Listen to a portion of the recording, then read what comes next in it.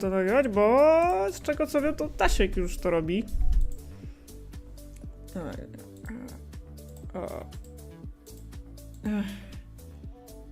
No, dajmy, że tam nie było nic. Ja tylko... O nie! O nie! O nie! Nie, nie, nie, nie, nie! Not now!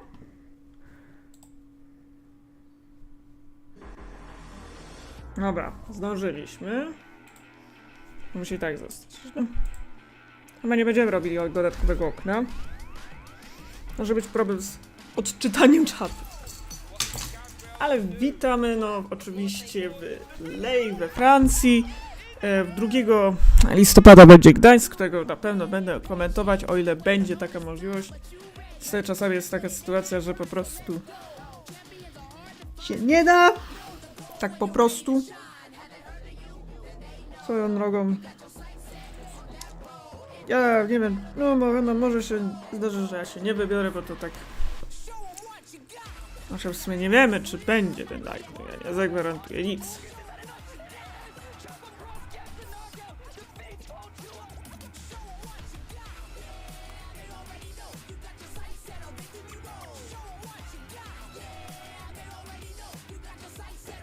Jakby ktoś nie wiedział, w skład regionalsów wchodzą m.in. właśnie Pokémon Video Game, Pokémon Go, no i Pokémon TCG i my tu się skupiły na TCG.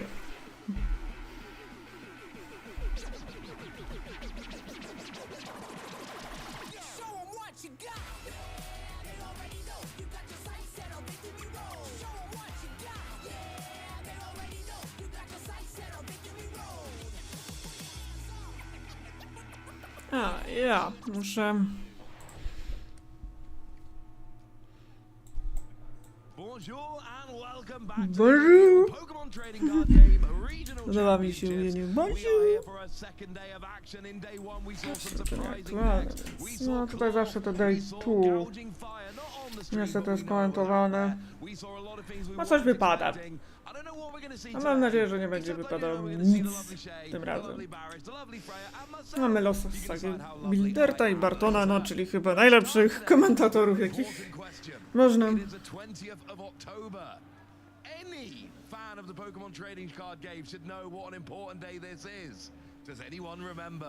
Ty kurde, bo ja... Nope, you make us look very bad here, Ross. It is exactly 28 years since the Pokemon trading card game first launched in Japan. We are on the anniversary of the Pokemon trading card game. 28 years we have had these cards. Now, technically, that was a Japanese launch, and you know our launch in Europe, etc., was a bit later. But 28 years ago today, the Pokemon trading card game made its debut, and I say we mark this with a pretty gosh darn good day 2 of Lille Regionals. Freya. Muszę zobaczyć, czy na Twitchu coś... Ja się odpaliłem na Twitchu, no się, o, na Twitchu działa. Na YouTubie nie wykrywa. LOL. Tak, na Twitchu jest, jeżeli ktoś by chciał ten Twitch. Ktoś tu zawsze nie gram, jeżeli chodzi o... We did have some very good games on stream, but you know what? This is not the only regional we are going to be having this season in Europe. We in fact have one regional level event or higher every month in Europe. So Shay, run us through the schedule. O, dobra, sprawdziłem, jest, że jest ten live, tak? Potem będzie właśnie nasz Gdańsk, no i po Gdańsku jest oczywiście San Paulo, a czyli San Paulo.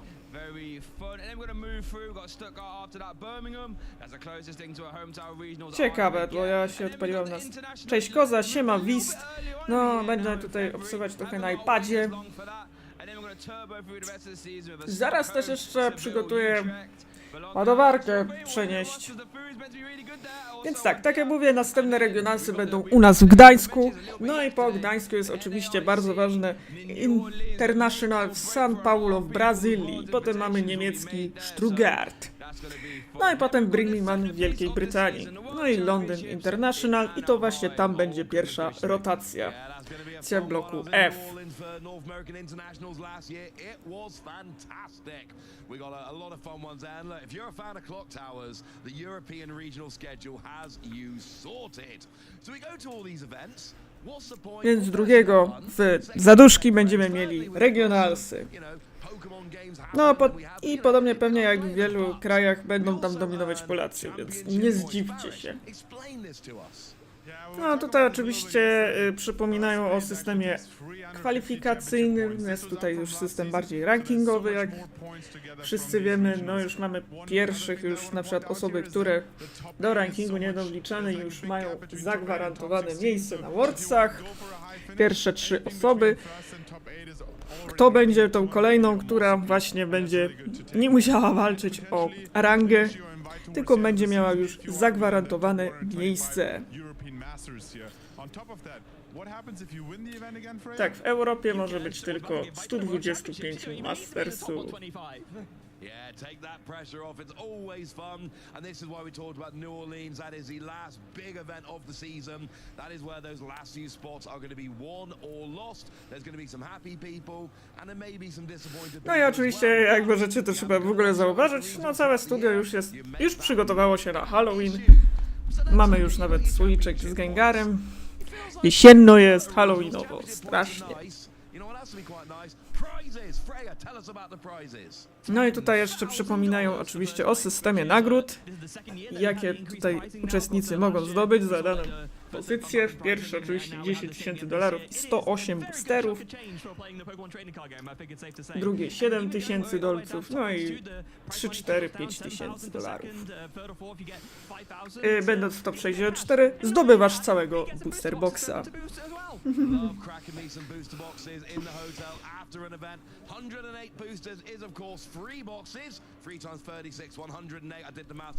Czy będziemy musieli przejść bardziej do... No.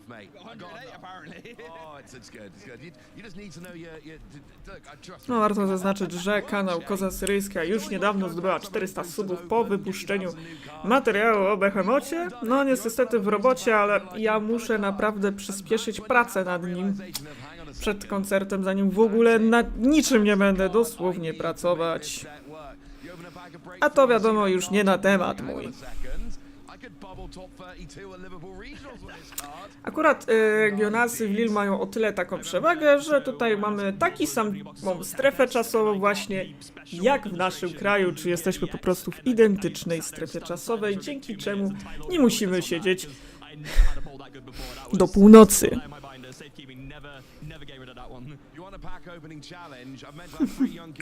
Więc też komentowanie tego jest znacznie przyjemniejsze. No, ładne wyświetlenia wyszły z tej recenzji. No tak, właśnie widziałam, że no one chyba dalej lecą, co ciekawe.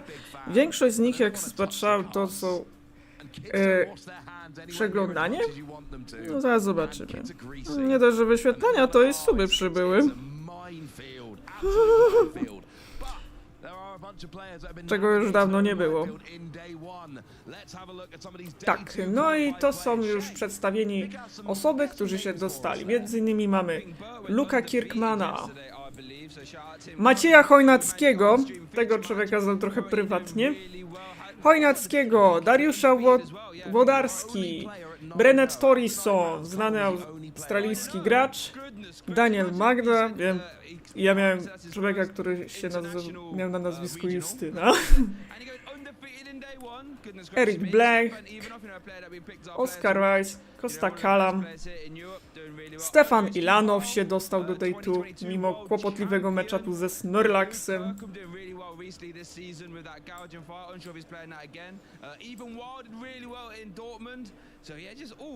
Więc trochę Polaków się dostało, oficjalnie 4 się dostało do Day 2.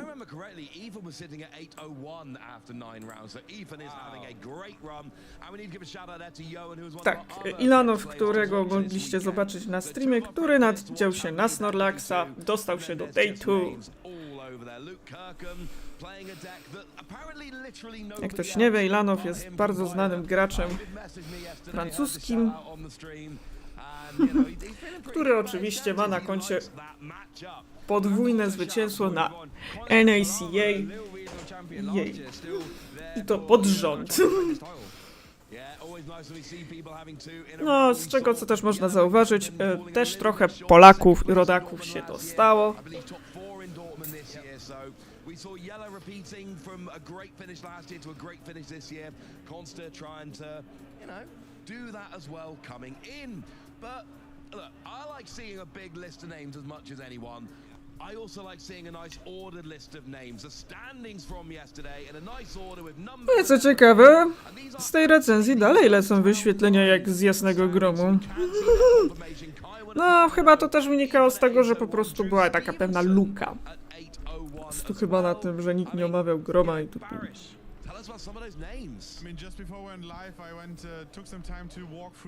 Nie wiem, czy trzeba prześrubować niestety Telmasixa.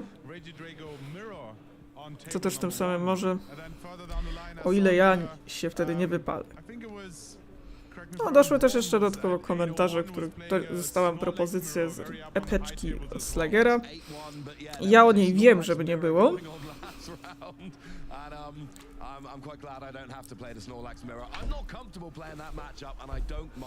No i patrzmy, co tu mamy. Caleb Cabe'a, Ivetan Wade, mamy w topce Daniel Magda, wiem, to jest tak śmieszne. Włodarski. Niestety szybko się skończyło.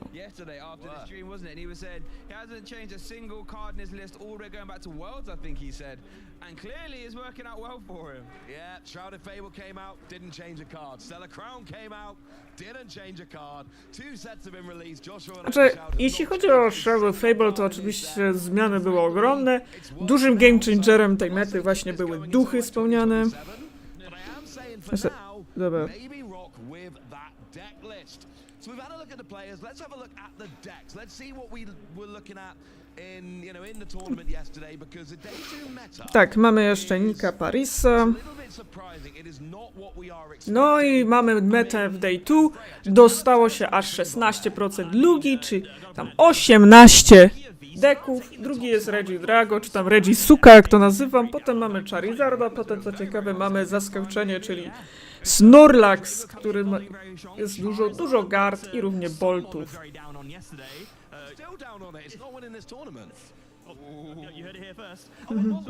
Więc tak wygląda meta na day 2. Wszystkich graczy, którzy się tam dostali, jest 116, co jest dużo mniej. No i też...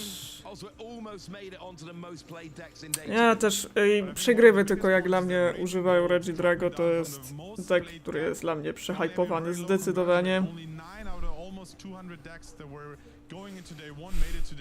No ale pozytywnym zaskoczeniem może być Snorlax, czyli koszmar każdego gracza, bo dostało się aż 9%, czyli tyle samo co Charizardów. Więc naprawdę jest co się bać.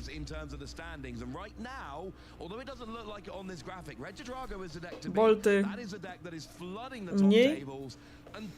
Nie wiem, jak się te smoki tu w ogóle dostały. Ale tak, największym zaskoczeniem jest to, że najwięcej jest oczywiście lugi, która radzi sobie dobrze i dostała oczywiście. A ktoś z Polski jeszcze stwierdzi Pokémon TCG?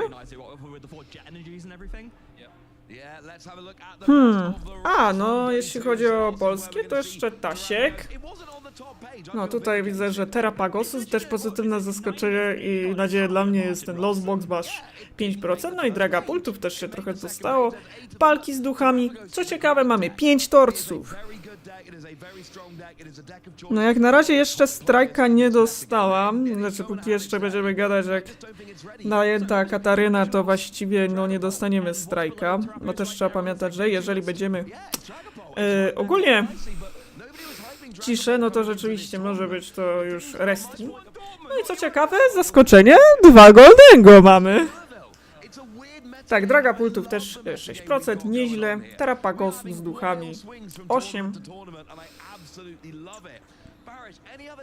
No tak, tylko że Tasiek on streamuje na Twitchu. Ja tu streamuję i na Twitchu, i na YouTubie. On teraz robi te streamy, tylko teraz się chyba nie... No już się odpalił. Dobra, odpalił się.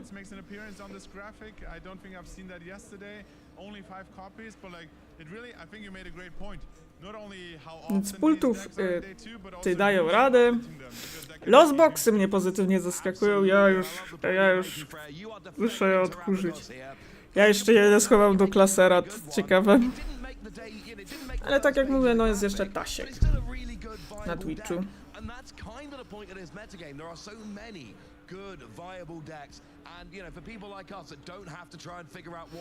No, jeżeli nie dostaniemy strajka, póki co jeszcze mi się nie zdarzyła taka sytuacja, żeby dostała strajka. No i no tak, jak widać Ilanow jest na trzecim miejscu, wiedzą już Johan Blaszarek, Juhan Blaszarek 8 jest. No i Matiusz Konsola. No Ilanow to tak jakby jest bardzo zdolny. Zresztą też nie zdziwcie się, że będzie dużo tych Francuzów, bo w Niemczech, no w Dortmundzie było bardzo dużo Niemców. The top 16 in Dortmund that have to face against them to try and get your 50 championship points for a win. The thing is, it'll have like a bit of a cyclical effect, right? Because if you're a local that goes to the same area and play the same area, it's just gonna drag up. Trzeba pamiętać, że to wtedy będą zaduchy. Aczkolwiek z czego co wiem, Pokémon Company podoba się im po prostu robienie tych z Gdańska. The old cliche says that pressure makes diamonds, and we heard from Stefan when I interviewed him yesterday. He was telling us, I like having such a competitive local scene because I'm a competitive person, it makes me a better player, and we are seeing the fruits. Iła się już zaczął też tak propos streama. Maybe you want to cheer on your favorite player.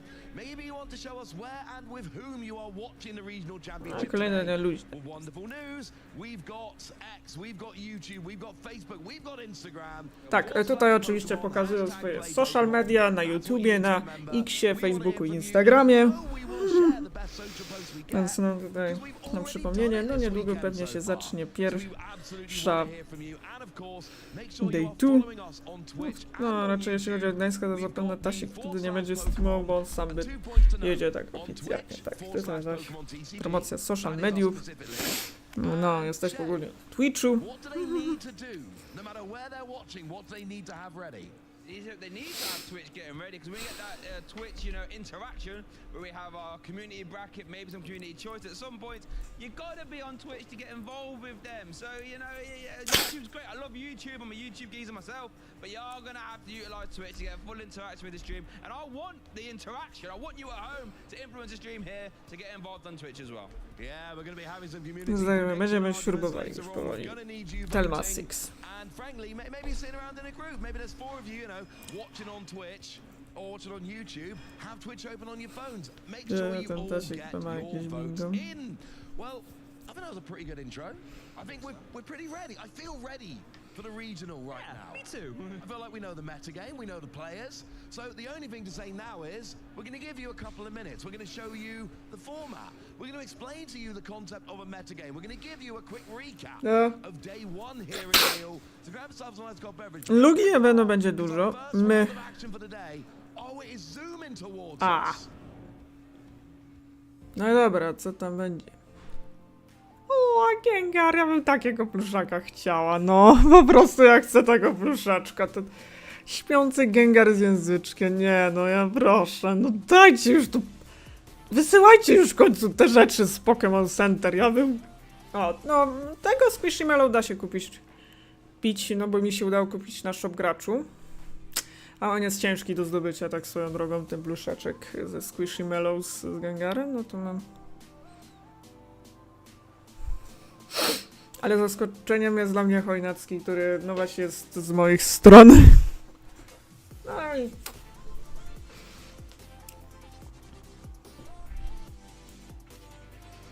Ta, mamy takie rzeczy. Dawać mi Dragapulta! Dong. O, no ktoś dał Donga, bo... Właśnie zabrakło w bingo Donga z tego powodu, że zdarzał się ostatnio notorycznie. Był już ostatni na jednym ze gierek właśnie taki Dong, że gracz Drago dostał Donga. in cash prizes, travel awards, and the all-important championship points that could secure their spot at Worlds 2025 in Anaheim, California. Tak, w tym roku, w tym sezonie będzie w Anaheimie. Ale wtedy tu trzeba pamiętać, że będzie już inna meta. Lost Box, Raging Balls, albo sędziego. Miraidona nie widziałem w ogóle.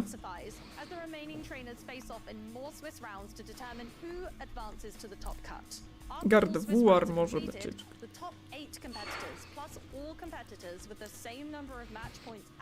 No, Goldengo będzie ciężki, bo tutaj, tak jak było tu pokazane, będzie Golden Gossów tylko 2 na 116 graczy. Więc uwierzcie mi, jaki to będzie odlot.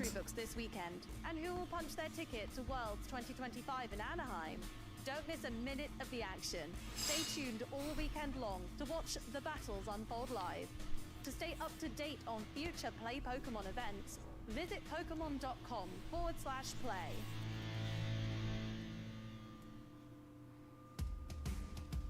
Hey trainers, Chip Ritchie here, and today I'm going to Aha, talk to about jest jakiś tutorial, dajcie mi grę.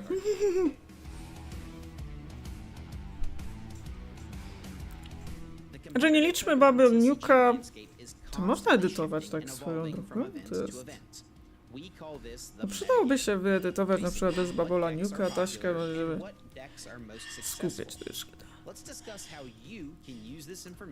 Mirrory czasami się zdarzają, bo jeżeli będzie mirror, to mirrory są często okropnymi matchupami z tego powodu, że tu już są takie konkursy jak...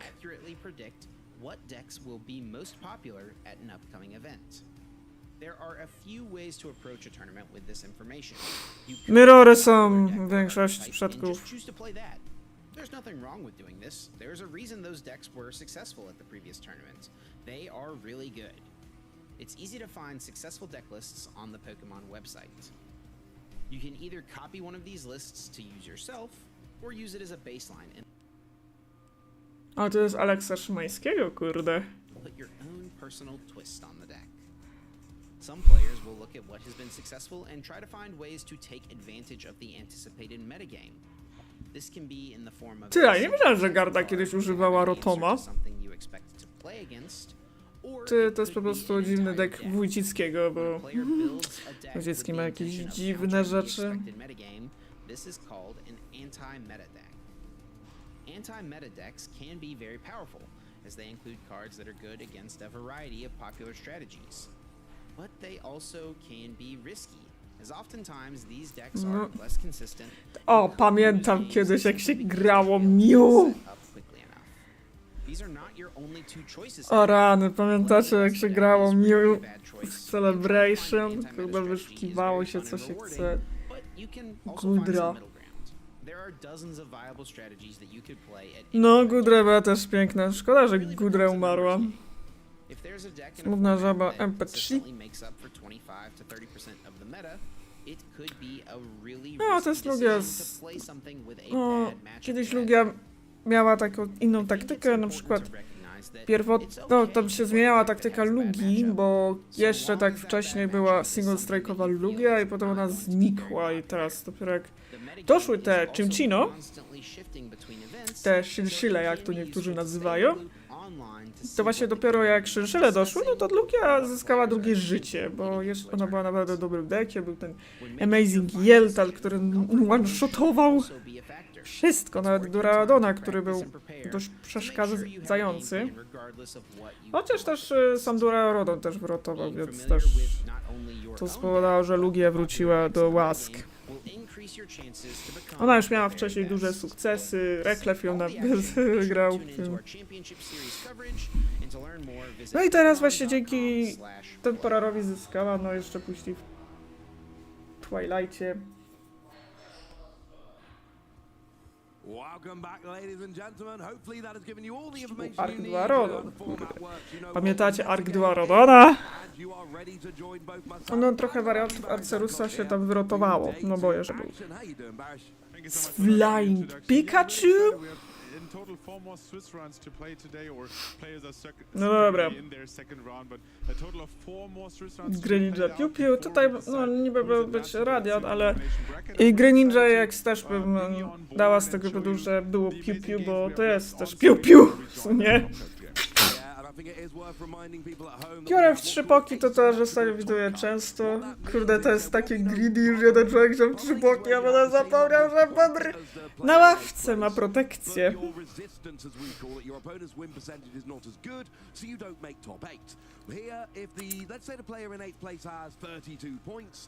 Everyone who has 32 points will make that top 8 guaranteed, and whatever the 8th player has, that is the mark we're going for. Jeszcze też w międzyczasie It leaves a little bit of uncertainty.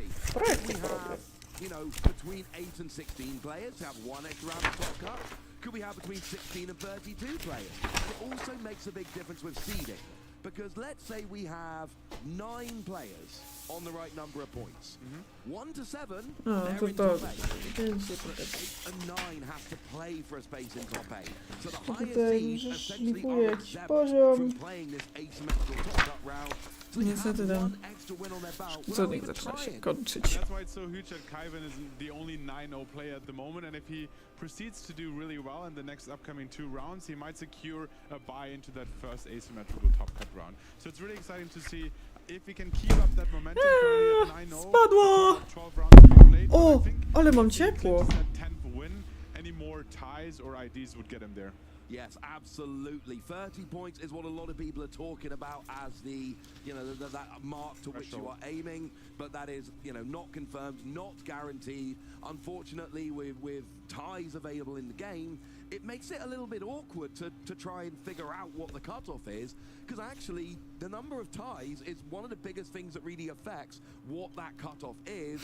And, you know, we saw something in the nie. last weekend where Farby aklerowe to jest zupełnie co innego. Choć jakby na to trochę nie patrzeć, często te czekoladki no niektórych mogą się kojarzyć. Stay away from the asymmetrical top cut. Just go straight in. I mean, the easiest way to secure your top 8 spot is making sure you have enough points to be, regardless of any tiebreakers, be within the first 8 No tak sobie players. robię też And jeszcze then squishy there's no melus. point in not having enough points potentially. So make sure to keep winning. Easier said than done, I suppose. Standing No behind the dobra, desk. ja sobie tu But yeah, zaprojektuję. if you are within the first 8 players, you're guaranteed to advance. So that's a huge bonus. No, absolutely. And, you know, I've been having a little bit of a cheeky look at some decks and some players. And look, we're currently in round 10, our 10th round of Swiss. That is being played as we speak. But there was a Dragapult going into this round at 8 and 1.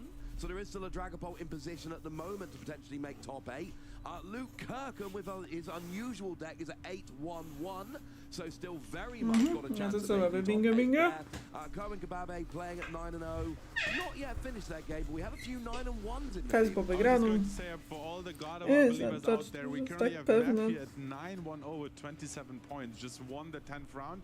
And I mean, God of War was one of the decks that was believed to be like out of the format towards the beginning of the season, but then it just won the first regional. But ever since, like, there was still a few God of Wars here and there for the ones who really believed in God of War and kept clinching onto that deck. But Matthew shows us God of War can still win games. Absolutely. It's you know, you look at the meta game we showed, you look around the top tables, and the No to very co? short answer is Regidrago and Lugia. They are the 2 decks to beat. But I'm looking through here and I'm seeing that could be God of War, there could be Dragapult. We've got, there was, I think, a Terrapagos at 8-1-1 and a couple Terrapagos at 8-2. So not in those top seeds, but still very much with a chance No of dobra, getting no a to Terrapagos zaraz into zobaczymy. top 8. We've got control decks running around. There's so much going on here. We could end up, and I'm not saying we will, but we could end up like Louisville, where we got 7 different decks in the top 8 when we actually get past that asymmetrical round. So No, teraz faktycznie tutaj mówisz, że były sobie 7 różne deki. No i rzeczywiście nie da się nie zauważyć trochę tego, że the only Cloth that made day 2 is unfortunately out of contention for top 8. We will not be seeing Cloth in top 8. I'm afraid that is That is definitely not happening at this stage.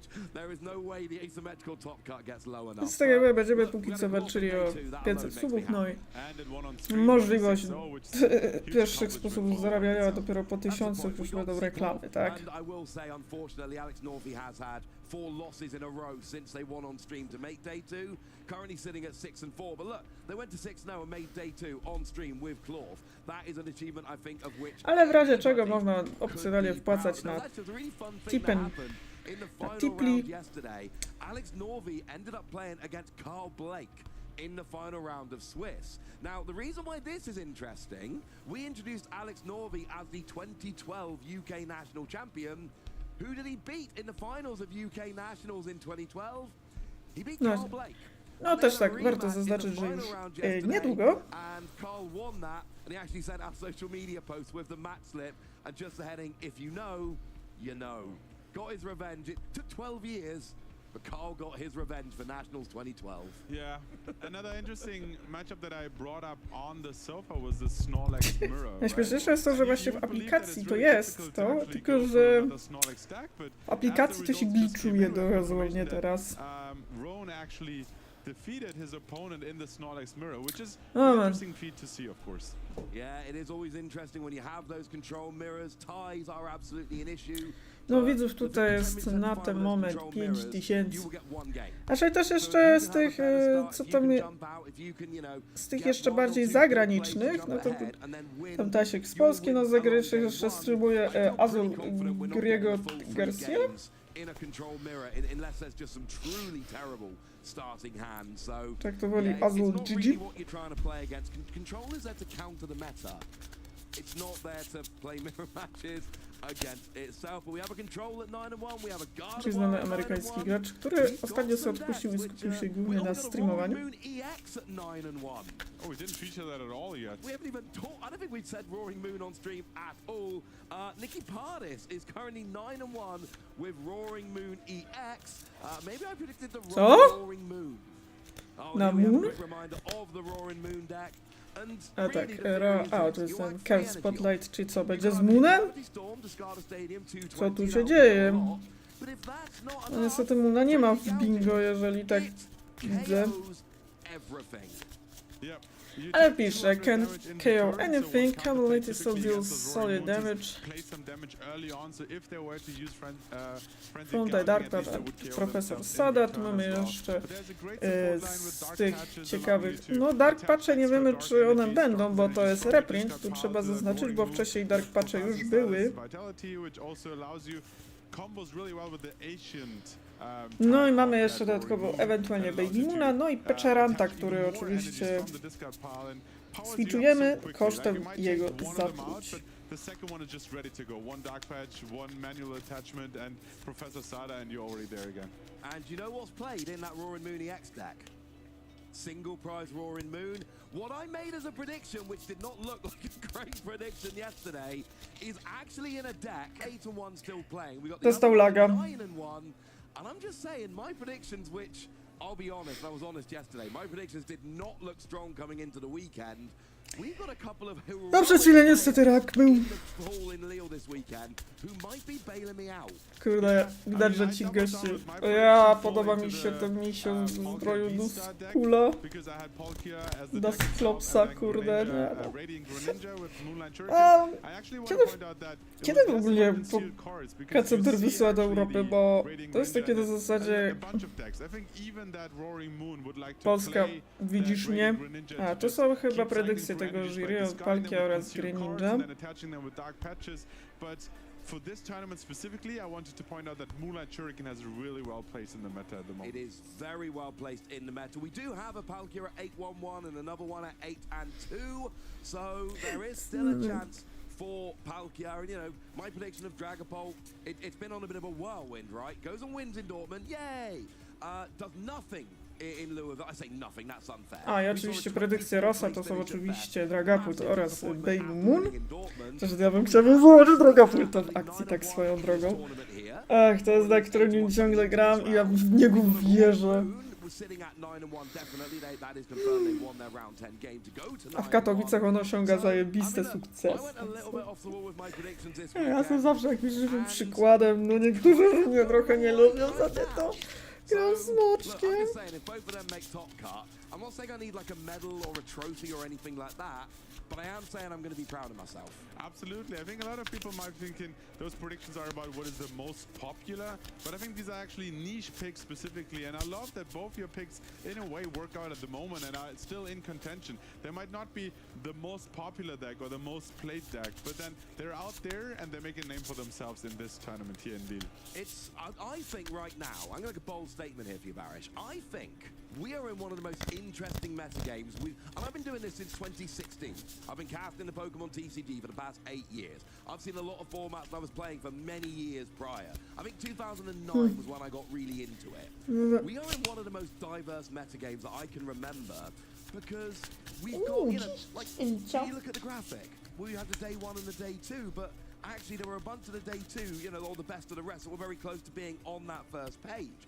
We've seen decks win in Dortmund and then do nothing in Louisville. We've seen Palkia come out of nowhere. We've seen Lost Box get second place and nobody gave that any credit. We've got so many decks, and then even this weekend we're talking about the decks we're expecting, but then I'm listing 3, 4, 5, 6, 7, 8 other decks that have a genuine legitimate chance of making top 8. And look, I can't tell you with a couple of rounds to go, plus we need to finish round 10. But I can tell you right now, we have got a lot of different decks in contention, and that is making me very happy. Elcia I think tylko this is a hepło. hard one to predict, and that's why we're having some of our weirder caster predictions actually potentially coming up. Yeah, the caster predictions coming up for sure.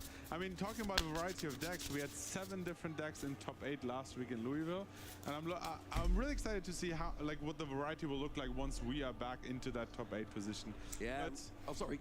Yeah, beyond that, Tak, no cóż. typically if you ask like top performing players, they like a more centralized meta game where they can prepare for the top decks, and like a wide variety is difficult, but I have to say, from my experience at least, playing these top decks, they all have playability into each other. It's not as roulette heavy where you're like, well, I have to pick one of these, but I'm already going into the tournament with like a loss into like 2 of the top 7 decks or something.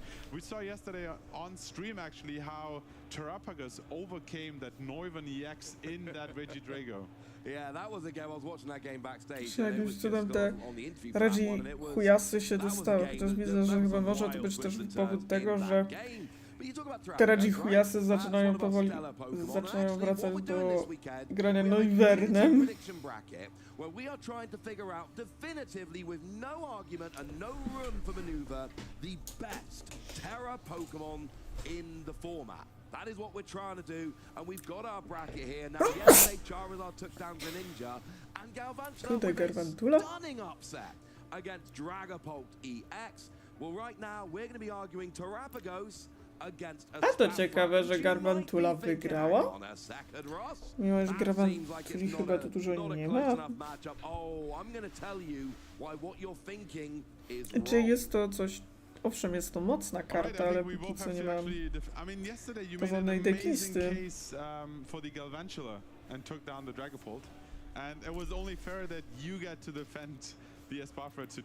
Yeah, I've had the underdog all 3 times, and I feel good about this, quite frankly. So I'm going to give you 30 seconds to tell me why Terrapagos is the best Terra Pokemon. 3, 2, 1, go! Alright, Terrapagos EX, an amazing Tak, aż powiedzą, dlaczego Terrapagos jest the best of the best. Ja szczęście mam 2 Terrapagosy, bo jednego musiałem zakupić. Kosztem tego, że musiałem nocną zbulić. And seen in the beautiful art of the card actually shows you, combined with all the Terra crystals, all the types, unified beatdown. Excuse me. Powiem tak, że europejscy tacy, ci co w Europie komentują, no oni są chyba dużo lepsi niż w Ameryce, bo tutaj mamy tego Rossa Gilberta, który, no on ma też swój kanał na YouTubie, tak swoją drogą, ten komentator. On daje takie ciekawe też newsy, no też właśnie od niego, żeby się dowiedzieć na przykład tego, że Pokémon Center rozszerzył na przykład dostawy do Australii i Nowej Zelandii. Jak na razie nie ma dostaw do Europy, bo problemem nie jest to, że Polaków nie stać na te rzeczy z Pokémon Center, tylko po prostu nie ma tak naprawdę jak wysłać na sztukę.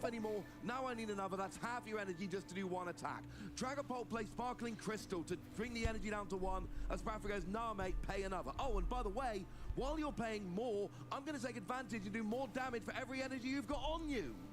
And it's grass psychic. Boom. Well, that's 30 seconds on the spot once again. I mean, it just shows your experience to not only cast, but like make a point very specific in 30 seconds. A lot of respect for that. Well done. But, chat, you let me down on the Dragapult yesterday.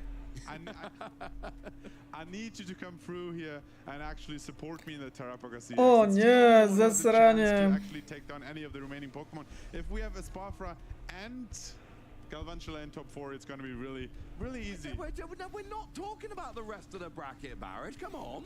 We're talking about this match. O nie. And look, I'm telling you again, you know, we're talking about a lot of potential here. Espafra has got potential just coming out. And I love that it's taking advantage of what I like to call deck building conventions. Okay, right, we'll get to that in a second. Poll is open, remember the rule. You can watch wherever you want, we're cool, but you have to vote on Twitch. If you're watching on YouTube, open your phone, your laptop, your tablet. Chociaż też z dużej strony jest taki profit pewnie, nie? Przedsiębiorca ma zysk. No wiecie, im więcej się...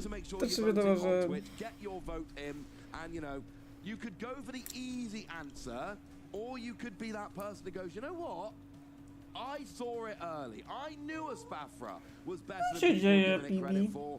I was that person that saw the potential and didn't just go down to the conventional ideals. And, you know, I'm just saying, we have a lot of decks in the format right now that are really tight on energy. And I'm just saying, Espafra comes along and it's just like, hey, be a shame if you needed another energy and you didn't have it. Just gonna put that there.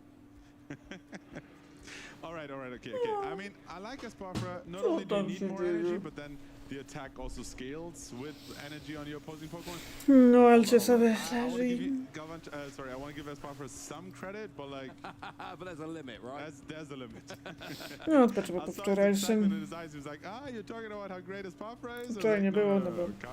calm down. To właśnie... Reel it back A a jak little się bit. nazywa kanał tego Gilberta? Tam Rosa Gilbert. O, no, może chyba sobie przypomnę, zaraz szukam na YouTubie, ale on ma... People trust me, or they're just kind of just trying to make things awkward. I've had the underdog all 3 times here, and look, I think sometimes I've got a little bit of a reputation for being that guy that thinks every Pokemon card is good and championing like every card. But the reality is, a lot of cards have potential, and you know, how many times have we seen the tournament? Co się dzieje? World's 2016 Mega Ordino, right? One of my favorite tournaments ever. That was a deck that was supposed to be No mój głos jest taki bardzo podobny do tego. came along and went, you know what? It's not actually terrible though, is it? It's literally the best deck in the world. No, żeby się on nie polecał z jakiegoś powodu, trochę szkoda to chodzi. I know not everybody else is saying it's great, but trust me on this, this is a phenomenal card. I mean, let's see. I think Już będę szukać, okej? but the reveal is coming up for us just in a second. I think results are in and we can actually see that Terrapagos made it. Terrapagos Espatro, chociaż Espatra troszkę zniknęła. No, znaczy to jest takie Czemu tak marudzisz? Co, nudzi ci się?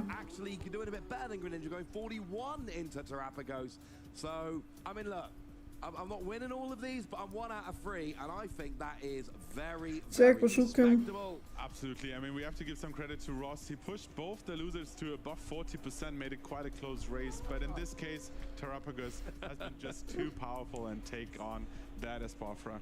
Really exciting to see how the rest of the bracket will play out. Oh, I'm excited to see it. And look, no, when the results come in, I can then take a step back and just be like, okay, look, obviously Terrapagos should have won that one. But I tried my best. We all know Terrapagos should have won that No one. nie, Eli! But yeah. And look, I do think Espafra's a good card. We've seen it popping up in a few recalls here and there. We've seen it have these little results. And there is a lot of potential, don't get me wrong. But yeah, they make no mistake about it. And look, a lot of the time I feel like I'm down on Terrapagos. I'm not. Marutka, tak? Ale marudo. Marutko moje, marudzik. I just think right now I don't know whether it's Trzeba the się card pool, I don't know uspokoić, whether no. it's deck construction, I don't know whether it's players' familiarity with the deck. Terrapagos right now is settling into a very nice spot. It's a great deck with a lot of potential. It's going to be in day 2, but it's a deck right now that the most likely outcome is occasional top 8, not going to win the tournament. Now, come back to me in a month or two, and everything could have changed massively. But right now, O, I znalazłem. think Terrapagos is ready.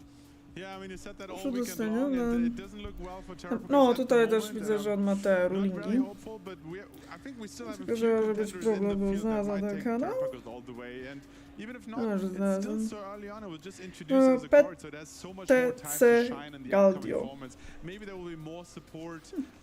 I mean, we saw się tak areas around the nazywam. depth allowing you to bench up to 8 Pokemon, and Noctowl is such a great combination with that Terrapagos, but maybe there will be even more support Pokemon, or more combinations that maybe bump up the damage a little bit more from Terrapagos to allow it to take knockouts that it's currently Też missing. pytanie, jakie there będą could be rulingi meta do... shift into its favors. Nothing to do with the deck, just ends up helping. I mean, for me, one of the most important things about Terrapagos is the players that are on the deck.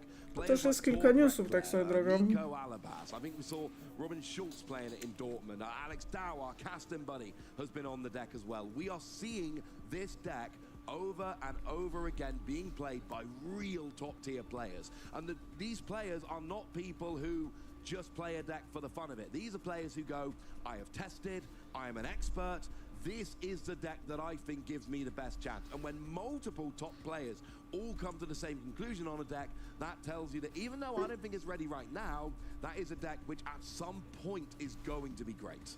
No to będzie też ten Absolutely, and I'm nowy just getting kabalion. note that our next round pairings are actually up. Well, we'll look at that in a second. I want to look at Terrapagos right now. Let's get a look at this Terrapagos deck. No dobra, no i mamy tu też Terrapagosa. But just a quick reminder there. I mean, look, Unified Beat. No, Arena Zero daje 240, assuming you have an Area 0 under depths with a full bench of 8 Pokemon. And then Supports, no you've got niektórych all weź the sobie colourless Noctowle, support no like duchy, Trumpet, ewentualnie Accelerate właśnie Energy. Bufalante. We've got Czasami Blue można Lock też, to reduce the warto damage zaznaczyć, up to you. mieszać And you mentioned zarówno... Knockdown a minute ago. That's a good card, right? Yep, missing here, but it's an amazing synergy with that. Because Wtedy się Terrapagos, tutaj- it's already in its name. It's a Terra type Pokemon here. It allows Noctowl to search out 2 trainer cards of your choice with that Jewel Seeker. One thing that I haven't seen enough in the format yet, it's on this graphic here as the Glass Trumpet. It Chciałbym allows się it to zalogować. accelerate those energies. So far, most of the Terrapagos decks have opted into that double turbo energy. Okej, Maybe znałem. only Włosy attacking with Place, Unified Beatdown, a chyba, że but I'd tak. love to No. see that Glass Trumpet and maybe some Tak, no other tutaj energy mamy jeszcze opis acceleration to Terrapagosa, use co some on of the jak Crown bardzo Opal silny, no in tu our też current czasami format. też jest ugrane, Yeah, I think you're żeby absolutely użyć right Crown about that. Opal, Right gdzie now, Crown Opal is not non-basicowe the way Pokemony most people are nie building mogą cię tak Terrapagos. It's jednąć. mostly a deck right now that is played with 4 double turbo energy to just use Unified Beatdown. Nunculus. But maybe that's the change. Maybe it's the Crown Opal list, which are going to in the future come up. Now, our players are just getting ready. We're seeing them sit down, start shuffling. I just want to kind of run through the top tables, the decks we're seeing, right? Give people at home an idea of what we're looking at. So we've got Regidrago, Gardevoir, Archeops, Relugia, Roaring Moon, Snorlax Control against Regidrago against Palkia, Lugia against Lugia, Lugia against Gouging Fire. That's the first kind of half a dozen tables. And you'll notice it's still Lugia and Regidrago. They are still the 2 decks to beat in the room right now. But I'm saying things like Palkia and Roaring Moon and No dobra, Gardevoir no co tam and jest Snorlax. jeszcze? So we've got a weird situation right No, now. zaraz Two sobie rounds się left, but we've got polenimy. 2 decks, your Lugia and your Regidrago, clearly jumping up to the top here, and then a bunch of other decks kind of trying to Więc tak, jak na razie bash są in the tu door and go, look, I'm opisy... here too. Yeah, and O, we talked jeszcze about tak this. There przejdziemy might do be naszego. a huge variety of decks Bingo! to play. Again, the 2 favorites with Regidrago and Co to Lugia będzie, taken. co to będzie? Any of the other No tak decks can w sneak in Ancient as well, Boxach, take one of chociaż the spots już in jest top 8, nierealny top ten 8 Ancient Box. graphic, and then maybe Zresztą make nie it all widziałam the way Ancient to the Boxa, final. Torsa też But ostatnio for nie our ma na next live'ach. dream game, actually, we're gonna have the Regidrago and the Palkia Vista. Oh, we know. I did not know that. Unless we've got Bert Walters against Javier Tengo. Hoffrey, I Jake apologize Bennett. for any pronunciation that No, might be wrong dang. here. We've got Javier against Bert. Bert is a player that it's been around for a very, very long time. A very well-known player coming here from the Netherlands. They're going to be on Regidrago, and we're going to have Javier here, who is going to be on the Palkia. So we've actually got kind of a nice little matchup here. One of the decks that is proven to be a powerhouse this weekend, against one of the upstart decks trying to force its way into top 8. Yeah, it's actually the third time that I get to cast over a Palkia game, and really exciting, and looking forward to see another of those dust. No i mamy grę! Dobra, mamy grę. Jaffer Tango Joffer versus Brent Walters. Jaffer Tango Joffer, nie dobrze to czytam. Więc co my tu mamy za... No widać, że czapeczka, no. And it uses its star portal ability to accelerate free energies Ale po kolei. to any water Pokemon of your choice. U Jaffera tego mamy na koncie top 64 w Worldsach, no i w Liverpool Regional top 32, w 2018 top 32 w Offerbach, no i w Madrycie event specjalnym top 4. Czyli mamy tu do czynienia oczywiście z bardzo doświadczonym graczem.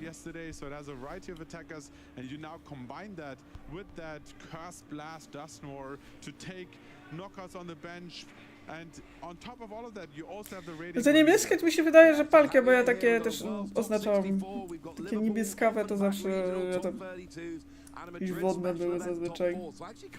Chociaż może nie wiem. Że kolor. No tu mamy oczywiście reprezentanta francuskiego, czyli Berta Waltersa, który ma na koncie na przykład top 8 w 2016, UAC w top 8, tak w zeszłym sezonie, Worldsy top 16 w 2019, no i IC top 8, więc też równie doświadczony gracz. No i zaczynamy Swiss Rundę 11.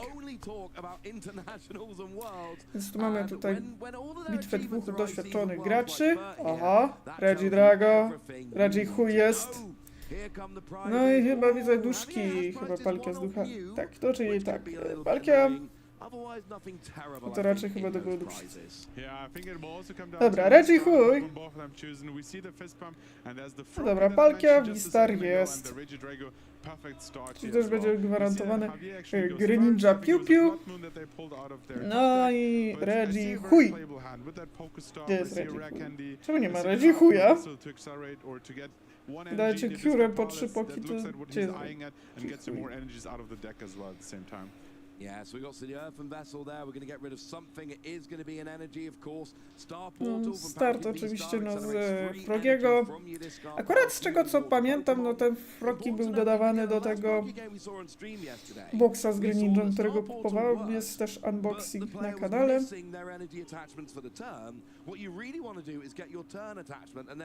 Widzę, że to Palkia się Reggie chuj. So it's going to be interesting to see how this one comes around. And you know, like you said, that's the deck. You've got Greninja X. No chyba, że to jest ta wersja bardziej rogue tego. Any card, and then you've got your Palkia V-Star that does 20 damage extra for each bench Pokemon of yours and your opponent with that Star Portal. But then we've got other options like your Radiant Greninja, which you were saying how much you love that Moonlight Shuriken, doing 60 to the 90 to 2 different Pokemon. And then we got things like Dusknoir as well. No i mamy oczywiście Pokestopa. No i kręćmy nim oczywiście. Dobra, garnek, buty, piękny Pokestop. Jest jeszcze Nestball. Jest to, no to Pokestop oddał. Ducha wezmę czy nie wezmę.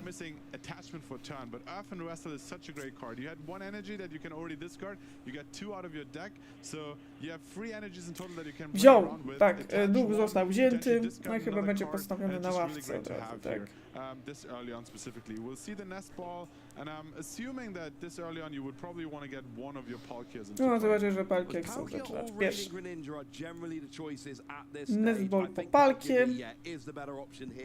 Because I mean, both of these are turn 2 decks. Both of these decks don't really do very much turn 1, so it's very much set up turn 1 and then turn 2 is Czy where you będzie really dąg? start rolling. So going first, actually a really nice advantage for having it here. And there is an Atacz option z ręki. if Bert were to fill up his bench, Czy coś jeszcze then there robimy? is No actually i a pas. possibility of a turn two Palkia No i KO teraz on tak, a drugi Reggie Reggie Drago.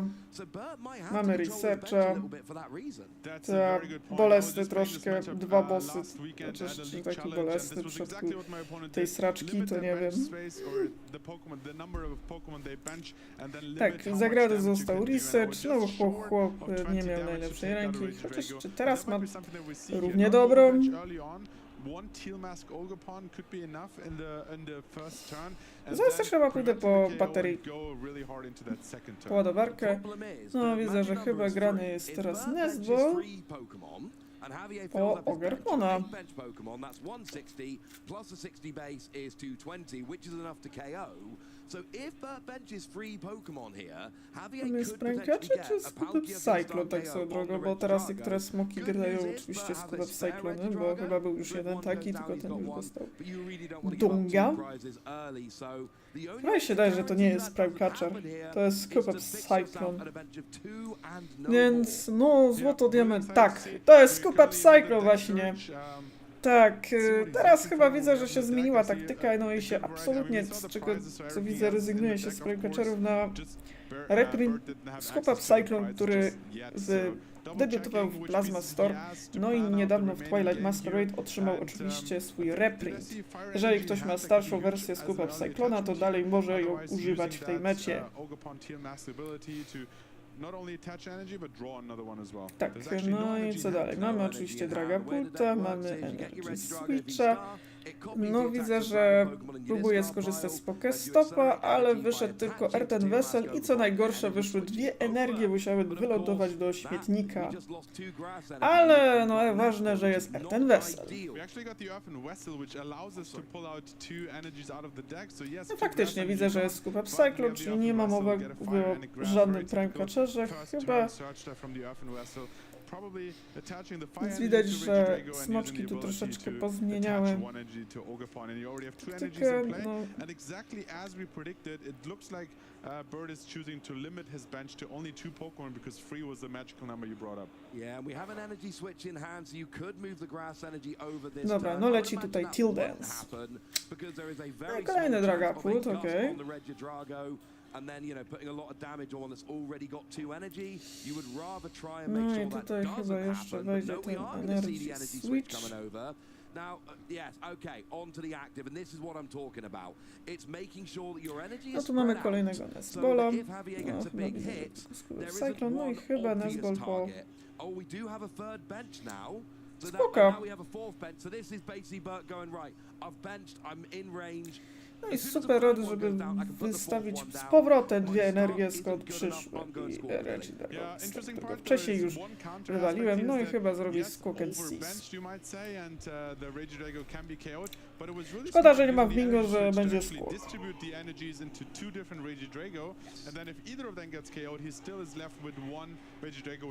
Więc tak, no i oczywiście Squawk and Cease, dyskardując Turo Scenario i Dragapulta.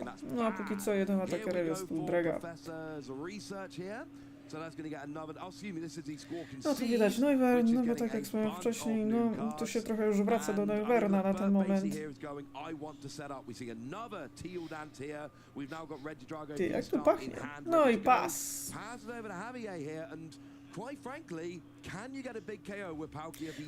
Top deck! Bo widzę, że tuż wyskoczył z top decku Dusknoir. Quite a few pieces, but Yeah. to bench Pokemon, but it's not impossible for this deck. We actually see a rare candy, and is it a Dusknoir that could go immediately in? Jest Palkia parcia. Vista also in hand, so No pytanie, czy has quite a chcemy few Pokemon, but think Not much draw is the problem here. Yeah. We've got Rare Candy Dust. zrobić But then we got boom. Blood Moon Ursa Luna. Oh, there's an Irida. Okay. So Irida could. And there is a water energy in hand. Na pewno so you zagramy could- cukiereczki. Oh, there is an Earthen Vessel, so yeah. So we can kind of Irida for a Radiant Greninja and use that to draw a couple of cards and hopefully. No, get mamy tu something Iridę going here. koloru The draw is tęczy. awkward. yeah, and there's also the potential for Irida into Buddy Puffin to get 2 more of the Duskull onto your bench to fill up your bench that way. Froakie's already out, so you can't search for that.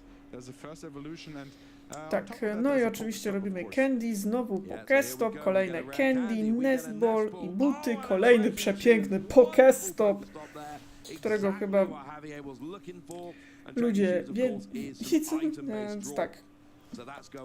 Javier ponownie ma przepięknego pokestopa.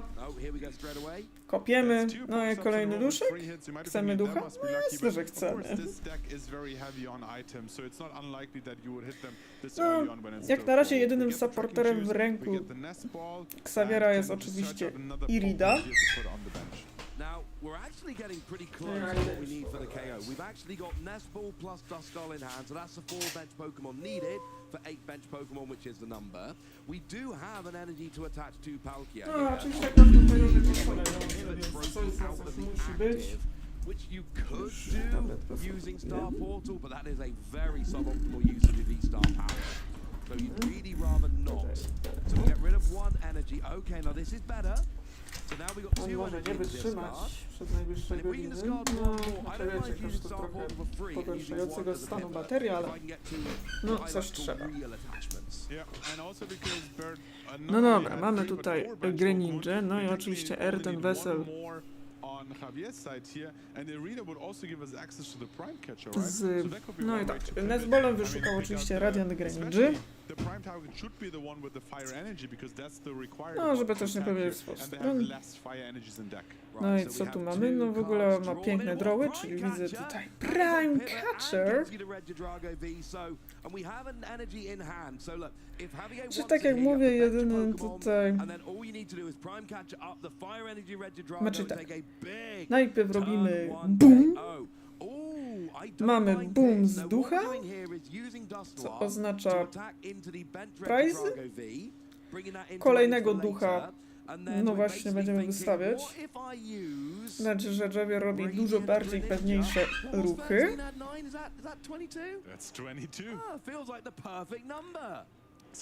robimy Stara. Tu, czyżby doszło do słynnego... Oh, there's an Ultra Ball in hand, so we can Ultra Ball for the Greninja, rare candy into that Greninja. Tak, no i będzie Ultra Ball z...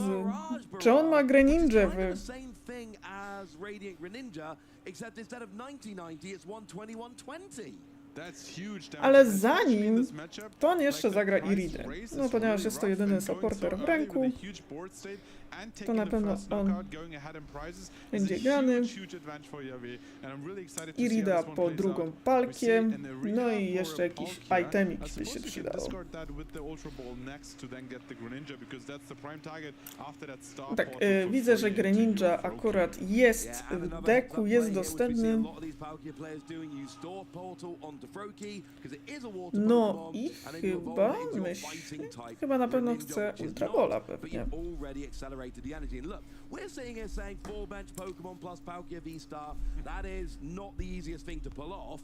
But what Javier is actually pulled off is your Rare Candy Dusknoir, Rare Candy Greninja, and then you're still KOing a Regidrago. No i Fezandipidi w razie czego jakby... So thank goodness Bert did fill up his bench a little bit. Because in the end, you know, we saw in the early turn he was trying to avoid it. He then went into it and actually Javier's pulled off a much less likely, much more fun play. I chyba Ultra Ball z energią oraz Ursaluną.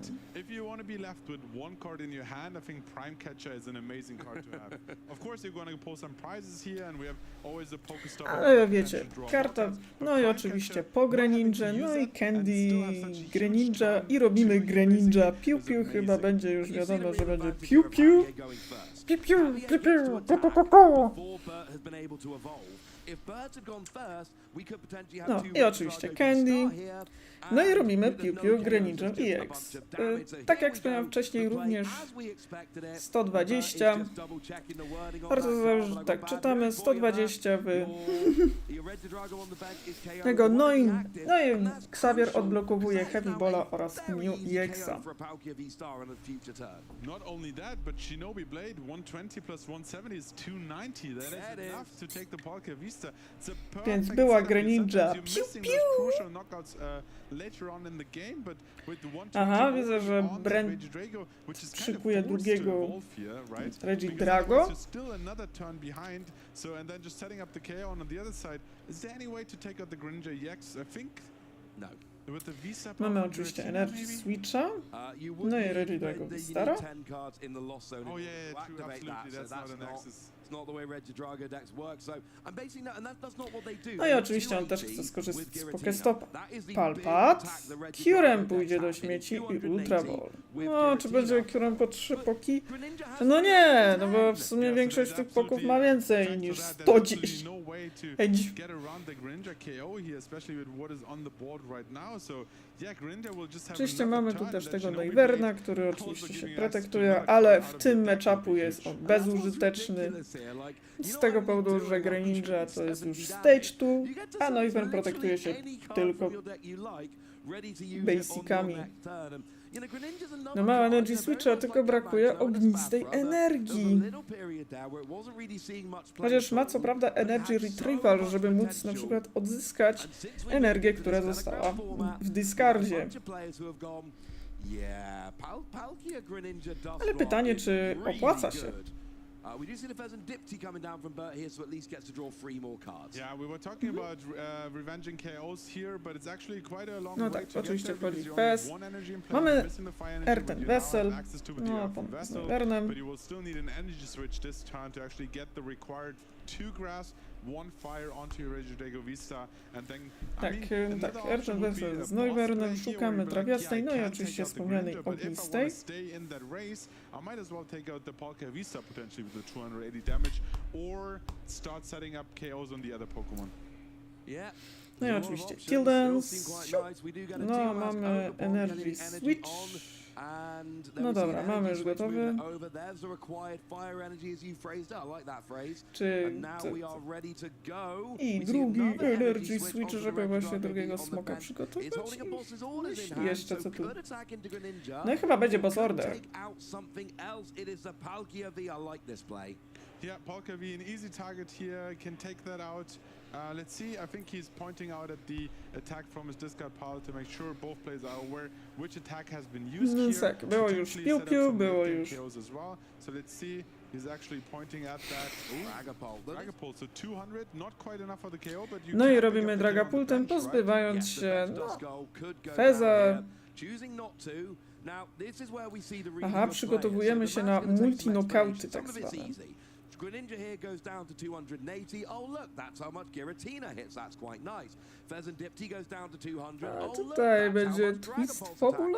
attack naturally hits for. Your Radiant Greninja goes down to 110, which isn't quite such a relevant number. Triforce from the Kyurem and for Triforce later from the pickups. Kyurem. Good catch. So what Bert's doing here is going, look, they're all ready for later. Tak, oczywiście Just Heavy go Ball for by easy tu KO, się sobie don't care. pomyszkować. I'm going after my prize map, and the prize map here is essentially Palkia, Greninja. No tak, z czego co widzę to... With Greninja as an option if we need it. Because a Trifrost would KO Duskull and Greninja. On ma już domyślnie 120, no Greninja zadaje 170, jest to idealny one. Szocik. It's really hard to accelerate energy to the active Pokemon, so you need to find a way to Just retreat. But I've just mentioned it was amazing to keep that prime catcher, and that will come really key here. You can pull up another Pokemon Żeby of nie your chciał choice. I wziąć mean, ducha? that Facility is a prime target as well. Take another 2 prizes, and you're so far ahead with 2 to 6 prizes, or 2 to 5 prizes, I should say. That it's Czy really chce hard to, ale or really difficult zbijać to come back from Regidrago, that. czy może najpierw... A, zaraz będzie najpierw Swing Pop... O, O, Switch! No i piękny kolejny Pokestop. Skok akurat nie jest potrzebny. Mamy oczywiście Switcha. Yeah, and that rare candy Cza hasn't oraz really właśnie access kolejne to rare that candy. score just yet, but No the i switch zagrywamy is even Switcha. better than the prime catcher. Keep that for later. KO the active Vista instead of any of the bench Pokemon, which Shinobi Blade to get you another card. I think if anything that switch was a Więc teraz no, Bert musi naładować kolejnego smoka. No i 170 i szuka dowolnej karty. So now Bert needs Fire Energy, Grass Energy, Energy Switch, Regidrago V-Star. You need that 4-card combo just to mount an attack this turn. Yeah, and that's, I mean, we have seen that over and over again pulled off. Let's check the hand. I think There's an there might have energy been retrieval, so that will get the 2 energy. 2 energy. That Teraz could be a jest fire trochę and grass, ciężko, but we no. still need an energy switch. Otherwise, and we need the evolution, as you have said, perfectly explained there. We have a Professor Research on top deck, though. Oh, that's a nice top deck.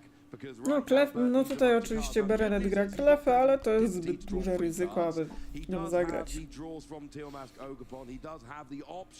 Of Regio Drago's V-Star power as well, plus the supporter card, so he's at least going to be drawing a bunch. Oh, we got an Ultra Ball for the V-Star, actually. Yeah, so No we have dobra, access to the lecimy. Evolution, Ultra Ball z we have klefą. access to one energy, and then Czy you nawet only też from there superior? only need one more energy switch to be fully loaded up, and that 30 damage earlier, you Co pulled it robimy? out. The math is just working out perfectly in this matchup, and it's really like Czy robimy showing najpierw what spocka caliber of stopa? players we have on stream here. You might be tempting, hey, I have boss, I can potentially take a knockout, but actually that Greninja is so Tak, friendly, oczywiście I robi need to najpierw make sure that it's superior, aby prepared for odzyskać future KO, część and that energii, 30 która damage już comes in no, została już perfectly. wcześniej Anything over podtracona. 280 represents a real problem for these Regio Drago decks, but that's why Dragapult is the de facto attack. And one of the really important things about Dragapult's attack is that Ultra you Ball can po. spread the damage around. It's not 6 Czy to idziemy 1 po Pokemon, it's 6 damage Znaczy tak jak counters, mówię teraz z however tego you co... like No to właśnie, run to jest the Skupa bench. And we saw Cycle there, akurat but w tym. actually Neko, więc three to jest jeden z Pokemon tych onto takich key numbers dziwniejszych there by Regio doing so, Drago, which to nie jest was, standardowy you know, Regio like Drago. Triforce onto the Greninja might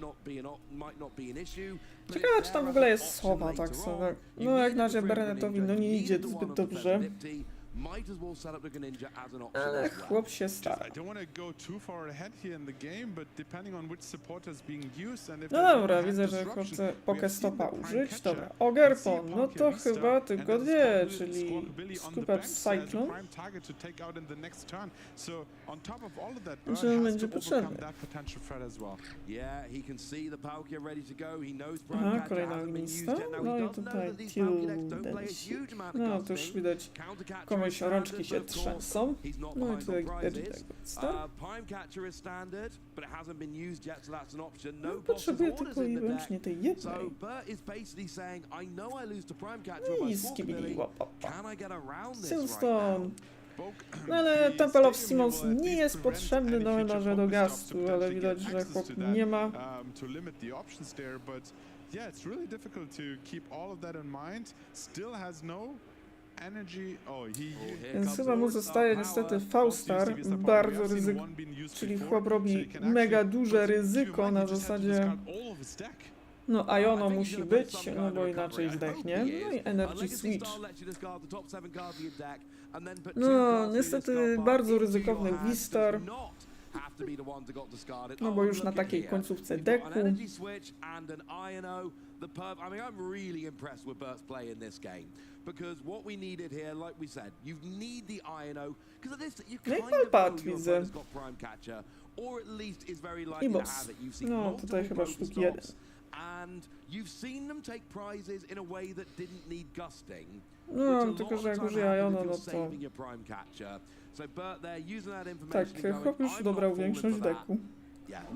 Ma tylko dwie karty. Absolutely, and he also had Palpat to put two more supporters back into deck, so he's not even forced technically to use the Iono, but he has such a huge hand and wants to make sure that there's no potential to deck out. And also, I talked No i about the tak, hand no i disruption. musi użyć Iono, no bo się wydekuje dosłownie i przenośni. Poké Stop jest dalej w grze, no ale tak jak... No i kolejna ma Iono w razie czego, bossa. No,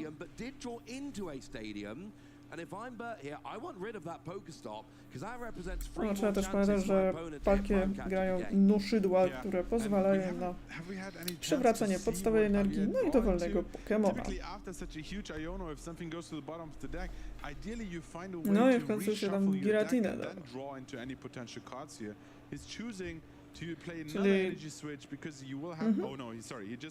Pick two energies to discard from that attack. You lost zone 2 energy from the Giratina attack, but it can be lost zone from anywhere. 280 damage, KO. Tak, oczywiście tym samym też u Xaviera aktywuje się oczywiście Peasant DPD, czy jak to niektórzy w Polsce to nazywają. No i chyba wejdzie Palkią. And actually, you take 4 prizes because you can get the Dust Skull as well. So Bert very much has an opportunity to win next turn with Trifrost. Javier can only really win this turn with Czy duchem może wejdzie? Unless... Duchem. Yes, and of course that Iono down to 2 looks actually like 2 Ionos picked up. Ultra There's an Ball Ball, so you leci. can discard your hand if you have access to that Mew that would give you free Jest, fresh cards and then Bert już raczej bez szans. No, znaczy, no nie wiadomo. Chociaż tu trzeba pamiętać, że no, tak, nosze dalej są w grze. Myśli i chyba weźmie Mew Xavier, żeby właśnie dobrać 3 i do tego jeszcze, wiecie, skipidi łopapa. Tak, no i chyba bierze Mew, żeby właśnie móc... Tak, pokaz stop jest dalej w grze, Pheasant DPD jest aktywny, więc tutaj można by uznać troszkę, zaraz będzie pokaz stop i Fez po wygraną, tak jak Mombo Jumbo. No i Mew po 3 karty. Nieźle, mamy Iridę, no ale to za mało. Jeszcze oczywiście widzę Fez, już po wygraną, więc chyba można to uznać za bingo. No i są nosze!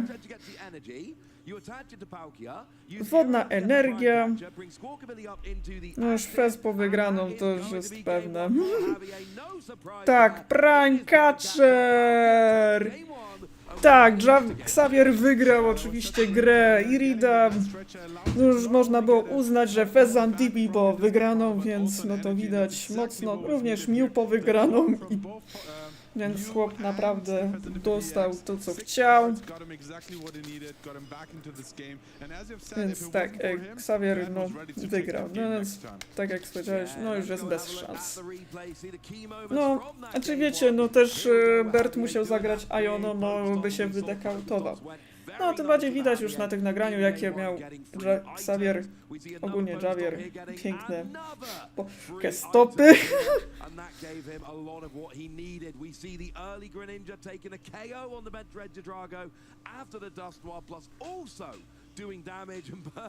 Tak, no i to odblokowanie Mew spowodowało. Więc też dobrym pomysłem było właśnie po prostu trzymanie tego Prankcatchera, nie używanie go od razu. No i tak, z Iridy Prankcatcher, no i boom. Absolutely clean win, and I said how important it was to get those knockouts early on. Being so far ahead in the prize trade allows you to close tak, out jest 1-0.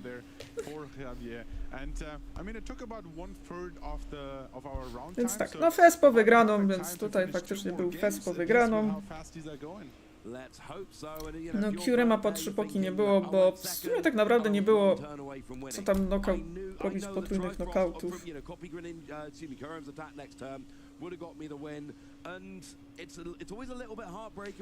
Było piu-piu. No to takie... Znaczy tutaj będę skreślać te babole, bo... Nie będę brał. No tutaj nie najgorsze. No tutaj widzę Kamilę Noctura, no tutaj widzę 2 nosze są z 2. No i co ciekawe, no Xavier zaczyna oczywiście z Javier. Squawka, czyli jest jakaś możliwość Squawk and Seize. Clever's an awkward one. It's got 30 HP, which is really quite low. And it's got a zero energy attack. Tym razem Bert zaczyna pierwszy, no bo chyba wiadomo, Reggie Drago lubi grać, iść pierwszy, jak dobrze wiemy. No i też tutaj nie najgorszy start, czyli tutaj po stronie Berta, czyli mamy klefek, można zawsze retreatować. Bert sprawdza oczywiście możliwe dostępne opcje, no i wybiera ogr. No ma jeszcze oczywiście Pheasant DPD. No i tutaj tak, Earthen Vessel wyrzucamy Palpada. On the other side, with how these games are going, the general plan is to take 2-2-2 prizes basically, and then giving up that Cleffer early on.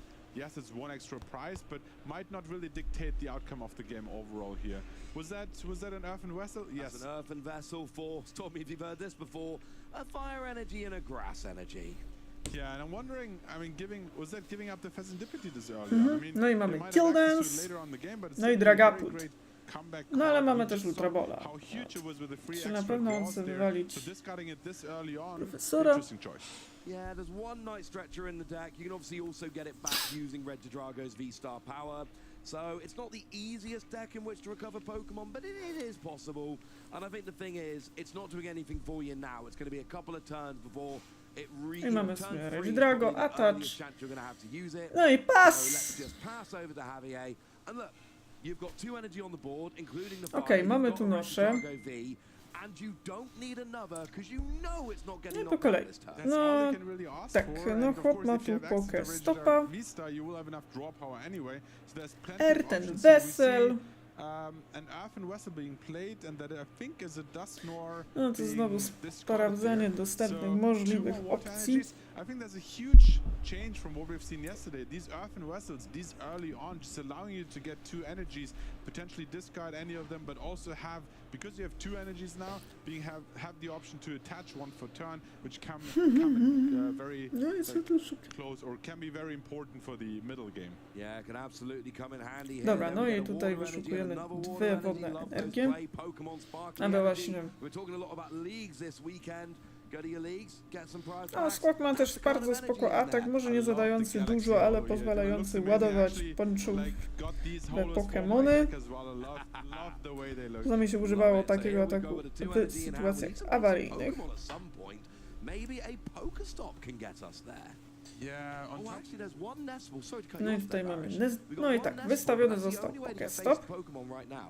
But the other thing I see, I think this is 2 Palkia in hand right now, 1 Night Stretcher in hand. If you use Squawkabilly here and discard all of that, 2 Night Stretcher in your prize, it's going to be really hard to set them up for later in the game. Oh, Tak, you no i make an mamy jednego excellent point there, Nestpola. Barish. I No i didn't zobaczmy think co about tam... that one. Two No nice i chyba victory zagra. prizes, No widać, one że in hand, Xavier plus ma 2 już takie Palkia. pewne ruchy. Yeah, and this deck only plays a 2/2 Palkia V-Star. No i mamy You Palkię. sorry, 3/2 line. But you only play 2 Palkia V-Star. That is both of the Palkia V-Star in the deck. And with only 1 Night Stretcher available at that point, and there's no other Pokemon recovery, I'm not sure you even can Squawkabilly here. I mean, Yeah, you but are it's really such a risky. weird trade-off because you only have the first turn to use Bardzo that ability, ciekawe and you kind of want to make zagranie. use of it while you can.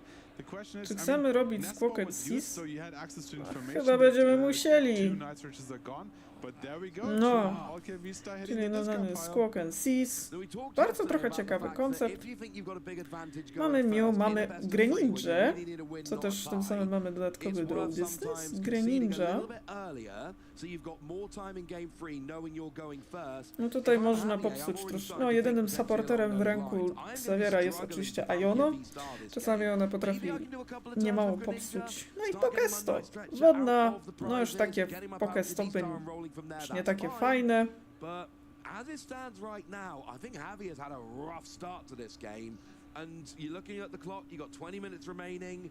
You're going to be going first if there's a game 3, and you know you've got an advantage going first.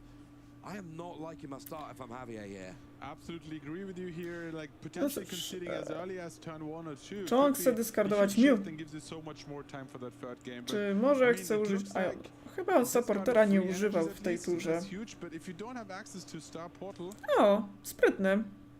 Okay, so we've actually, Co what we've poczekał done ze here, z tym this is a really użyciem interesting play. supportera. We've attacked No, w sumie with awary... Squawkabilly. didn't even Chłopak think about po that. prostu Does się 20 przygotował. damage, attaches 2 basic energy from this part of your bench Pokemon.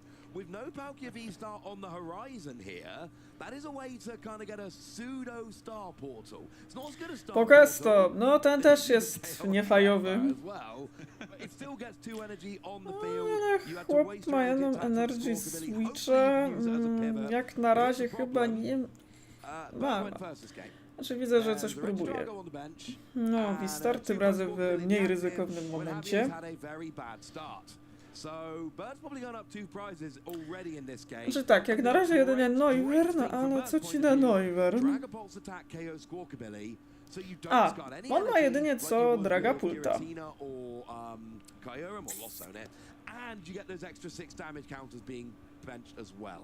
I mean, it would be even bigger if he manages to find a gusting effect here as well and take out the Palkia. Then Javier would be left with the Raiding Greninja and the Squawkabilly.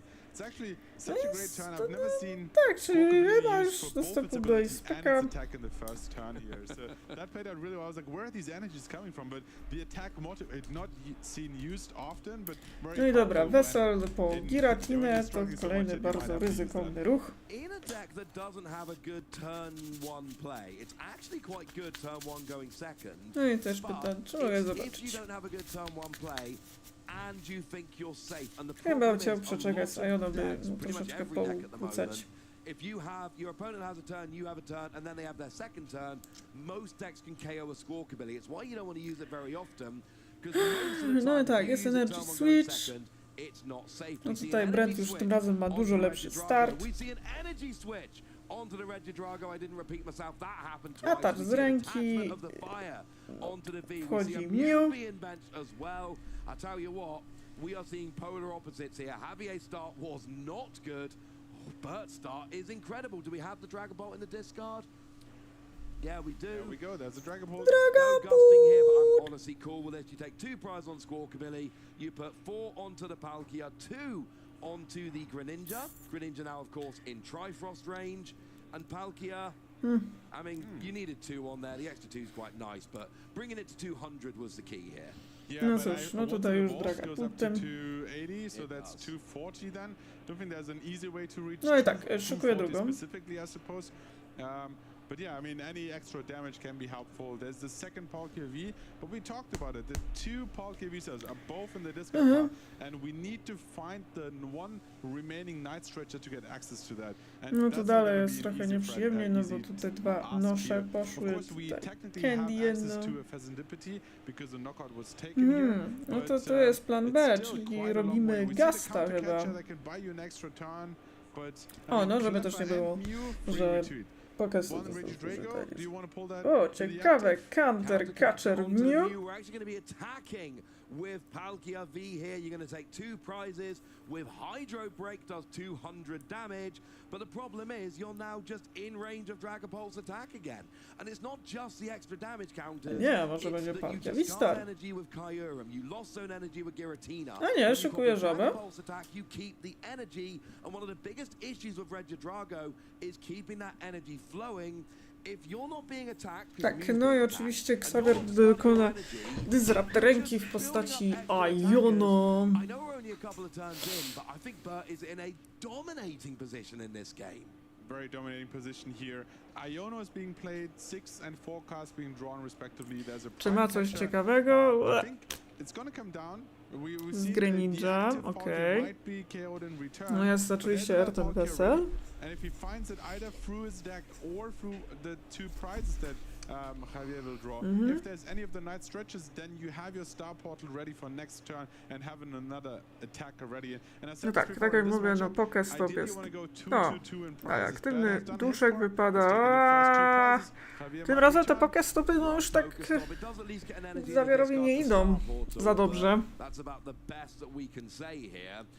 The other thing is, you know, it's kind of spiraling for Javier here, because not only is Bert going to Ile rzeczy wyszło już z but sprawy. we know he's going to drop 3 damage counters onto Froakie. So one of the things you would try and do in this matchup was, you know, if it's going bad, you put your Greninja EX active and you go, you can't one-hit KO this, but Bert's going to put it down to low enough HP that he can one-hit KO this, which incidentally will be the final 2 prizes.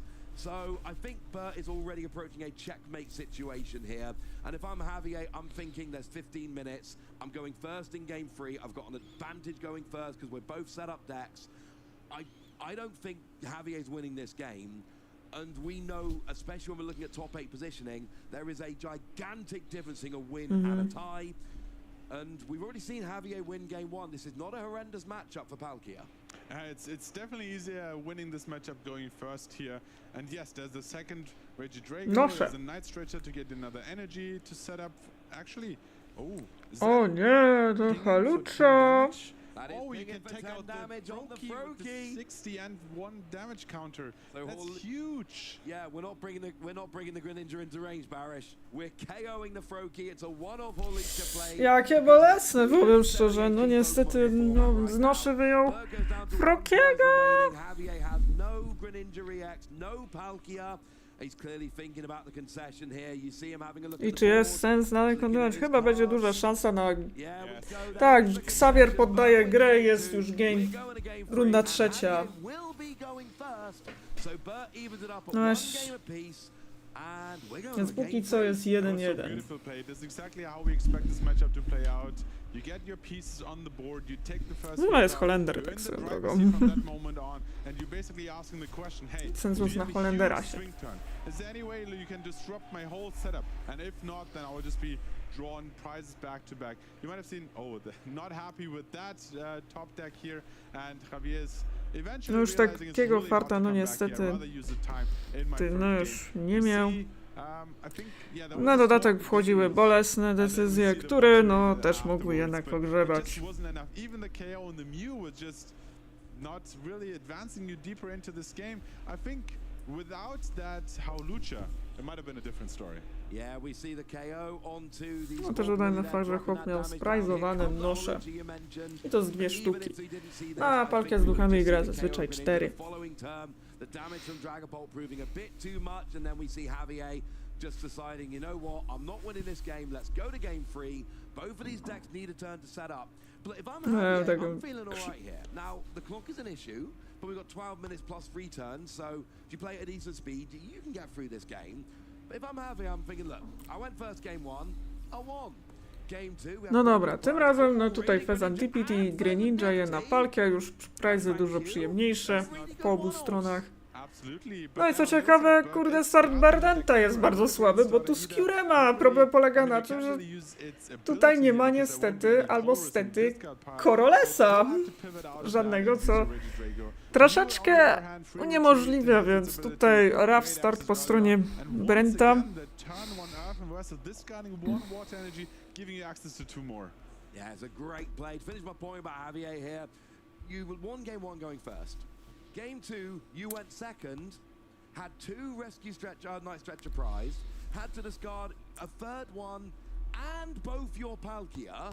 Like, that's the worst case scenario. You never win in that game. So I'm just thinking like, okay, game 1 I won.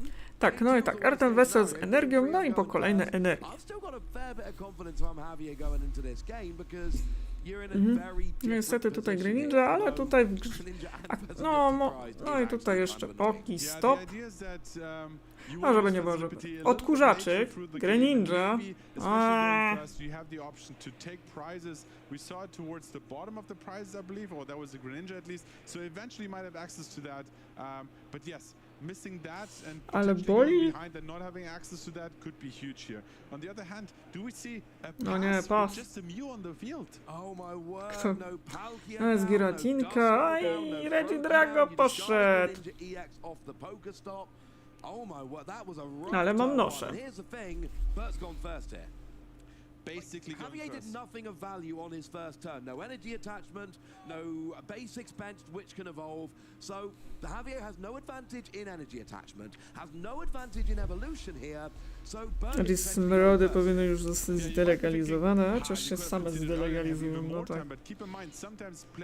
No, Wessel z Noiverna, no to już ma pierwszy atak.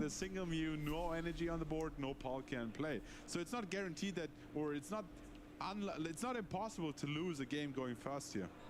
No, absolutely. If this went like game 1, I'd be loving Javier's play and Salucha. Javier's position here. But that was a very bad opening hand, and now Bert's doing Bert things. We've got a fire energy on the Regio Drago, Mamy we've got an energy on the Squawka. Skogapon. We're going to squawk No i and wyrzucamy. because you're not worried about Palkia, because there is no Palkia. Absolutely, you can fill your bench as much as you like. You already have quite a few attackers in your discard pile. I think I saw the Noi one hit the discard pile. Giratina was there with the early That's so Pokestop. sure. So you're just setting up your whole board state here. Another Ogabon Teal Mask, getting energies into play. Kolejny I think Ogerpon. there's going to be huge turn 2 setting up for Bert here in the following in the future basically. But all the pieces we need, another second grass energy, another draw with a boss in hand if that really is important here. Energy switch. I mean, just No i pas. No ale, no wiecie, też powiem... Phenomenal first turn. Free energy on the board, two of them on the regio Drago. And, you know, the only Ma odkurzacz, downside żeby there is a ewentualnie suboptimal jakby jeden start. Pokestop Not się... a bad starting Pokemon, but still. No i się kopiemy dalej. Tym razem Pokestop dużo ładniejszy. Mamy Nesbola, mamy Ultrabola, mamy Candy. Ech. Then you hit a rare Candy and an Ultra Ball off of a Pokestop. That would be huge, but at least with the Nest Ball and the Ultra Ball, access to two Pokemon here.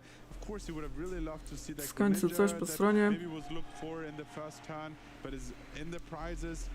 Just checking. I Chyba guess Palkia it's a sobie Palkia weźmie, that tak? needs some Palkia, dobra. adventure, but it's also a prime target to be. We saw the boss being picked up from that last straw in turn there, so it's already. You No gotta niestety need two mamy Palkia 8 in minut, play. więc zobaczymy. Jeżeli nie zdążą, to wtedy remis, no tym bardziej, że tough start z Kurema no jest...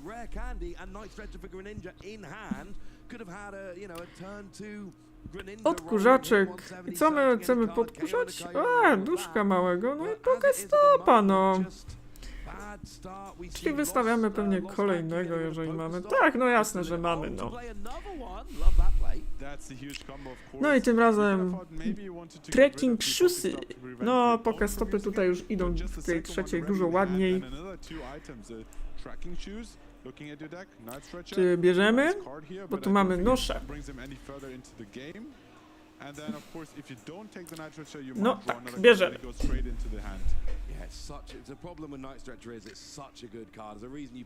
Ma, co ciekawe, ma już 2 Night Stretchery. No i zagrywamy Iridę. Heavy Ball, aby właśnie chyba Greninja. Tak, Heavy Ball. Froki jest. Froki as your water Pokemon target, and then any item of your choice could be the Hisuian Heavy Ball if you're not happy with your prizes. Oh, it's got to be a Hisuian Heavy Ball in this game, Barris, surely. Yeah, Actually, absolutely. Palkia V. O, Palkia, dobra. Okay. No, Froki jest dużo And this is ryzykiem. absolutely valid. This is a good play. You need your Palkia V star. My only pause here is you have rare Candy Night Stretcher in hand. So if you go for the Froakie, you know for a fact you can get the Greninja EX next turn, and it is a single energy attacker. So you've got everything you already need. But I think this is a O, case widzę, of, że już się pojawił I też know i my live. Palkia is Mhm. Gdzie Palkie? Wow! No i Heavy Ball po Radiant Greninja. No, oczywiście, że tak. So if I only bench one Palkia V, I'm not guaranteeing a V-Star next turn, and that is not a risk I'm willing to take. Yeah, that's why you see some of these decks using or making sure that they have 2 on the bench, exactly as you Mamy dwie. explained. We see the Hisuian Heavy Ball, we have concealed cards active now. Cambio. That's exactly what's Tak, happening tak here. są, chyba Drawing to jest 2 po more francusku. cards out of your deck, No, or from the Switch, top no of i your mamy deck. There's the Frokiego. Froakie, actually. Oh, that's wonderful. Drawing into the Froakie is beautiful. No i 2 One of the Nestbole. issues here, of course, is Co ciekawe, we saw więc what happened in the last game when a Froakie robimy. got No jednego. Yeah, we saw the Howlucha adding up together with the damage from Dragon No Ball, i 26 myśli, damage co count tu is zrobić. exactly working out to take 70 damage out Nespol of that. On the other poduszka. hand, we see a Duskull, but that only has 60 HP, so that's an easy knockout there as well. And you kind of want to make sure if you play Duskull, play 2 of them so that at least one survives the No i turn co as well. ciekawe, Nestball. Yeah, the thing I'm looking at Chyba po is, drugiego how many duszka Pokemon lecimy. do I have right now? Tak, no i 2 duszki są. Więc mamy bardzo piękną combo. Now with a full bench, you can bench a Froakie knowing it's going to survive. But with a bench space there, it's risky, and you've absolutely called it. Bench 2 Robimy na Duskull, so przykład. if one goes down from the residual damage Tak, robimy from that jeszcze Phantom attach Dive, do you at Palki. least have another one ready to go.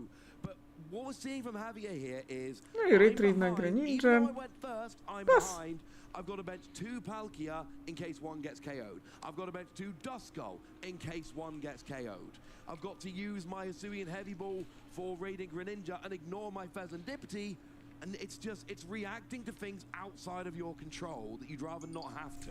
Yeah, and Great Ball, sorry, Ultra Ball is such a great card in this deck, not only because of the effect of searching any Pokemon out of your deck, but you get to discard 2 cards. Sometimes it's a high cost to pay, but in this case he was No able co to tu się discard dzieje? the Dragapult as well. Tak, The no prime trzeba target jeszcze for one of tego your attacks from Apex Hirema tracking jakimś here as cudem well. się So pozbyć. that's really nice to get that both at the same time. No cóż, Getting Tildes, your Regio V no, side to Brentowi play, but widać, also że discarding ręce się another trochę one of those trzęsą. possible attackers. On the other side, one thing I want to bring up, Więc tutaj trzęsące się rączki są. No co ciekawe, chyba on chce zagrać Turo, żeby właśnie się pozbyć Kurema na aktywie. Dust goes out of play here is not an option as long as it's in the field. Even if you retweet it, it's on the bench and it's not. Aczkolwiek wiecie, no ostatnio też warto zaznaczyć, że no, niektórzy gracze Regii Drago trochę bezpiecznie grają tego Trifosta właśnie z tego powodu, że po prostu, no wiecie, jakby stracili energię, to będzie plecha.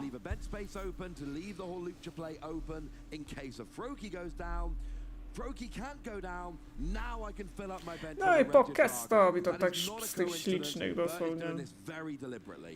Very conscious of his decisions there, keeping all the options open. Energy switch. No i wystar, lecimy. Co to mamy? Mamy skupę Cyclone, Fezu. So now we get 2 cards from the discard pile, one of which I think, Yeah, sorry. The point I want to make is that Cyclone. No tak, czyli bierzemy skupę Cyclone, no i zagrywamy skupę Cyclone, by się pozbyć Kurema. Now, I'm loving this play. We see an energy switch. Are we going to see? We've got Ultra Ball Kyurem in hand. We could see a Trifrost here.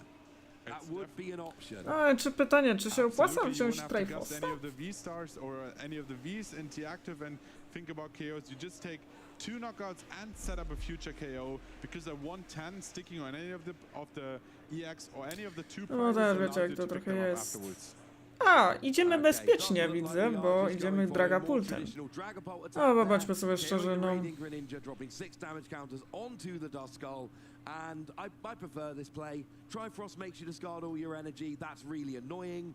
You're taking 2 prizes, including Radiant Greninja. There's no Pheasantipity down on the board, so... No dobra, mamy Frogera, mamy... Yeah, very good point here. Trifrost might be more an end game attack. No Fez nie jest dostępny, no tak, Ursa, Luna, Candy i... That Trifrost early on is actually such a negative with free energies gone here. So No ale też problem polega na tym, że... Mamy Ultra Bola, więc... Herz Blastik może będzie.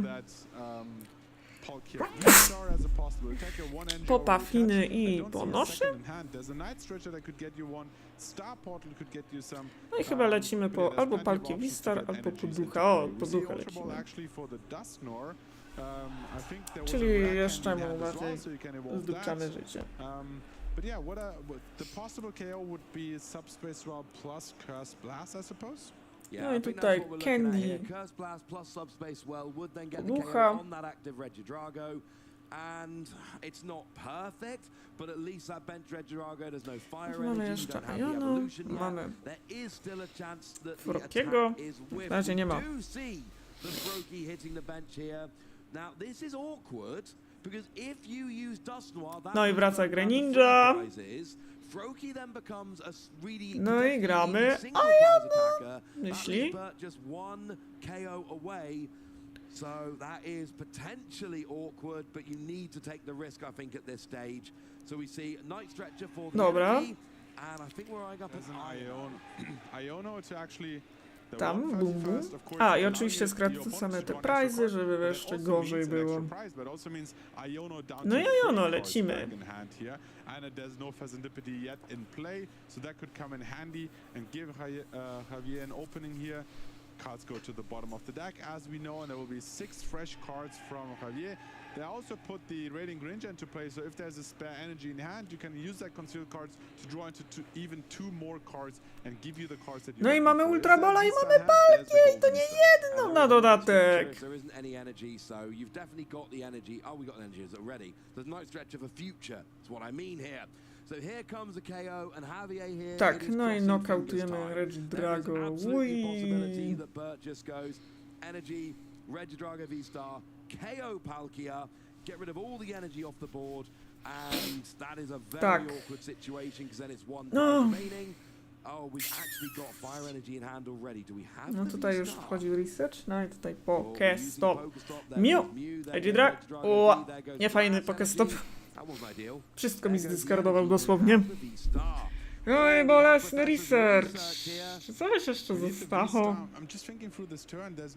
No niestety, Brent ma tylko 4 karty. Ała!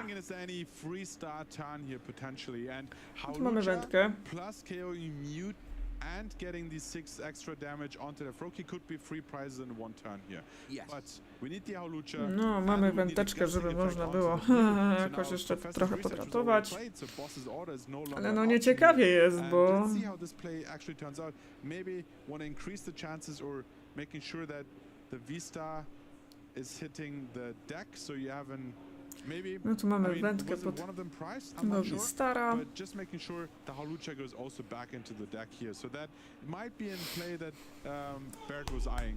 Yeah, see what I'm thinking here, I want the Halucha. I want to take out the Froki, because the Froki can evolve next turn and then prevent, you know, give me a bit of an awkward situation. I don't need to KO the Palkia, because the Palkia isn't threatening a KO with no Dust Noir on the board. So take out the Greninja or the Froki, 2 prizes remaining, heavily damaged Palkia, and I think we're in turn 1 of time, are we not? That looks like Trzeba what it is, zobaczyć so boki. which means Bird will have the current turn, it goes No back tutaj to w tym Ravi, przypadku and then wątpię, one bo... more. So Bird has 2 turns, which gives them a lot O of nie, time to zaczęła take się the już remaining terminacja, free to prizes czyli here. jej On the other side, Brent ma yeah, pierwszą, with jeżeli no się Dust nie Noir, zostanie no rozegrane, Dust Noir to oboje evolution mają can po play at all. remisie. Looks a little bit tricky. We have seen Tutaj mamy mysteries sytuację, yesterday że where there were tutaj już 4 weszła prize turns here. terminacja This i one to looks a na little ostro. more difficult this time. Not No, I don't wanna talia say it's Brenta impossible, jest but it coraz looks very hard cięższa. here. So we see all the cards being played out. The V-Star hitting the field as well. The retreat cost, or would you... There's the V-Star. Then we are just manually retreating the Teal Mask Ogre Bomb. Are we going to see a Halucha coming down? Well, I don't think we are actually, because I don't think there's access to it in the hand. So, no, we need 3 prizes in 2 turns. That is very, very, very, very Czy my chcemy important. atakować Giratiną? Czyżby lecimy Giratiną? A wiecie co to This is znaczy? tricky No. now, because that's what I was going to say. You have to use Giratina's attack, because if you drop the damage on the Froki and the Froki No i mamy evolves, po jednym, you tak? haven't taken a KO this turn and there's no free prize next turn. With the Halucha, you didn't have to do that. Without it, you had to. But the problem is, well, now it is literally you need Greninja. You have to get Greninja EX.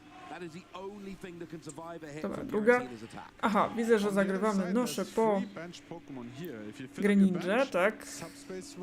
Is still not enough without any No, further indications. Doesn't get there. No Goes i up to Candy 260, po which admits Candy that there is a Greninja. Greninja EX.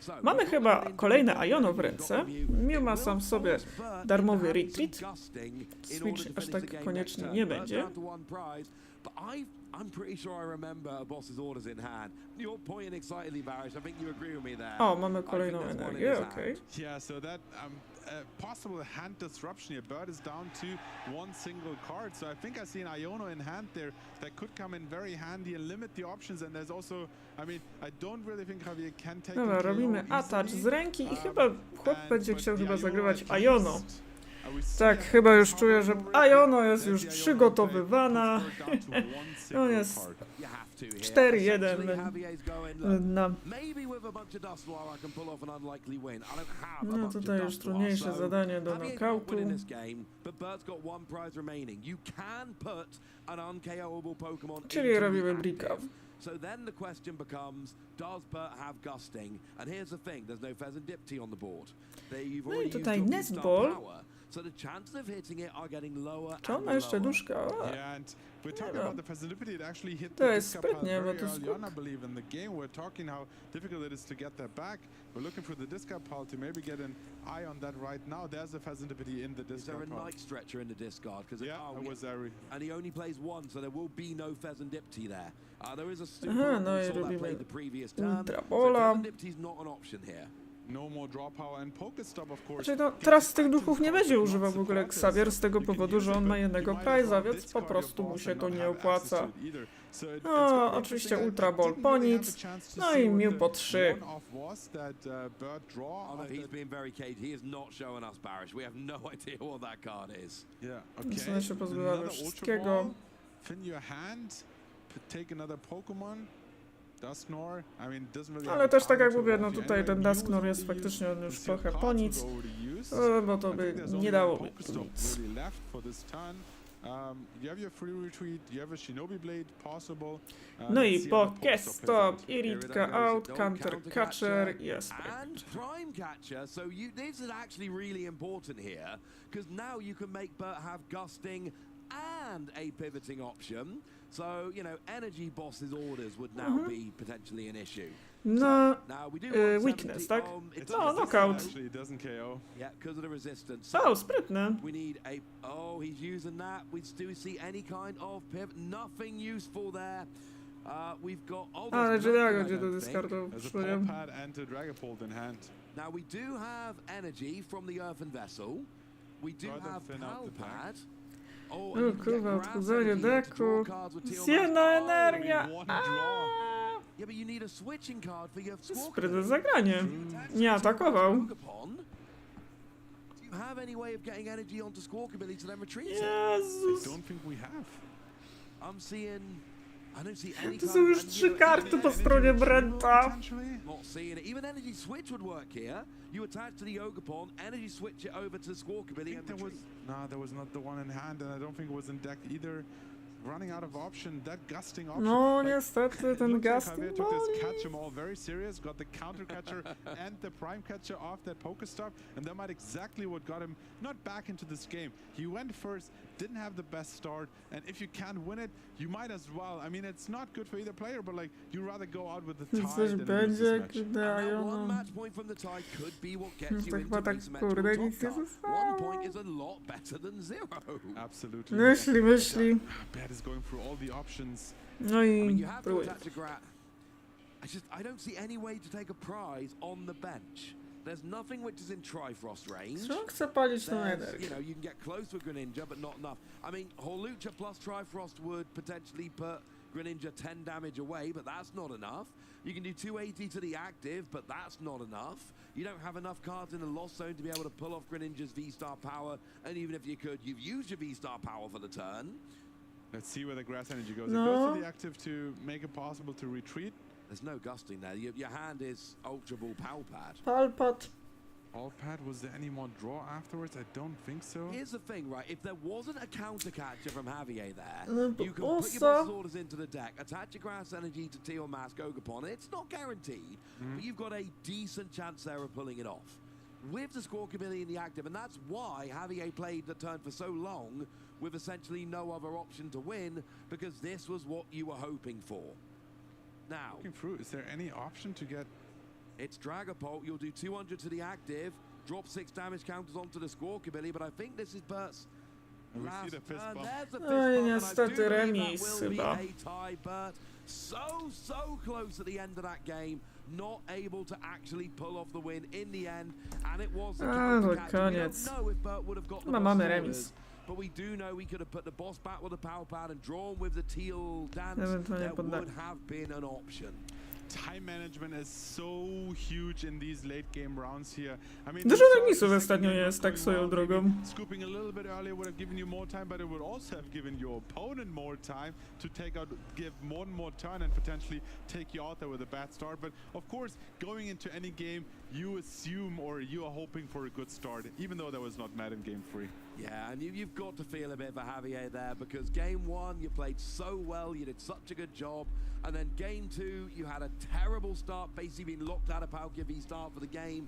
Game 3 you go first, but you have a lone Mew, attach no energy, O, tak, no nie basic musimy chyba Pokemon, pass to your opponents, you lecieć. essentially end up going second, and this No. is just, it is like the worst case scenario here. Yeah, it's not only you're like going second, but you suddenly give your opponent the first turn with a supporter option as well. And that Co tam się even dzieje na bigger moim advantage Twitchu, than tak you swoją like it to drogą? have. But on the other hand, it was just A tam not się enough nic for nie Bert dzieje to tak close praktycznie out na this tym game. Twitchu. One price short. So close, could not get the gusting. Well, let's take a look at the replay then. No, Remind us przykro się o to how troszeczkę that best patrzyło. of 3 went. We start off in game 1 where we had just these phenomenal Pokestops from Javier. We saw 3 items. Another one. Comes down with 3 items, and you know, game 1 was really where Javier's deck was rocking and rolling. Lots of thinking to be done, but in game 1 it worked out nicely. We saw the KO on the Regidrago with damage on the active as well. And Bert No nieciekawie, no to mamy remis. That is what it does, isn't it? The really nice thing about Greninja EX is you accelerate free energy to the Froakie, you use Mirage Barrage, you discard 2 energies, but then you have left the Shinobi Blade, which is one advantage which Greninja has over Radiant Greninja, which after Moonlight Shuriken doesn't have any attack left over. We see the Prime Catcher here to seal out the first game, and it looked so commanding. Like, yes, he was going first, but he drew everything he needed, but this was the mood of the second game.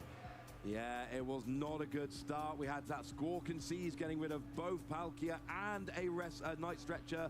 With 2 Night Stretcher prized already, meant Javier just had no access to Palkia, and Bert's deck started rolling. He played this game phenomenally. We see the KO on the Squawkabilly with the damage there going down in the right places, making sure that those KOs would keep coming.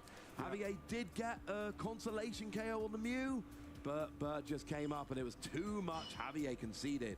Yeah, and then, I mean, game 3 just opened up. Single Mew, no way to access any of the potential other Pokemon you want to have in play. And yes, further throughout this game you set up, but it was a little bit too late. 2 prizes being taken there, with Dragapulse taking 1 of the Duskull, and the activating Greninja even limits more. You're drawing power there, and then it was just KO after KO. And Javier at this point only had 1 out. Let me not lose. Yeah, and here we go with your counter catcher and prime catcher hit off of the Pokestop. You bring the Squawkabilly in the active, and Bert was not able to find any kind of gusting. So we do a big attack, we get a bunch of damage on the board, but we don't finish off, and we end in a tie. And honestly, if I'm Javier then, I finished game 1 and I'm like, oh, I'm getting my free match points, I'm going into top 8, and by the time I get to the end of game 3, I am delighted that I finished with a tie and salvaged that 1 match point. Absolutely delighted to take away 1 point here. Increasing your odds to potentially advance, but also any placement beyond top 8 is also great, and any point helps you towards it. So there will be 1 more Swiss round, 3 more points up for grab. And yeah, I mean, your final placement will depend on how many points you can rack up throughout the weekend. He was at 811, that's 25 points. He's at 26 now. Maximum you can go is 29.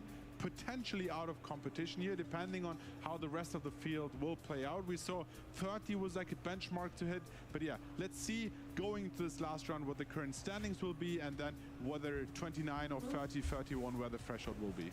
Well, I mean, I think we can say that Kaiwan Kadaver is probably in That's top me. 8 at this point. I know we've still got a round to play. Kaiwan is sitting at 10 wins and 1 tie with that Regio Drago V-Star deck. So I feel very confident. Here's the thing about Kaiwan here.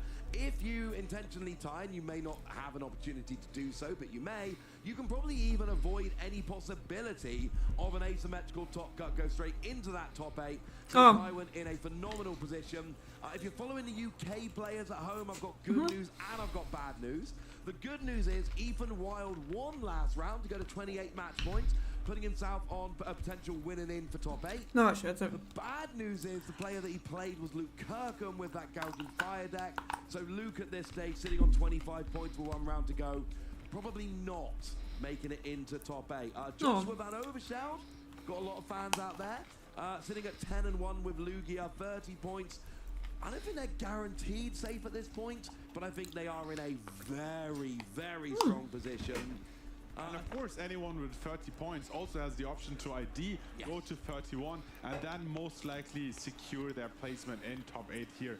Of course, we already have the next round pairings available to us, and I was just browsing through them, and on the top tables we have Lugia over Lugia. I see Joshua that you just mentioned on table 2. Heck. We have a Lugia mirror with Ethan that you mentioned, and Nicolas on table 3, and then Gardevoir, Raging Bull, Terrapagos. There's a variety, but what stands out to me is the Lugias taking those top spots. Yeah, Lugia and Regidrago really are, although actually I'll tell you that Regidrago, we got the top seed with Kaiwan at the moment, and you know, we've got James Cox at 27 points also there. We do have a Terrapagos, Nico Alabas sitting on 27 points. So Terrapagos. A little bit of variety, but it is Regidrago and Lugia still rising to the top here. So our guess is 30 points probably safe, 31 points we're confident is safe. Kaiwan's at 31, Josh is at 30, everybody else, and there isn't even anyone on 29, I don't think. No one on 29. So everyone else needs a win this round. So we will probably feature some win and ins here to see how those go. But yeah, on top of all that, one deck that you haven't mentioned that is currently playing against Kaiwan at that table number 1 is the Snorlax. a stall or control deck, so to say. And I feel like there's a variety of Snorlax decks is out on the field, and if you hit the right matchups, you can go very deep, right? Oh, and we see one on table 1, probably securing that top cut spot as well. So really interesting to see if how these control decks will play out with a 75-minute timer going into the top cut round specifically. Yeah, it's going to be an interesting one. Like, I have a real kind of duality going on with Snorlax control. I love Snorlax. Snorlax is my boy. I got a 2-year-old at home who loves Munchlax and Snorlax. We have many Munchlax and Snorlax teddies. We are a Snorlax household. I don't like playing control decks. I don't have the patience for playing control decks. I recognize they're great decks. And, you know, players like Roan coming along here from Denmark, and actually, you know, we've got a couple of Snorlax control doing well, but Roan Reedy there, currently sitting, oh no, I lied to you, Roan's at 30 points as well. So should already be into top cut. So we've got 3 players, Kaiwan, Roan, and Joshua. They should be already into our asymmetrical top cut. But like we said, 30 points could well be the bubble, we don't know. If you're sitting at 30 points, and look, the players have done the maths like we have. They're thinking 30 is probably safe. 31's definitely safe. Really would be nice to get above 30 right now, wouldn't it? Absolutely. And I mean, we have covered so many matches on the desk here for you on stream. But if you're ever wondering, what is the experience like actually on the tournament floor? What does it look like? What are the players actually doing on the tournament floor? We have Shay to comment for you. Thank you for that, Barish, and what entertaining game that was. But yeah, I've got a little bit of time, so I want to talk to you guys about what it's like to be here in the tournament venue when it's all kicking off and happening. So, as you can see behind me, we have all the stages and everything like this. So, if we were to go, left to right, we have the VGC stage over there with the red colorway. Now, I'm going to be honest. There's a little bit of a battle between who are the loudest fans, VGC and Pokemon Go. The VGC guys can get really, really loud, and obviously they get a nice big crowd as well. Now, if we were to go slightly now to there in the middle, we can see the TCG stage. Obviously, I'm a little bit biased. That's my favorite stage. So what I want you to do, if you are in the venue, is come here and watch some TCG action on that blue stage. And then if we were to go all the way to the other side there in the green, we can see the Pokemon Go side. Now, like I said, the Pokemon Go guys can get seriously loud. There'll be times where you can hear them coming through. No, jeszcze tu będą trwać. The Pokemon Go as well. Wszystkie. I just want everyone to sit back. If you haven't been to a regional event before, you might not appreciate the scale, the size, and the amount of people that are here at these events. It's a big spectacle. Sorry. If I'm ever at an event and I don't make day 2, which I'll be honest is quite often, I'm always there watching the stream, getting involved on the stage as well. But that's going to have up our little, that's going to wrap up, I should say, our little look here at the sort of tournament venue and stages. We're going to have our next Swiss round coming very soon, so don't go anywhere. Okej, no jest jak na razie przerwa na reklamy. Niedługo będzie właśnie kolejna runda.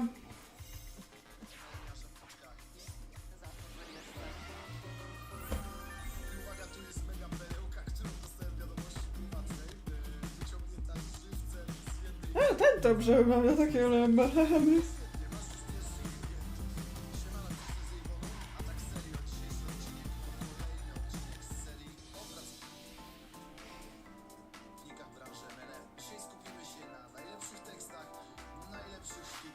Between tournaments, I make sure that I can get a lot of rest and recover after the No dobra, jak na razie są tutaj wywiady.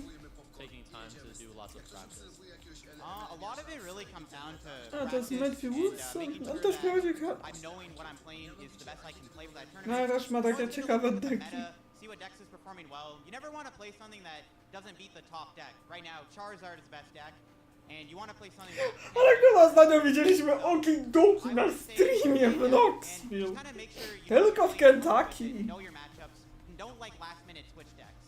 Between tournaments, I like to hit up friends to scrim, making sure I know my counts. So yeah, all those things help me improve for the next tournament. I continue to practice and test the different matchups, looking at different stats and how everyone's doing in the meta, what's being played. I also find the car rides up to the tournament a great time to talk strategy with my teammates and prepare to see what matchups we're going to be going against. I guess the best way for me to improve between tournaments is understanding the meta, having a good idea of team composition, what works well with what has good symmetry with each other and against Zawsze nie wiesz na co odpowiedzieć, tak? the opponents. I think that's one of the best ways in order to improve, between tournament and tournament. Also, continually battle, learning counts, learning type differences, learning matchups, those things. I mainly end up asking my brother what I should do because he's helped me out a lot through the past few years, through juniors, through seniors. Basically my whole family plays, so it's just repetition, picking every Pokemon that you can, that you know is going to be used, and just practice every day. Hello Pokemon fans, ready to learn a bit more about the Pokemon trading card game? The Pokemon trading card game has multiple card types that can be used in combination with your favorite Pokemon to claim victory. Let's learn about a couple strategic mechanics that can elevate your game, flashy and unique V-Star powers, and the mysterious Lost Zone. Introduced in Brilliant Stars, Pokemon V-Star, alongside their signature V-Star powers, are dynamic effects that are so impactful that they can only be used once per game. V-Star powers take the form of powerful single-use abilities or a mighty attack that can turn the tide of a game. Build your deck to capitalize on the power V-Stars can provide and choose your moment carefully. Will you use Arceus V-Star's Starbirth ability to grab the missing cards to complete your setup? Or will you save it to search out the cards you need to deal the finishing blow? Or Giratina's V-Star attack, Star Requiem. It can only be used once, so will you try to use it early to gain a lead, or save the guaranteed KO to smash through your opponent's final defense? You may have noticed that Giratina's Star Requiem requires you to have 10 cards in the Lost Oddajcie mi Giratinę! In the set Lost Origin, Wróćmy do tej Giratiny. to the Lost Zone mechanic, representing a strange abyss that once a card is sent there, it can never be recovered. In exchange for losing access to certain cards for the rest of the game, players can make use of several powerful effects. Colress's experiment allows a player to look at the top 5 cards of their deck, and in exchange for adding the 3 most important to their hand, the remaining 2 must be sent to the Lost Zone, never to be used for the remainder of the game. After you banish enough of your resources to the Lost Zone, you gain access to some amazing payoffs. After accumulating 4 cards in the Lost Zone, feel free to use Cramorant's Spit Innocently for no energy cost, thanks to its ability Lost Provisions. Mirage Gate can only be used when you have at least 7 cards in the Lost Zone, but then can attach 2 energy from your deck directly to your Pokemon, allowing for the use of some of your best attacks before your opponent has a chance to respond. I do like the Moonlight Sheriff can play here. Yeah, I don't mind this at all then. Yeah, you can incorporate the early damage that you'll need to soften it up. Or perhaps you're familiar with Sablei's monstrous Lost Mine attack.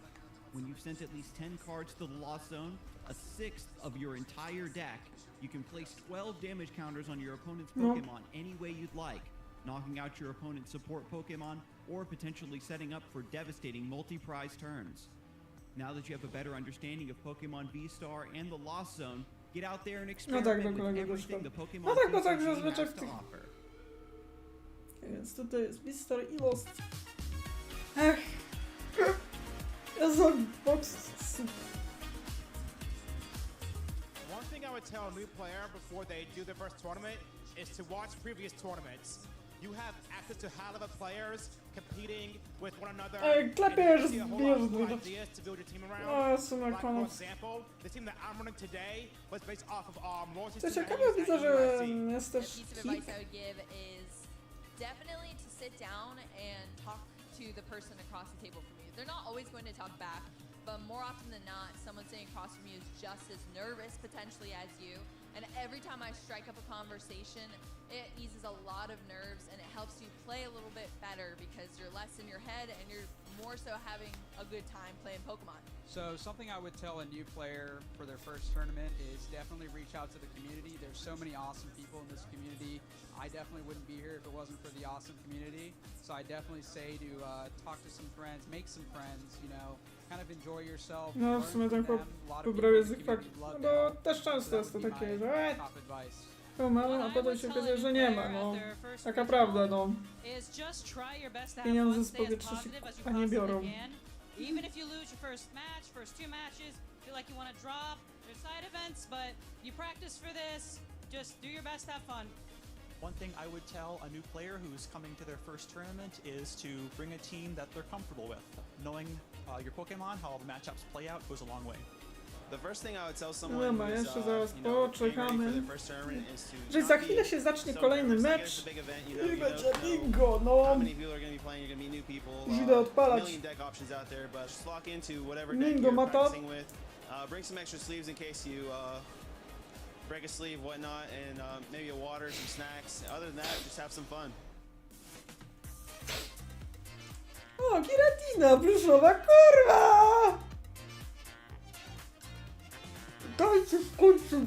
Bo ja naprawdę z eBaya nie będę brała, no. Kurde, pluszowa Giratina, mi się tak chce tej pluszowej Giratiny, no. Alright then, so I'll run back round from the stage to get back to that cast. Freya Priest i Shane Barton będą komentowali kolejny mecz, ulubiony punkt transmisji. Reklamy. No cóż, dokładnie tak, reklamy. Ale czy nie tylko reklamy, tylko przy okazji jeszcze tam jakieś podstawowe zasady mechanik. This next game, I'm sure, is going to be an absolute barnstormer. Cannot wait to get it started. You know, when you sit across the table and you've got a hard matchup like this, what do you think goes through our players' heads? Oho, mamy to, mamy.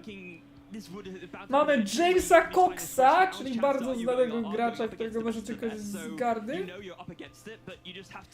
Z James Cox, top 4 w Worldsach, top 8 w Worldsach, no, top 8 w Dortmund, no i top Players Cup top 8, więc tak.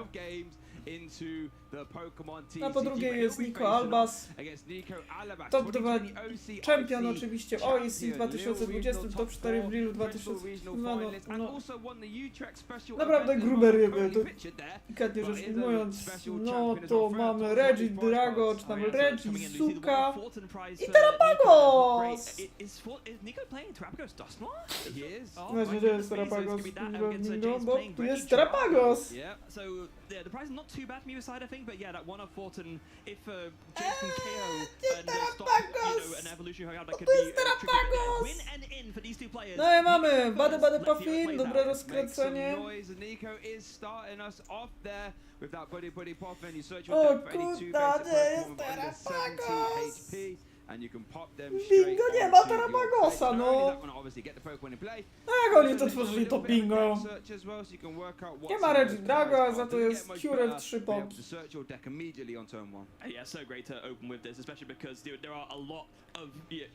Rotom wiatraczek, od razu używamy rotom wiatraczka. Pepo. I czy mamy Donga? Nie. Widzę, że koksik się przerzucił na Regi Sukę. Bardzo nienawidzę tego deku, muszę przyznać. Kolejny Hutut. Mamy Attach i coś jeszcze robimy. Pas! Już więcej nie zmieścimy.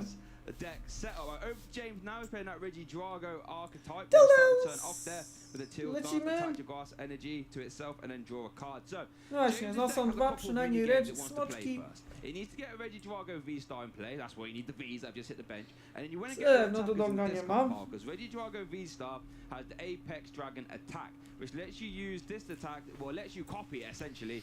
Dobrze, że ta Regi Suka już se pójdzie w kąt.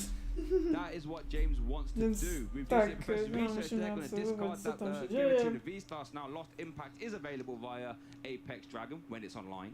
And let's see what James can continue to do here. Czy chcemy palić ogólnie Lost Impact? Because as you rightly mentioned, starting with a two-prizer, when you see a teal mask over Okej, no oczywiście Cox ma tu Huhuta. Och, nieciekawie powiem, tak na zbór po kolejnego. Ten mask Ogrpona. That this Terrapagos are going to be knocked out, so he's going to be feeling pretty content about that. Yeah, there is a world, because obviously these both, well, Terrapagos just wants to take 2 prize cards every turn to win the game in 3 turns. That's what it really wants to do. Now, Regidrago can do that, but it can't attack turn 1 as you do so like a Raging Bolt can. So James really needs to try and get a 1 prizer in the activate if possible, just so that Unified Beatdown won't be able to take 2 prize cards next turn. Because it's going to be a bit of an uphill struggle there for James. This is actually James's first deck search by the looks of it, so just working out what is available to him. Yeah, that's like counting the Pokemon, so with the Teal Mask Ogerpon EX over there and the Regidrago V-Stars as well, very important to count those. Yeah, we didn't quite get a full look at what was discarded off that research, but as you already mentioned, having that Giratina V-Star discarded is great because that already sets up your discard pile to copy with Apex Dragon nicely. And oh, hold on, have you spotted something? No i mamy kolejnego Ogerpona na benchu. But Regidrago is the deck that has the best access of the discard pile via that V-Star power. Oh, yes. Legacy style. Then you discard top 7 cards of your deck, which are often synergistic for your playstyle. Like you want to get your attackers there. Absolutely. But you can also then grab any 2 cards you want from your discard pile. So any cards you see in James's discard pile now, remember, at any point in the game, once per game, you can grab back any 2 of them. As we do see Garnek po energię. Ogerpon hitting the bench, and then we're going to see an Earthen Vessel going to grab a Fire Energy as well. Just a Fire Energy, interesting choice here. Not opting to grab the grass as well. Does let you search for 2 basic energy.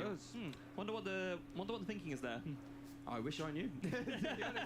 I mean, James still has the energy attachment for turn because that one that's on the Regidrago V was a Teal Dance via energy switch as well. So we are going to see Teal Dance there to attach that Ogerpon draw 1.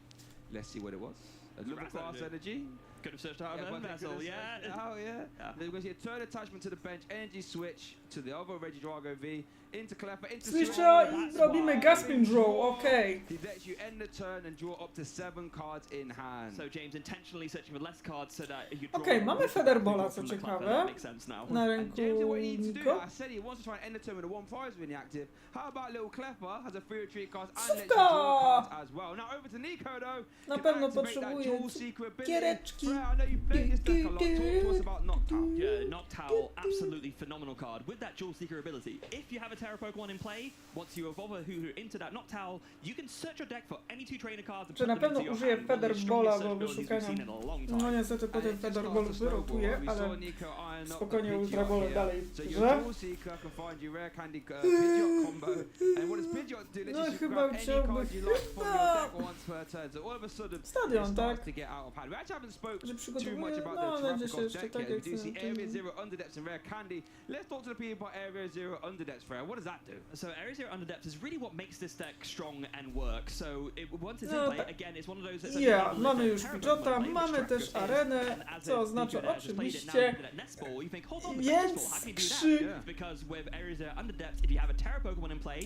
A, co ciekawe, Niko gra tu Bufalantyk. Tak.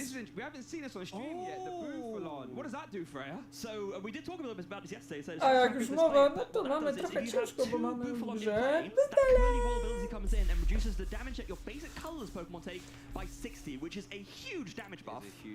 tak, tu mamy chyba wersję hybrydową Terrapagosa.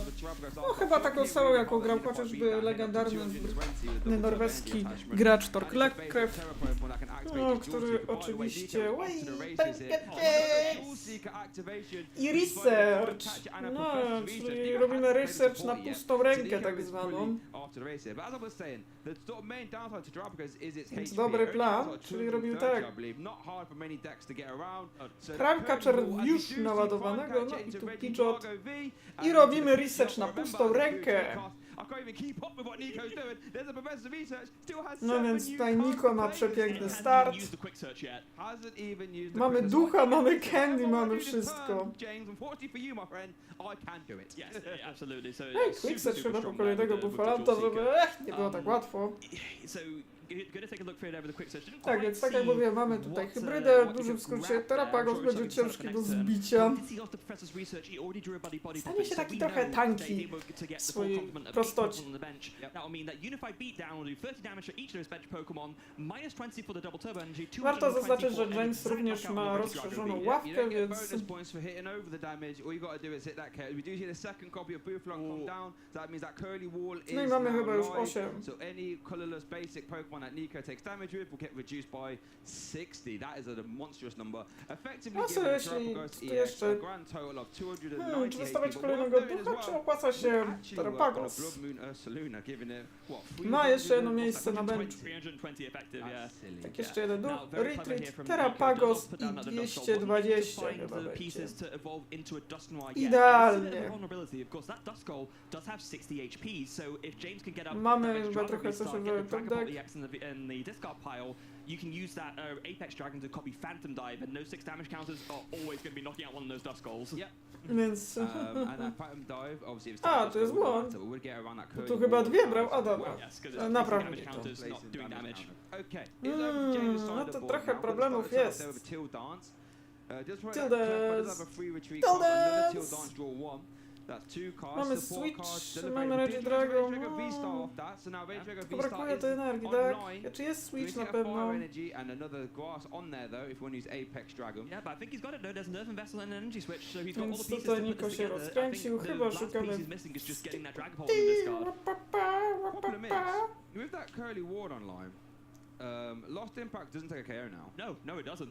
So there's no, there's no Raging Bolt I imagine in this list. So there's no way to actually get through this Terapagos in one hit. So I think you're right. It's gonna have to be some Phantom Dives and try and pick up extra prizes at a later date, I think. And that is No a mamy fun way to go about it kwestię. still. It's still Warto quite zaznaczyć, strong, że but u this is Coxa exactly też już why, działa. some, not all, of No the tutaj Bauer Terapagos Simon, lists który are to play akurat jest na Boothlock, tym meczu because bardzo it's very dobry. annoying for your opponent. It makes it ticks down very nicely in terms of protecting your Terapagos from KOs with certain numbers. So as we do see Nest Ball for Fezandipity and a flip the No, script trzeba na nowo activation naładować there as oczywiście well. Reggie Maybe Drago. draw 3 cards if one of your Pokemon was knocked out last turn, which of course that Reggie Drago V was. Now we do see Earthen Vessel going to grab 1 basic copy of Fire Energy and 1 basic Grass as well. Yeah. Now the key thing Tak, for oczywiście James mamy here Earthen is Vessel so po Fezandipity is down. ognistą. Earthen Vessel played out now to just get the energy out of the deck. The most important thing to him to find now will be another Reggie Drago V, because if there's anyone out, it's going to be very hard for James to keep a chain of attacks because there's nothing to evolve into a Reggie Cóż, Drago już V. jeden Terapagos akurat w poprzedniej Day One już skopał Reggie Drago tyłek, więc... He can get all manner of a bench Pokemon if he really wants. Co tu robić, co tu robić? Jedyny supporter w ręku Jamesa to Iono. No bo co mamy robić? V-Star actually opts to play a small Czy package chyba that będzie knocks Iono out grane, much tak, like Nico is playing. dokładnie tak, będzie Iono. Okay, this is one way that James can try and stem the bleeding here a Więc little no bit. widać, że Sort of będziemy... reduces Nico's hand size down. Remember, Nico does have that quick search, so worth noting there is no hoot developed actually. So there will be no dual No, seek mamy available for Cancel Nico. and Column, no i co ciekawe to Bauer Simon. I to chyba mamy standardową listę Reggie Drago, bo to już z Prankaczarem już nie jest tak dziwne kombinatorstwo.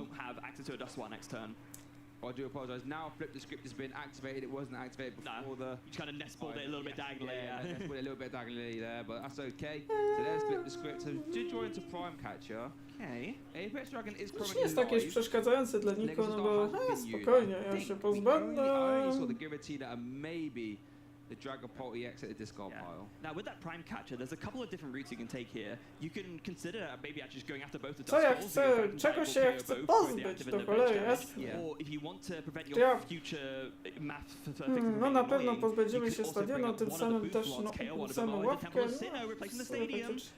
Opting to keep the boot, I guess that makes sense actually, because the Noctiles are... They've spent, there was very easy discard there from Nico, just the Fan Rotom and the 2 Noctiles, but yeah, with that stadium replacement, you do have to discard down again. Oh, hold on a second. No. Znaczy, tak jak mówię, jakim problemem jest pozbycie się stadionu, skoro mogę się pozbyć tych Pokemonów, które na ten moment po prostu nie potrzebuję. Find a replacement stadium, but does still need to set up more bench Pokemon to do more damage to Unified Beatdown. And there we see the Dragapult EX coming in, and then a second Ultra Ball to discard it, so that now Apex Dragon can copy the Phantom Dive. Yep. So there we go. So a few hurdles for Nico to overcome here. And this is what this high No powiem, że to level gameplay is gra jest all pay about. to Even if win, you're bo off to a tyle bad, jest deków, worse tyle start, I should say, wersji, is one you have masz to start making your opponent answer wszystkie karty questions. dos... Like, you don't, No to też zależy, bo jest wiele bardzo budżetowych deków. Aha, znowu lag. Jest sporo budżetowych oczywiście deków, które oczywiście są po bardziej przystępnych cenach. Więc to jest naprawdę, no w Knoxville ostatnio ktoś grał Ogidogi, deck, który widać, że jest, aha, Prime Catcher, pozbywamy się Bufalanta, czy to dobry pomysł? Gonna spread things out a little bit. Interesting. Okay. No. Actually, not opting to KO anything except the active Bufalon. Okay, yes, Phantom Dive does 200 damage to the active and then she spreads 6 damage count on your opponent's bench Pokemon anyway you like. Okej, mamy Feza. And one on Chyba na pewno chcę użyć Feza Dibidiego. Więc tak. Znaczy ona jest o tyle na tyle korzystnie, że tutaj można też te z takich kodzików zdobywać, więc tutaj nie trzeba wydawać nawet kryształków. Co my tu mamy? Kolejna Ayano, Double Turbo.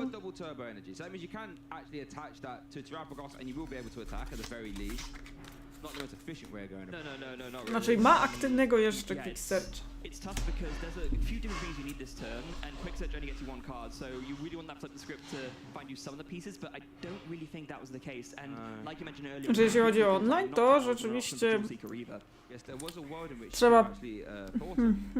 To akurat teraz, no to... No go, widać Ultra Ball wchodzi. There is a chance Ultra Ball still for you to KO, so with the Dustmar, with the Curse Blast damage, you can get there. But that is why, so I just noticed last turn, no i tutaj mamy duszka. I Quick Search po chyba Candy, jeśli się nie mylę. No widać, że no tam Nico jest bardziej spokojniejszy. Because now that Bufalon, when there's only one in play, it's kind of useless. It's just taking up a bench slot, right? It's Credit Wall needs another one to activate.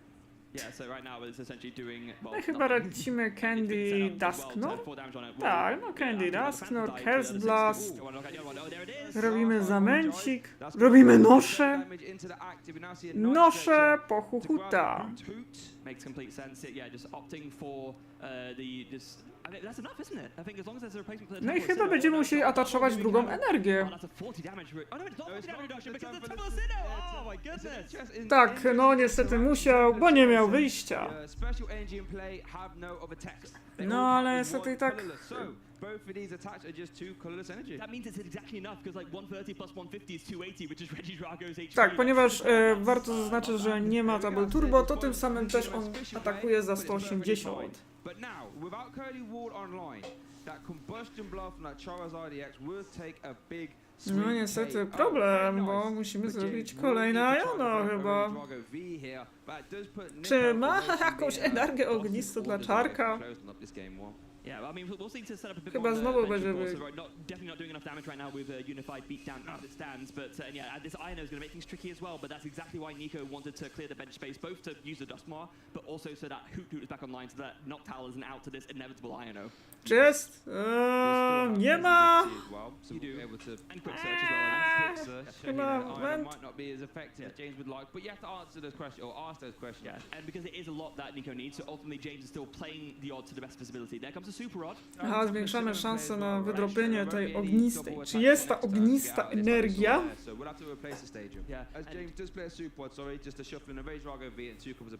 Hold on a second, I just realized he's not actually seeing the fire energy yet. He actually needs to draw it off of this flip the script. Co? Właśnie to jest ten problem. Mamy przygotowanego Radianta, ale niestety nie ma, kurde bele, tego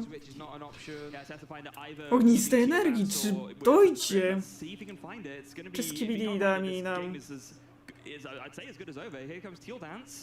Dobra, Teal Dance. Czy jest jakaś realna szansa? I... No, jest R ten wesel. Dobra, jest wesel. It's as good as red. It's half red, half green in Veggie Drago, isn't it, really? Let's be honest. Pretty much a near enough perfect draw there, because now not only can you get the Fire Energy for the Radiant Charizard, but you can get another Grass and Teal Dance again. Yeah, there we go. Who needs to flip the script? Who needs to flip the script? I mean, I'm sure James will still be using it. Oh, yeah, yes, of course. But that, you know, when you sort of digging in these these late game-ish turns, when you draw your out early, it's like, okay, now the pressure's off a little bit, you know what I mean? Every No, card is a mamy już bonus. coś. Okay, there's another Teal Dance. Whoop. Was that Noctowl? Noctowl? Yeah, let's flip the script, draw 3. We'd really like to draw a Reggie Dragon. No chyba będzie znowu win ze flip the scripta. I think that's going to be very quick Ultra Ball fodder, right? Imagine. Yeah, we like that Temple of Sinnoh. Or maybe not just the Noctowl and the as well. I guess it's still a replacement. No dobra, mamy Red Dragon. Noctowl and the Squawkabilly right now. Great point, actually. Yeah. No kart jest już tego u Jamesa coraz mniej. We'll leave Temple of Sinnoh in as long as we need to. Yeah. As long as we have to. Yes. Okay, so there we do see Ultra Ball for Reggie Drago over here. It's going to come down. Needed to No. see that. Okay. Goodness gracious. So that combustion. Zobaczymy, w listopadzie pewnie kupię żółwie będą już powoli zostać. 50 damage reduces the attack cost by 1 thanks to that ability for each price card No, your to opponent has siup. taken, so can be used for a grand total of 1 fire energy. That's one of the best attacks in the game. If you use it for 1 damage, Co my tu for 1 mamy? energy. Chyba It really is. Over to Nico flip now. the Promote script. Charizard, Pidgeot, and then uses flip the script. Okay, what is Okej, mamy stadion. Area 0 is a good start. Area 0 is a good start. Czyli mamy Terapagosa, mamy Briar, czyli mamy chyba wszystkie elementy. Nie wiem co zrobi. They're not impossible to pull off, but they do require a good bit of cards. So Nico is going to have to plan out his turn very carefully to make sure they can put it all together. Ja bym dała jakąś energię. Off the quick search. I think that was a Dusknoir, so that's probably going to tell us going to try and Dusknoir and then KO with active or KO active, right? O, nie będzie Briar, co? Does he have it? Oh no, Ultra Ball. Look, Ultra Ball, that's what. Oh, nice stretcher. Wait, hold on a second. If there's a Blood Moon Nurse Lunan in Discard pile, you can recover it and then just bring it to the active. And Ta! yeah, there it is. Oh wow, it's going to see the. Tak, wchodzi Blood Moon Ursa Luna i Nico Olbas wygrywa pierwszą grę. W sumie też tak można, tak naprawdę.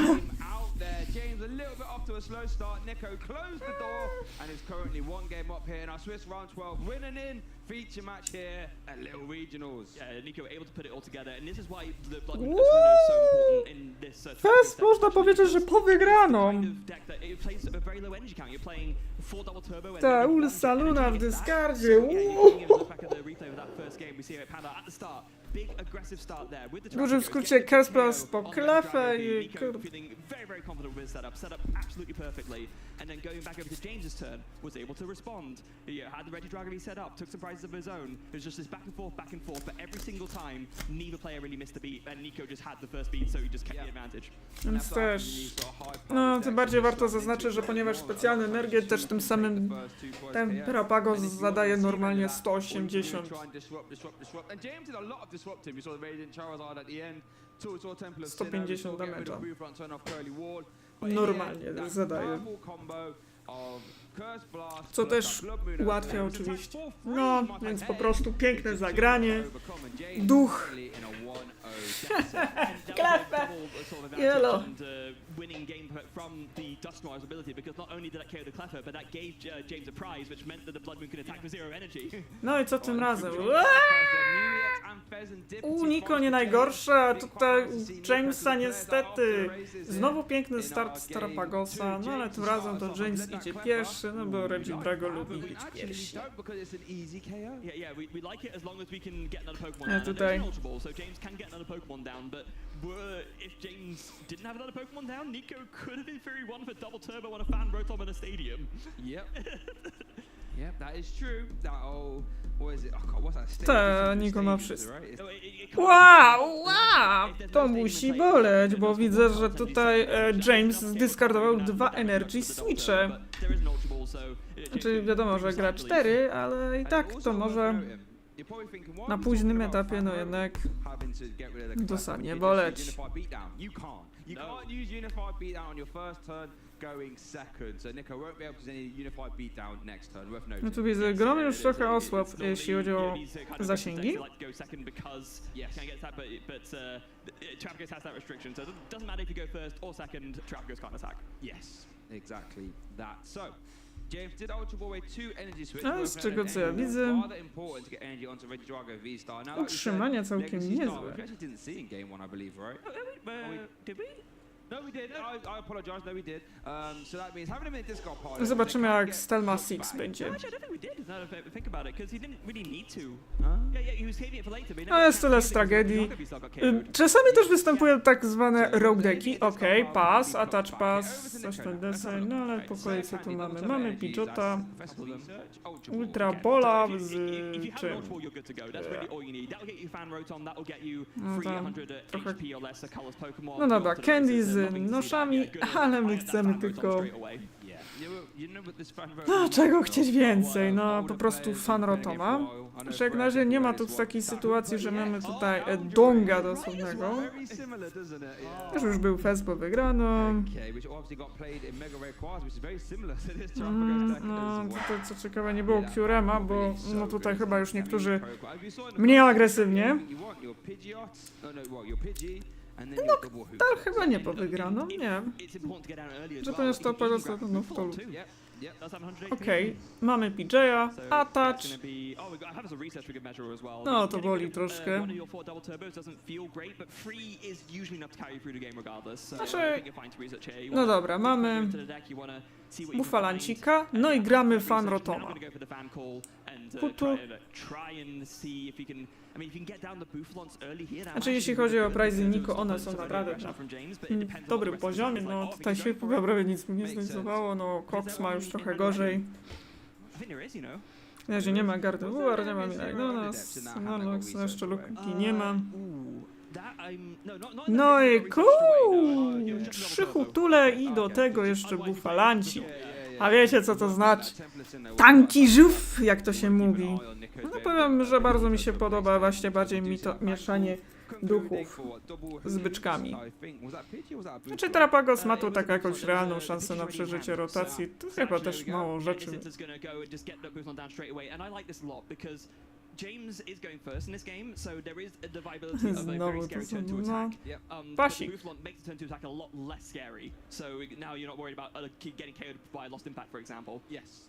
James, after the race, they're going to put Temple of Sinnoh down, play Press Research, evolve into Rage Drago V-Star. Sprytne. Znaczy też, no tak, bo tu trzeba pamiętać, że on nie może atakować w drugiej, więc musiał spasować. No ale niestety, ojojoj, bo widzę, że no tutaj straszny row. No i zobaczmy co tam jest. O, jest Curem.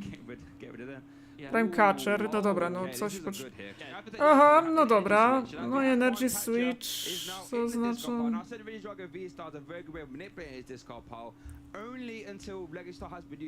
No to tam użył Research.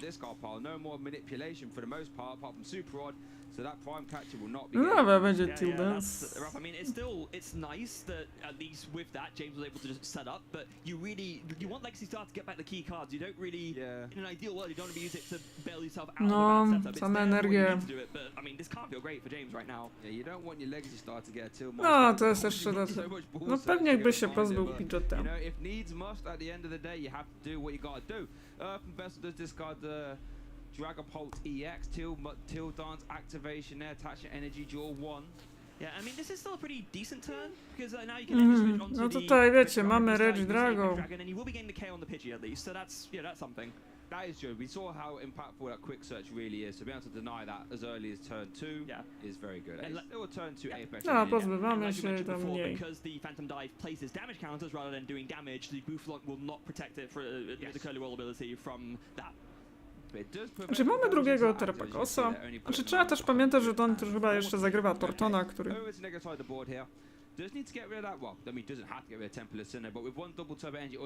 Mamy sówkę. I chyba suwa na pewno po stadion. regardless of the fact that the Temple of Sinnoh does obviously shut off the double turbo energy, you want the area 0 on depth regardless, because you just want the extra bench down, Stadion so you can do the extra damage czy you might be Tortona down. leci? So it's important no matter what. A, widzę stadion na pewno. On patrzy. To letting that Temple of Sinnoh hang around any longer than it realistically needs to. Yes, not at all. But now, be interesting to see what the other card he goes for here. I think a buddy pop-in would probably make a lot of sense, just to try and get, a little bit more going with your setup. Although, what was that? It wasn't a Cassiopeia, was it? Or was it a penny? Penny! No jak to? Penny! That's an interesting inclusion. No i mamy tutaj Penny. Tak, w dużym skrócie chyba chodzi o to, że podniesiemy tamtego Terapagosa, wystawimy nowego i podepniemy pod nowego energię. Sprytne zagranie, co nie? Mamy i Penny. Nie ma tak łatwo. Says your Phantom Dive, your attack basically just plays 6 damage counters, and now Area 0 is online. No i batę. Tak. No i mamy już aktywy Hut i Duch.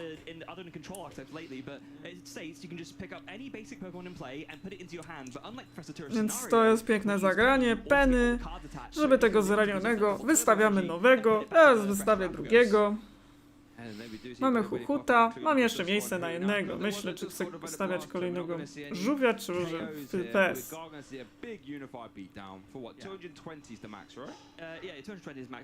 Ale jak na razie atakujemy. No, dlatego też warto zaznaczyć, że Terapagos często musi iść pierwszy, bo w drugiej nie może atakować.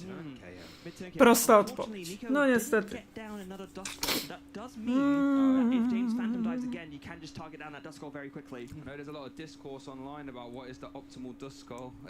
Dobra, widzę, że James szykuje już kolejnego Regio Drago.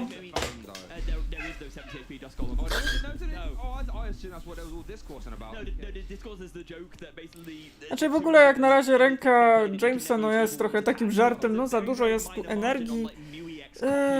No, ale widać, że chłop próbuje. Masz 3 energie w ręku.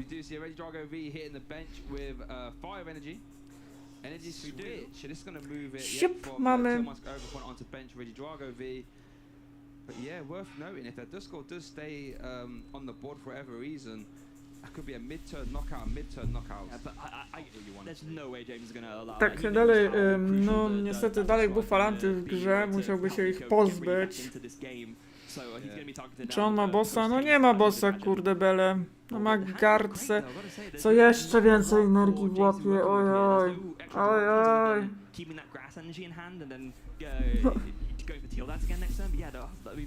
Mieć w łapie więcej energii niż techów, to jest trochę kiepsko, powiem. No, James bierze jedną energię niestety. Oj, musi jeszcze to z powrotem wziąć.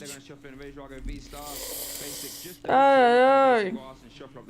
A Wistar zużyty, więc też nie ma mowy o Prime Catcherze. Something that we're missing in terms of they might be better to go for something else, because Nico had a Nestball in hand, so he wanted to. Yeah. No niestety James powoli pozbywa się. Okej, widzę top deck w postaci oczywiście sówki chyba. Ale... Czy może lecimy z Tortonem, zamieniamy...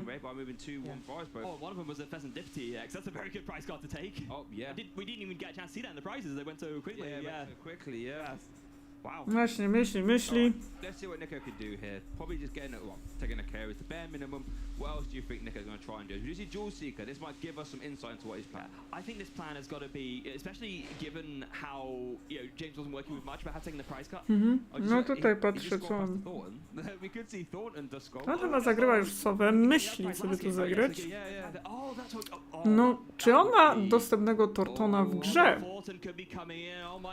Bo będzie ciekawie w sumie, jakby był Torton.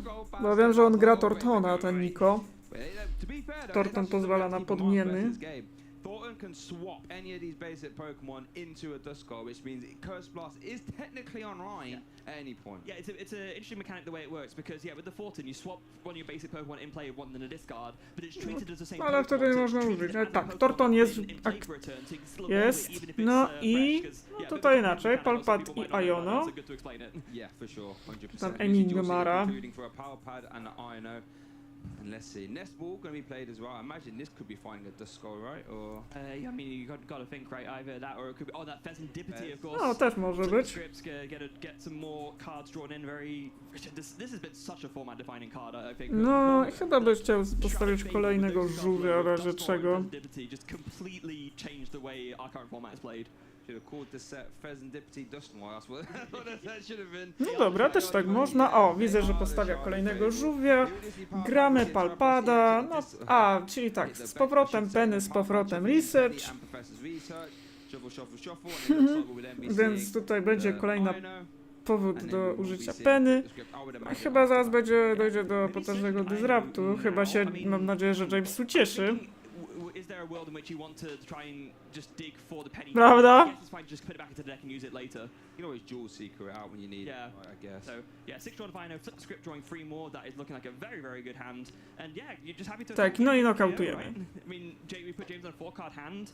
Not that much going on. No Fez obviously was the tak, no tutaj już doszło do... Czy on ma lepszą rękę? No dobra, już taka... dużo lepsza. Really good though, just Ultra Ball, Regidrago V and a Professor's Research. I think you can't ask much better than that off an Ino to 4. No, we'll take that.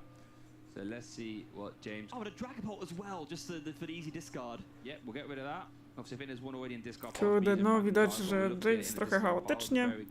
Czy idziemy w kolejny... Oh, interestingly enough, there was...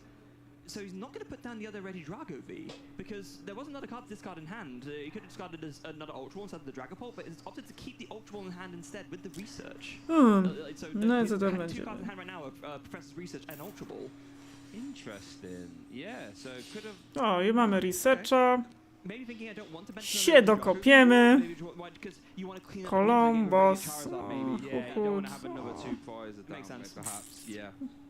Okay, so we do see the Professor's Research being played there for James. We're going to discard the hand draw 7. Just need to get a basic energy, as we do see an Earth Investor. So at the very least, Apex Dragon is now live. Yeah, and of course, going to get rid of that cancelling Cologne. James is not seeing any mana fee, no worry about shutting off that to do a big try for us later on. And of course, you can't use it to shut off Bouffalant either, because you can bring one in the deactive and cancelling Cologne it, but then the other one also has the ability, so it doesn't matter. Yeah, that's an interesting little... Till Dance. Till Dance activation, draw 1. I co to będzie? Nest Ball, dobra. To będzie już. Będzie flip. Kolejny flip script będzie, tak? Czy Fez będzie?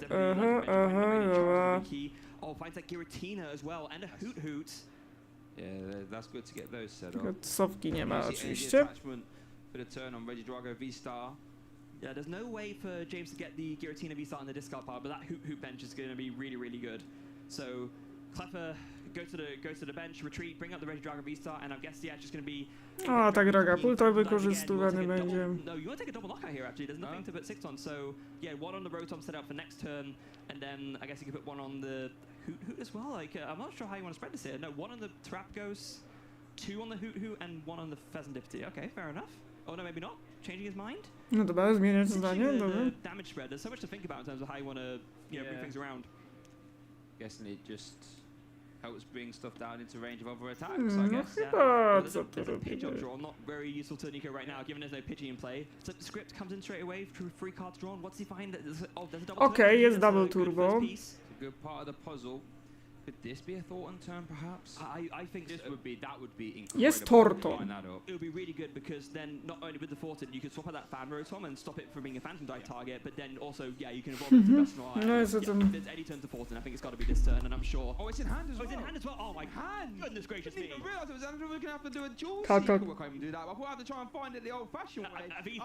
No chyba będą trochę utrudnione zadania. Okay, so Thornton, as we said... Jest Torton! Pokemon from play with one of your discard pile. Oh, you can swap the Fez as well to deny a 2-prizer. Right, I like that. A baba z sędziego? So yeah, the Thornton will swap one of your bench Pokemon in play with one basic Pokemon you discard pile. And as Farah rightly said, Ale może. term, O, czy pozbywały się... Wait, no, but you just put the first down. So now you can't rare candy, right? What do you mean? Wait, no, was the first down last turn? Yeah. Wow, patrzcie. Yeah, don't mind me. Tak. Curse Blast is now online. 130 Tak. damage count. Bardzo ryzykowne. Chyba czapnie przy okazji. Yes, it sure is. I got mixed up because James just got down. Yeah, James that was it. Yeah. No, czy on w stanie naładować kolejnego Regiego? Na pewno... If you're James now, I mean, how do you play around Fortnite at any time? You put James probably... Znaczy, z tego co wiem, to ten fest był już wcześniej. No, trochę z Tortonem jest trochę skomplikowana sprawa. Ale był wcześniej. Now James is in a very similar situation to the way he was in game 1, where there's no Regidrago B-Star out, so now you really have to dig for this Radiant Charizard to finish out this game. And there is a Nestball and Fire Energy in hand, but I mean, it does 250 damage. After the 60 reduction for the Curly Wall. No ale duch, ale to tak dla zasady, bo no drugiego razu już nie użyję. Building a wall for James, just try and get around there. Turbo i Iono. I've always found it interesting as a booth, I didn't see Ile as ma? much play, 'cause I think the Jakieś card is incredible. Trapagos. Unified beatdown for game. Hang on, James is off to the races though. Czy What ma? have you seen? Nest ball. Oh, wait. Nestball. Wait, boss on. Wait. James only one prize left, of course, because of the Dustmore. Oh, never mind. O, niestety jest 1-1. Combustion blast onto Noctowl, onto anything A actually. tak jak mówię, do tego jacyś spoceni ludzie tym grają. To take game 2. Yeah, that's. I think I thought that the prize already been taken, but Takim no, James gównem. did two prize knockouts, so with the Dust Lord and one prize, yeah, Boss's Orders comes in and gets the easy KO. So Curly Wall not useful in that instance, unfortunately. Well, this still put the Cody Wall up, but it's not enough when you slam it into the other ball. Not really even activating. No cóż, teraz to James jest... Teraz mamy takie... My friend, and let's shuffle up and get to game 3 now. I'll be honest. A lot of the time, these decks can go quite fast. You might have enough time for a game 3. Yeah, I think so. And both these players are playing fast as well, just physically with their actions. We can just see it here in the replay, just going super lightning fast. James with that really awkward start, not able to do much of anything, but that legacy star, V-Star No power cóż, there being used. no to jest 1-1. Znaczy na pewno Niko by chciał zacząć pierwszy, no też przez to, że tak jak sobie wcześniej nie może atakować w drugiej, no bo to jest taka restrykcja przy Trapagosie. O, no. Wiecie, nic nie jest piękne.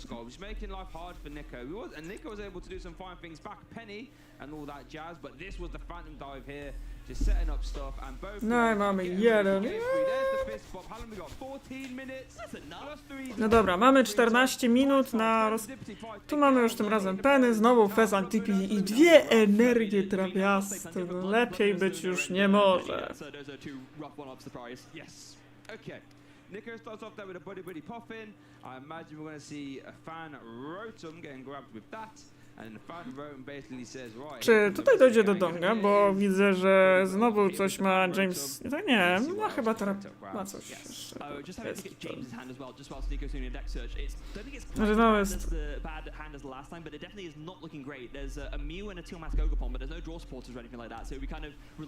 No. Tak, tu mamy ducha i fan Rotoma i od razu używamy fan You can if you want to, but you can if you really want, but yeah, I think there's a bit of discussion there because he put it down. Is that committed to that? But I think James is saying, you know what, it's fine. It's I think James knew what Nico was going for, so saying, you know what, it's fine to switch it. Yeah, you know when you're trying to play fast and all that, sometimes you know you just see the colorless Pokemon, you put it down. But let's see what happens. Ja się pomylił chłop, widzę. No to chyba trochę babolek lekki, ale no naciągany, ale powiedzmy. No to już jest dyskusja z sędzią, ale sędzia chyba widzę mu trochę daruje, bo to tak wiecie, ciekawie, że ten babol sędziego, czy gracza, taki lekki babol wychodzi. No ale sędzia to tak chyba widzę umarzył.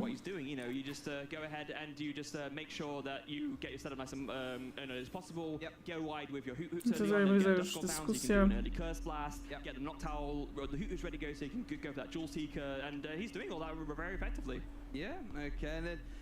It's just tough though. Game threes when you're getting into this sort of winning in scenario. You know, you've been there actually. What goes through your head in winning in, game 3 as well, right? It's especially in a situation like this. I've been in this exact scenario before. So, so my 2016 Worlds run, my last match was Lighthouse against Frank Diaz, and you kind of have to just shut everything else out. You know that this match basically means whether you have a chance at making top 8 or not, because bubbles and all that. No, I'm not going to go to that story again. Let's not go down that road. But regardless, you know that there is so much on the line there, but you have to just keep calm and just play your deck the best you can. It almost seems like a bit of a cliche to say, but if you're not going to do that, then you're not going to play well and you're not going to win. So you just can't think about it. Yeah, you have to just treat every game, treat every turn, as it comes. But I had winning in for a top 8 international challenge. I managed to win that one, but I had weakness on No dobra, no tutaj jest nieciekawa sytuacja, no tak się chyba pomylił zapewne.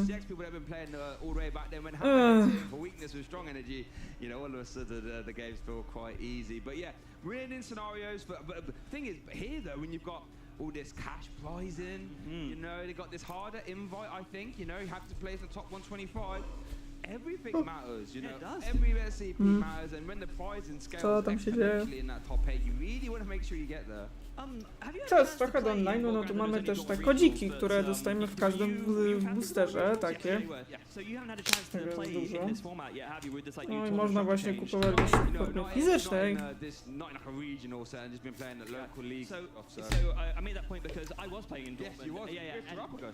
No, można otworzyć też karty w TCG. The feeling that you get in terms of wanting to carry on is so much more, because every single point counts now. You can't just reach a certain threshold and think, oh, I'm done, I got my invite. Now you need to stay in the top 125. And I definitely felt it. Co tu się stanęło? No więc jak na razie mamy dyskusję z sędzią. Znaczy raczej nie jest to coś na jakieś price penalty czy coś. Make or break your run, and it just gives you less margin for error here. So that's why you want to try and take those ties into wins as often as possible. So yeah, it's just a tough scenario to be in at the very least, and it's not a place I want to be in. I'd rather sit here and talk about people who are winning it. Well, to that exact point, do you see yourself playing at regionals this season at least? You UIC last. I got points. That was my car. I wasn't going for top 8. I was playing the Alga. I loved that. Managed to get some points with that. Loved that. I think I managed to do the most damage in one attack in the room. It looks like play might have been started here. So let's even get back down there. And yeah, it looks like this turn for Nick. Okay.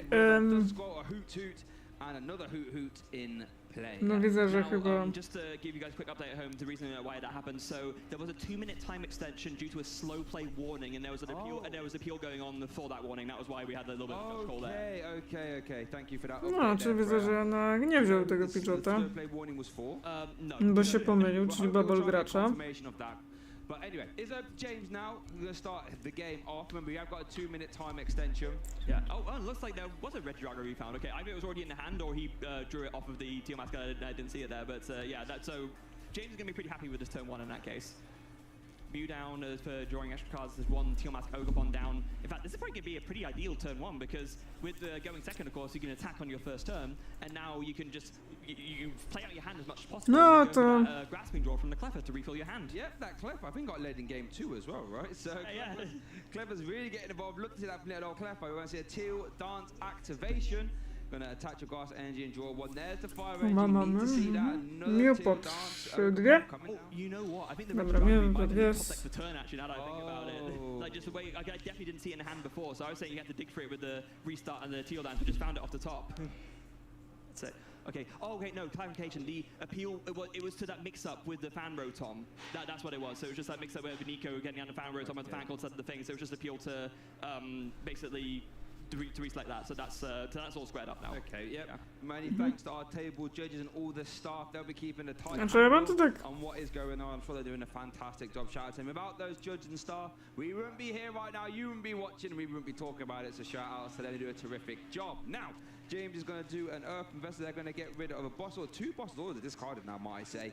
Another Teal Dance actor. And again, this is a fantastic start for the Reggie Drago V deck. Yeah, it really is, and also now, even though those 2 bosses were discarded, as we talked about Gracza before, chyba był. A w bingo niestety chyba nie mam. There we do see grasping draw. Yeah. Okay. Tops up the hand again. Tops up the hand nicely, and then it's over to Nico now, who's going to start us off with that Jewel Seeker Freya. We love to see that. Yeah. Yes, I'd love to see that. So go searching that deck now, and I imagine going to be grabbing an Area 0 Underdepths for sure. And I think much like in game 1, Nico is going to want to target down that one Reggie Drago V as quickly as he can. O, Well, it looks like gonna go for the iron. ale dobra, no. That's not what No iron nie is. będzie to znowu. O, Featherball. Catches in hand already. Chyba Rotom, no. A, to czyli nie taki bubble w sumie. That's gonna grab Dust. W sumie też tak można, tak naprawdę. To keep that ban rotom in the end. Yeah, because well, now it's in the discard pile. At the very least, Ultra Ball Fighter. Yes, so there it is. Rare Candy into the Duskmar, and then No zawsze można się... Prime Catcher, bring up that Reggie Drago V, and then go for you go to the No, bardzo dobre zagranie. use the ability to KO itself, and then bring that trap goes back. Terapagos, Bufaland. Wchodzimy w ducha. I Iono będzie. Niby bubble, a jednak nie. Oh no. Bufaland.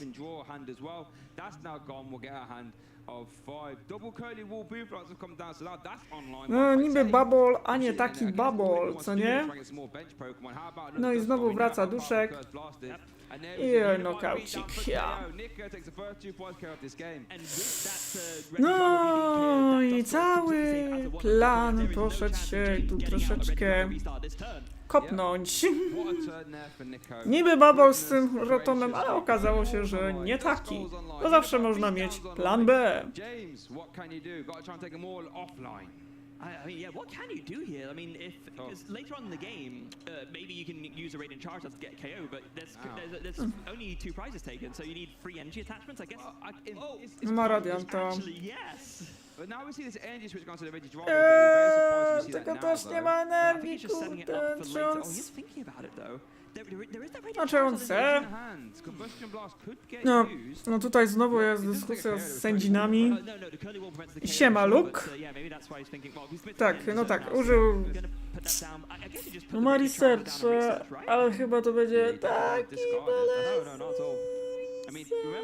Użycie taki bolesny, no w sumie wystawimy Reggie Drago. Radiant Charizarda, przepraszam. No ale co z tego, że nie, bo dopiero co wystawił. Niby bubble u Niko, a jednak wykorzystany przepiękna gafa została. Okej, widzę, że setupujemy kolejnego jakby co, ponieważ no jest ten stadion. To on może robić coś. Reggie Drago v Star for James, but what do you? I don't know what we do here. Well, I mean, you still get the 2 Reggie Drago V down, because then at least you Tak. know that there's no way, unless there's some like forcing shenanigans, it's not like Nico's going to be able to take down both of the Reggie Drago Vs and win the game. So you put 2 down, maybe one get KO'd, you can get 1 Reggie Drago V star out. We see another nest ball, but I just. Do we just end the turn with a grasping draw then? I guess so, yeah. It's still a single prizer, right? I think that's probably your best option right now, just to... making further use of the areas that are under depth nest ball for a hoot for good measure. Yeah, we like that. Like that. This really is the mirror match going on here. And you know that none of these bench listers are going to be discarded, because there's no way that Nico's going to get rid of his own stadium. In fact, I don't think he would play the card that would let him do that, apart from his own, I guess. But, that's not even coming into play anyway. So yeah, grasping draw. Robimy grasping draw. So now it's going to be on Nico to find more gusting cards. Okej, widzę, że Niko ma kolejnego w ręce słówkę, czy tam... Yep, Jewel Seeker's gonna basically line up anything Kolejny Noctal i chyba lecimy po cukierka i bossa. No nie, cukierek jest, no po bossa sobie pójdę. I to chyba najlepiej na naładowanego już. Czyli Puffin z bossem, dobra. Puffina od razu użyję, bo kolejne słówki.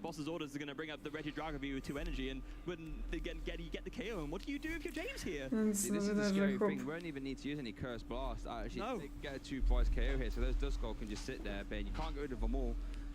There's boss is always going to go for 2 NG Reggie Drago V. Unified Beatdown does 220. You've got 8 cards on your bench, so that's a nice crisp clean KO. James nie potrzebował. Nico takes another 2 prize cards. Myślę, że te karty to tylko kolekcjonują, a nie grają. I tak, te karty są też do grania. No jak widzicie, tylko, no tak to jest, no widzę, że coś tu, no nie ma niestety ognistej, więc coś będzie próbował zrobić. Tak, te karty są też do grania.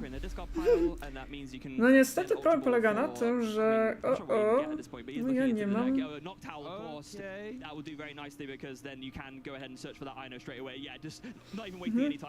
Widzę, że zagrywamy sówkę.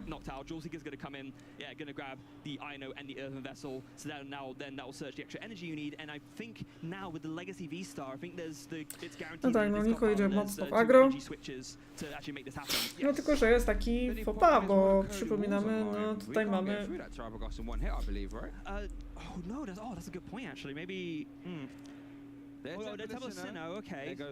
No dobra, pozbywamy się Sowy i Fanrotoma.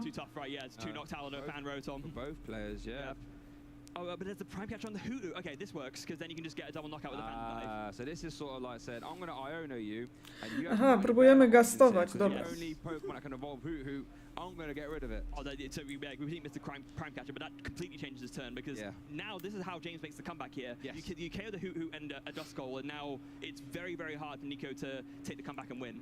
So we do see Legacy Starters, Energy Switch have been eyed. I imagine they'll probably be the two cards, unless James manages to draw into them. Here we go, Legacy Star, discard top 7 cards of your deck, take back any 2 cards from your discard pile, but yep. Tutaj wezmę kolejne switche. To co, robimy Curema po 3 poki? Nie, robimy po... Aha, no tutaj widać jak James troszeczkę nerwowo reaguje. A po co te kości? A, te kości są, no mają dużo zastosowania. Właśnie, albo właśnie do oznaczania obrażeń, albo właśnie do rzucania. Widzę, że no ten Nesball po Feza. No, tak same kości też służą do rzucania, żeby robić head and tails, no i właśnie też do oznaczywania właśnie.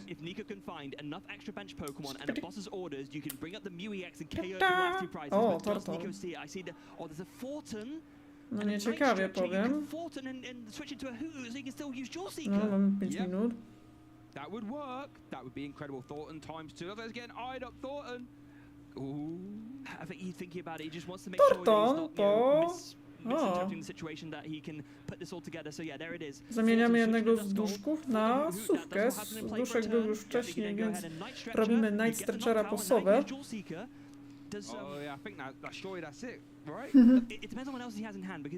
No i od razu używamy. Po chyba.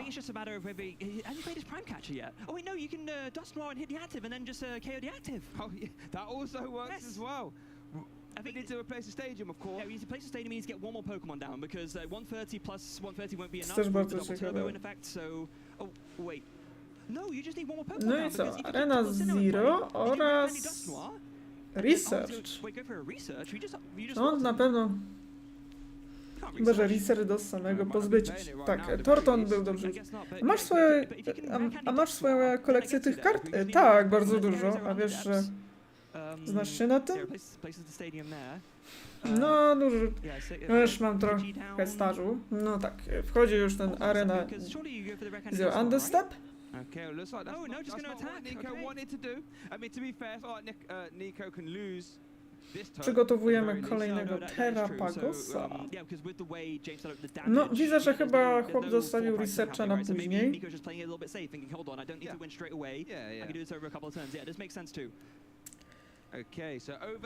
Cóż, no mam tu swoją kolekcję. Czy to w pudełkach, czy oczywiście klaserach. James coś jest w stanie zrobić. Zresztą zauważyłem, że to już jest drugi raz, kiedy James sobie się prajzuje Fezan DPD. No.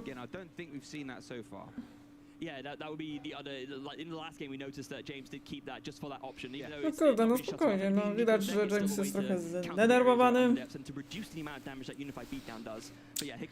Czasami zestresowanego gracza można czasami rozpoznać po tym, że się ręce trzęsą.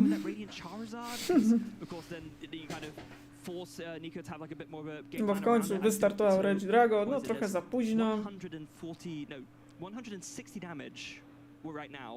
on this Reggie Drago V-Star. So one Cursed Blast can get the KO. There's a bit of a tricky interplay here. Yeah, you almost certainly want to go for this INO because you put Nico down to a low hand size again. There's still no Hoot on the field, and Thornton has been used now. Yeah, Thornton has been used now. Indeed. You have to imagine PJ being alright. Surely this INO has to stick, right? You think so? No, INO razy But then dwa. you need to KO this Terrapagos because otherwise you just attack again and then the game's over. With the currently walls online now. Oh yeah, Czy yeah, idziemy- the KO and there was no Czy idziemy w tak Oh, sorry, no greedy? you can't attack with a Radiant Charizard. Yeah, that's a jam Jamming tower. Tower niepotrzebne, I mean, tak. you surely just get rid of the Noctowl here, right? No bić? Yeah, I think it's A, got to be. super. Gotta keep No, those w sumie... trading walls online. Czyli chcemy iść bardzo, bardzo greedy, tak swoją drogą. One damage counter. Lost Impact actually does enough. That's why they're part of the fountain. Yeah, that's what it is. So yeah, you can wtedy już actually wchodzimy... can kill the Terrapagos. Okay. So that was actually very clever already with the Phantom Dagger. Dobra, nie idziemy w stronę greedy zaskakująco, bo tak jest. No widzę, że już James nadrabia. That is why James Coxon winning in with Czy jest Reggie to Drago. tak? It's a bit hard at the start. Okay, what Ultra has Ball? Nico actually got here? Ultra Ball INO. I think he's debating whether he wants to INO first and then flip the script, or which way around he wants to do it. Nest Ball, stick one card, I like that. Shuffles the deck as well. Co tu The idziemy? research was put to the bottom. I mean, because all you really need is a double turbo, right? If you get a double turbo, you just attack and win the game. Nico does not need a lot. Candy Dustnod get him there too. Yep. He has outs. It's just about digging for them. Oh, there's the Blood Moon Ursa Luna as well, so he can even maybe if he can get the if you get the Dustnod, you win anyway. But that would be. Jeszcze będę pewnie przerzucać na tego Terrapagosa. Już niedługo. Here we go. Double turbo energy. Czy robimy mu większe... No, skibidi, patrz, będzie energia. A nie. An Ultra Ball that's not going to get there. Oh my goodness. Even a draw support. I don't think so. I think it might be Finn the deck. Wait, what is that fancy looking card? I can't tell. It's which one? Oh, it was a trap. My bad. Yeah, okay. You play Ultra Ball here, you fin the deck as much as possible. I don't believe Nico's playing Dustclop, so that isn't an option. So yeah, you just grab whatever just so you don't draw back into it. You play the INO and you cross your fingers and pray. INO to 2. Double turbo energy or rare candy dust or has to be wiadomo, że those two cards. Edge of the seat stuff for the winning in. It is coming down to the last draw. These two cards off this INO. A double turbo or rare candy dust clock. No kurde, aha, już wchodzi terminacja. No to już jest kolejna gra, w której już wchodzi terminacja i to jeszcze... Powerpad and something that wasn't a double turbo. That was a Briar. For free. Briar. Oh no. It's not useful right now, unfortunately. James on 2 prize cards as well. Oh. Just consulting the discard pile here. We haven't missed anything. No chyba James może to wygrać. Yeah, so no other way to draw. Flip the script has been used. I mean, the INO does help Nico a little bit. It means that it's not like he's guaranteed to lose straight away. That now with the Terrapagos in the active being fully fresh, there's no Lost Impact KO at least. So yeah, it's going to have to be Pal Pad, shuffle in some draw support as I guess. And worth noting as well, I don't think it's going to be super relevant here, but time looks like has been called. We'll get confirmation Yes, it has. of what turn it is. There's a dice with a 1 up now. There was a time extension, but we had it reported that that was added to the timer. So our timer is accurate, and yeah, time has been called currently. Okay. So we'll try to get confirmation who is, if this is turn 0, I imagine it probably is. But yeah, Power Pad are going to shuffle in those 2 supporters. But you're right, without that prior 10 damage, that Terrapagos EX in the active is... Tak, już wchodzi terminacja. It won't be KO'd by Lost Impact, so... Boss's orders on Fez would get there, though. Yes, Boss holds on Fez Dipsy actually, or even on... on Fez here, this way. So let's see, down to the top deck, what does... Mógłby być Fez po wygraną, a to taka lipa. Is it going to be Ultra Ball and then you go for the restart? I think it might be. There is no area 0, so we won't be able to grab Pheasant Dip to yourself. Yeah, alternatively... It is restart for 1. Czy coś będzie? What's orders? Is it? What? Show us, James! Show us! James, you showman! Wait, what was it? Research. No, there's no way, right? He'd slam if it was a boss, they'd be getting slammed down. Yeah. Oh, it's a research. I mean, it's not a bad card. No, it's not. But I believe James has Dobra, uciekam. Idę parę premiery w CDQ. Okej, spoko. Trzymaj się, okej, dziękuję bardzo, że miło spędziłeś czas. At the edge of their seats, at the end of the turns, in the time turns, just falling a little bit short, each one of them. Yeah, it's just everyone's so close, but we're trying to piece together these late game combinations. you know, a 3-card combination, you need to get all 3 of them. 2 doesn't get you there. No, so yeah, No, Phantom chyba Dive, widzę, że another idziemy w 40 multi-knockaucik, onto więc the Jezus, bench. Buffalant, and then Czeko. maybe he's thinking about KOing it, maybe? No. You don't want to activate flip the To jest script, do you? taka... No, of course No not. chyba nie So chcę. yeah, 40 A and coś then, ty or knoci 10 and widać. 5, and then yeah, be another 140 on the active. What does Nico draw? Double turbo win the energy. game. Oh, that was a hoot. I mean, that was a noctile, I should say. But yeah, no way to get Co it my down. tu I mamy? think that's it, and No Nico to scoops, niestety and nic James z Cox tego. wins the match and has enough match points to Się advance tak to the top 8. zajonowali jeszcze, bardziej się zbrikowali, no to James Cox wygrywa grę. No, zabrakło z resursu. Widać, że chłop się starał. Ale kurde, brakowało mu. Znaczy szło mu dobrze, tylko James niestety nadrabiał. In order to Rapagos decks, I'll be honest, but it seemed to put in a lot of value there. I mean, it bought him No the to turns good. that he needed. I mean, if granted it didn't end up working out in the end, but without those Buffalands, he wouldn't even stood a chance. James would have won. No też faktycznie, gdyby nie ten bubble. Wow, there we go. I think we have our replay rate. Let's take a look at the sort of key moments throughout that game. This is in game 1 where Nico was just off to the races, quite honestly, and James didn't really manage to get much in this game. No to szkoda, że też gdyby faktycznie mógł tym Pidgeotem. No właśnie, gdyby nie to, że wziął Rotoma zamiast Pidgeotem, a jeszcze sędzia takie, ne. No i tak mimo wszystko dobrze sobie poradził, no. W sumie tego Reggie Drago to są największe jak dla mnie przegrywy dosłownie. Nigdy nie zrozumiałem tego fenomenu. Deck, który z dupy się pojawił, no wcześniej nie był popularny. Nikt się nim nie przejmował.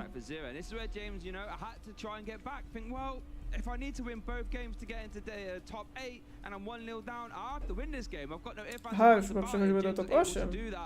With the phantom dives and, you know, had to do that legacy style this game, which we didn't think, you know, wasn't the nicest, having to use it for double energy switch, but if it gets you in the game, it gets you in the game, and that's what James was able to do. Yeah, you could see how much James was struggling. We talked No cóż, zobaczymy jak pójdzie. When you're up against someone that you know is, you know, just as skilled as you, and you're both at the highest level of play, you know how much of a struggle it is, and we can see that on both these players' faces as they were playing through, but both of them just... No bo też chyba tym samym trzeba się już walczyć o zarabianie.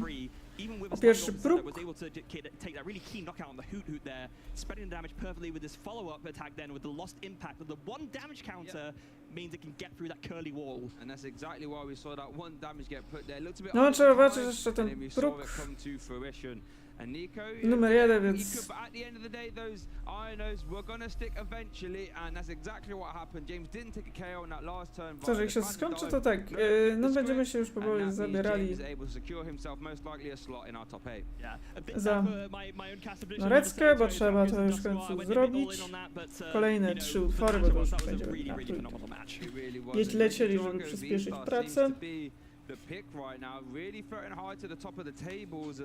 Put in a convincing fashion. A deck that I feel was really popular at Worlds. Now, was it 4 in top 8, I believe, or something? 3 or 4, yeah, it was a lot. 4 in top 8 at Worlds. Ale... Not to say it's fallen off massively, but it Tak, really to jest tak dobry bubble, że nie wiem czemu. Metagame share, but now, I think looking around these top tables here in Lille, I saw a lot of them in the top table. You know, Kywin was playing it as well, who's, last time I looked, was undefeated. So, could it be Reggie Drago V's? I don't think any of us picked that actually, did we? No, I don't think so, but By się przyjmować, co? we have an Inti ready with a winner. Over to the lounge, let's take it away. Dobrze mu poszło, mimo wszystko. Good game był. Which is quite an important part of this Reggie Drago deck. James, that was a tight game, a thrilling game. How did it feel up there on the table? Yeah, it was definitely very nerve-wracking.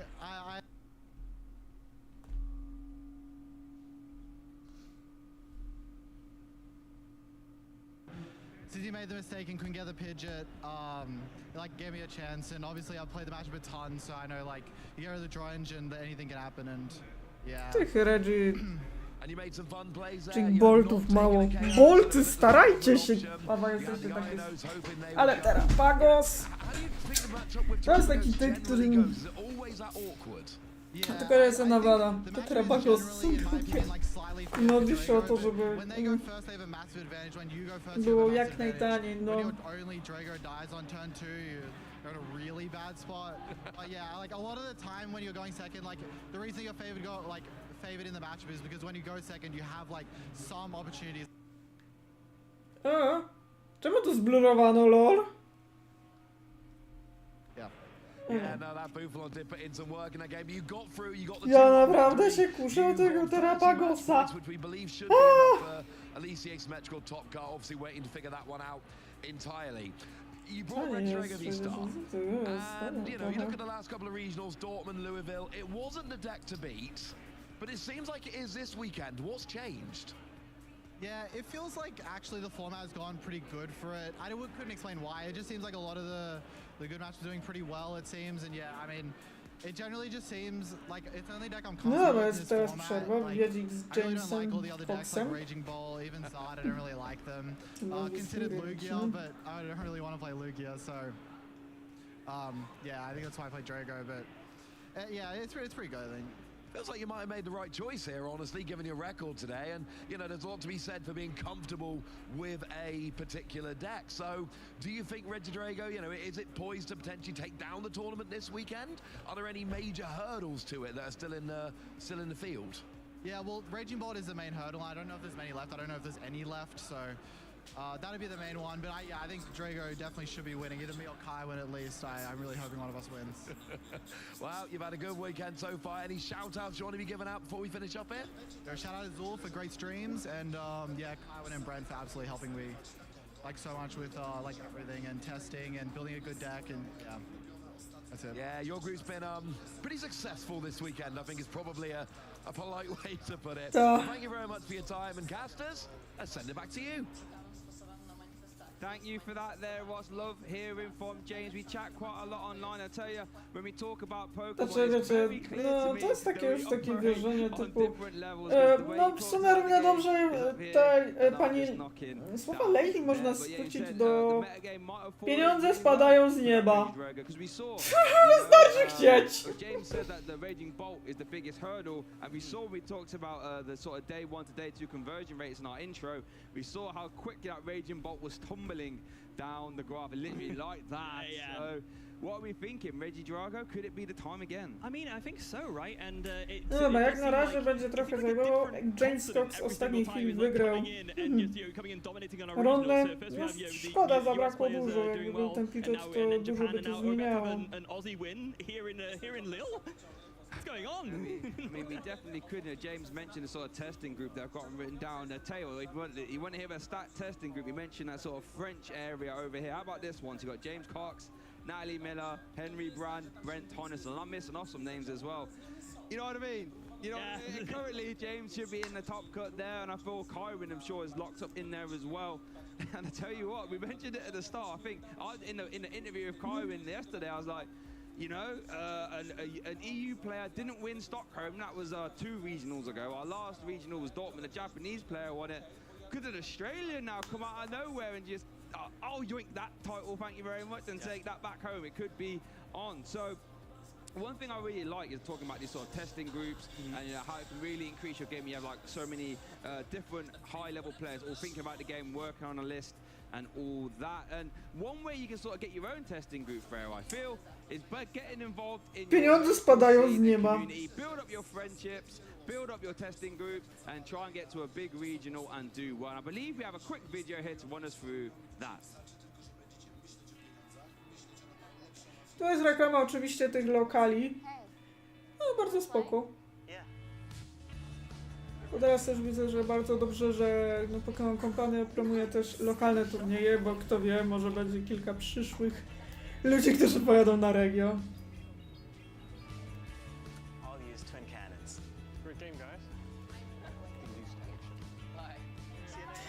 W Ludiversum niedawno już otworzono, kurde, ligę gier komputerowych. No to jest właśnie do znalezienia swojego lokalnego.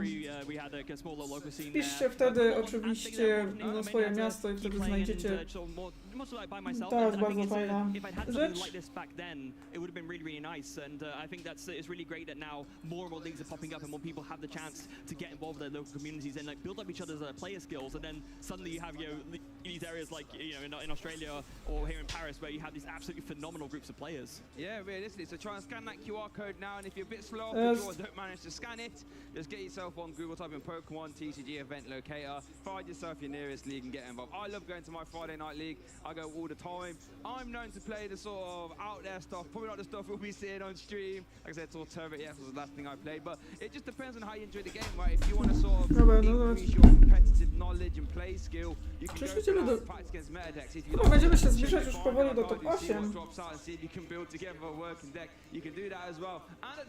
Znaczy też chyba to też może być tak, że dużo osób mogło odpaść po duchach, bo te duchy, kurde, są tak nawiedzone. Nie, czemu ja nie odpadnę, może pewnie sam ale jebie duchami. I want to share some passion myself here. Oh yeah? You know what? I love the community bracket. I love the pace. I love putting my point across. And you know what? Above all else, I love winning. So I haven't had a chance to do this yet. I want to put my stamp on this community bracket. Okay, so viewers, Jest jakaś blogia. for about 30 seconds to pitch to you. Jebane chuje. Cornerstone Ogerpon, the Ogerpon showdown, as it were. Then a Twitch poll will open. So if you watch it on YouTube, on Twitch down your phone or something like this, new tab, and then when the poll goes up, you can vote on what card you prefer or who put the best pitch forward, and then the winner will advance onto the semi-final. Then we'll have the final later on.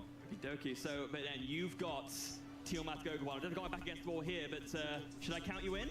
Oh, am I going first? Am I? Yeah, okay, cool. Yeah. It is at the top of the bracket, so 3, 2, 1, go! Right, let's just be. I don't really need to say a lot right now. How much of the metagame is dominated by Teal Mask Ogerpon? We just saw Regidrago on stream. So there we go. That got 4 top 8 slots at Worlds and got a top 8 or 9th, I believe, at NAIC. Raging Bolt, the most popular deck here in day 1. Teal Mask Ogerpon. What Louisville? Oh, yeah, it was a Teal Mask Ogerpon deck with Raging Bolt. It's just a good card. It attaches energy. And your dance is over. Sorry about that. And it activates Fire as well. Hey, I snuck that one in, didn't I? Yeah. All right, so yeah, again, credit where it's due. I know we're back against the wall here, but I am going to put up a stony defense for Kona's at Cornerstone Ogerpon. Yeah, so are you ready to count me in? Oh, I'll count you down. 3, 2. Znaczy, jakie my mamy marzenie? Tiamat Ogerpon, great card, right? What's it have? An ability, and what Ciekawe, czy będzie tak jak w przypadku Pultarza zamiast Ogerpona, Team Maska, lecimy kuźwa z... Znaczy, Cornerstone też jest dobry. Że wiesz, no ale Czarek nie może cię walnąć. Czy Snorlaxy stały się coraz bardziej znaczne, tak sobie mówię, no i to Rata kosiarka! Nie ma żenerki! Okay, fair enough. I mean, it's a good card. It's a good card. Polls are open. I've just gotten word. So yeah, the game. Remember, as we mentioned before, it is only on Twitch that you can vote. So you can watch on YouTube. That's fine. But if you want to vote for the community prediction bracket, you've got to get over to twitch.tv. So get your votes in on Twitch right now. Co? Yep, get your votes in. Po rotacji wrotą kosiareczka. Teal Master, that's a great card. It's a tough one, but we saw some upsets. I think, what is it? Calfantula, Pink Dragon. Okay, that's wild. So I know you guys are the, you're a little bit of a mute. First another curveball from your bone, maybe. Dragon, mamy 6. Stranger things have happened here. The poll is currently live, so get yourself on Twitch. Vote for your favorite Ogerpon. The Ogerpon Showdown. The Ogerpon Showdown. As it were, yeah, half-fire one. That's not getting involved, is it really? It is.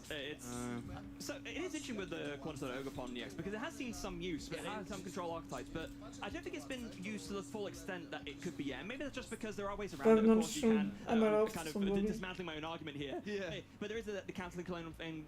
There are ways to play around it. Like you can just attack something without an ability, but there are a lot of decks that really can't do much because I mean abilities are very, very good things to have. Generally speaking, the Pokemon with abilities are the ones that end up winning. Yep. So yeah, it walls a lot. Yeah, and I remember when I was table walking yesterday, I was going around the sort of higher tables and I saw the a cornerstone no upon the active, and it was attacking. I think it's demolished the attack squad, I think, right? And then what was it attacking into though? Another cornerstone. I saw an attacking cornerstone mirror, and I was like, oh wow, I didn't think I'd see that. I watched it for a little bit. A tak swoją drogą, to ja sobie jeszcze tu zupełnie inne. It goes through anything, so you can't just have two cornerstone ogopon. Yeah, just like. No, a tak propos wróćmy do bingosy. Reminds me of like the in the animated series, like the Metapod stare down. Oh yeah, you remember the Viridian Forest? That was a fun one. I do, but I think our results. Powinieneś. Here we go. I'm intrigued to see. Come on, chat, show me the money. Yeah, we.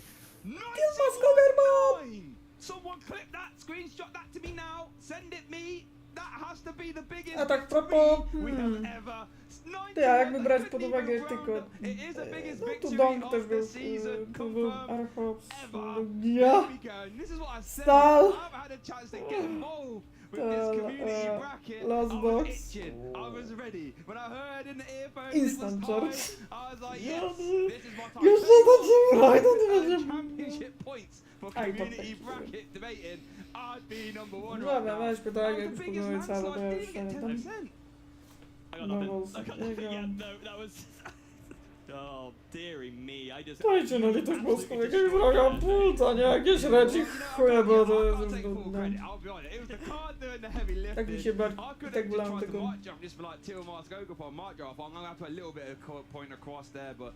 I mean, let's be honest now. Let's step back from that. Yeah, that was a hard one for you to try and get go for is that, you know, it itself, you know, Cornerstone Ogopon does wall Teal Mask Ogopon, but you're not attacking with it, so it doesn't really matter, right? Yeah, exactly. But Cornerstone's it's not a bad card. I mean, it has its place in the meta game. I'm sure we'll see it more played. Do you remember when Raging Bolt decks first sort of taken off? You actually played it in there, right? It was meant to be a little bit of a way to disrupt, but just sort of fell off.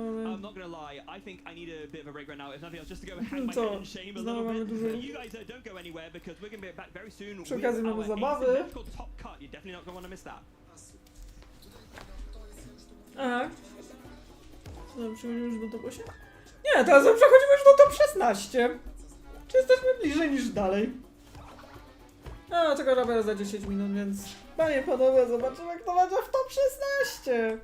No tak, co ciekawe w amerykańskich nie było top 16. When I started playing the game, there was not really anything like an international level. There was the World Championships once per year and the German Championships once per year.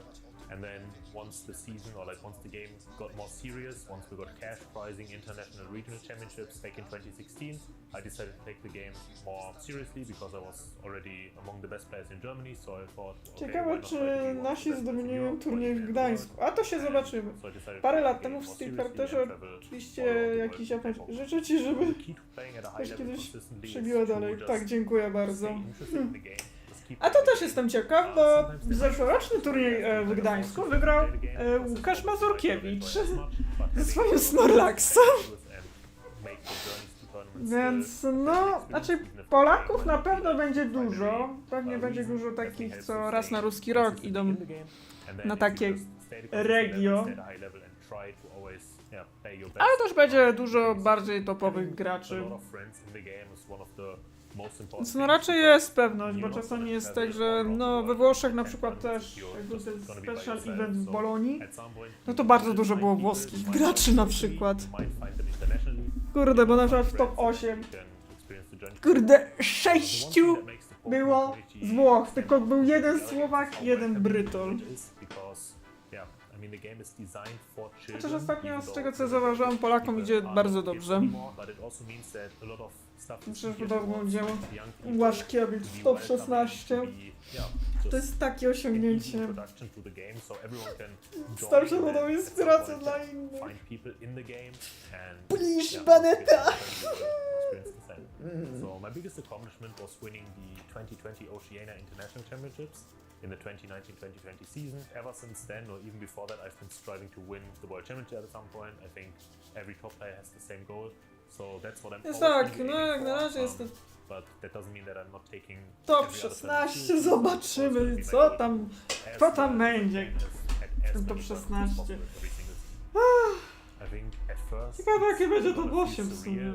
You might not even experience all the feelings at some point, but then once you By nie było żadnej Regi. the people that are gonna Ja chcę, żeby nie było żadnej Regi z and suki. you realize, okay, what has actually just happened, then it's just going to be excitement and relief as well, because you finally accomplished that one thing that you've been aiming for. Dobra, jeszcze 8 minut. Tak, zaczynamy w top 16. No tych graczy nie było tak za słówkę. The Pokemon trading card game is an exciting way to enjoy the world of Pokemon. Więc... You play at home numer... with friends and family. Aha, to mamy zaś takie tutoriale.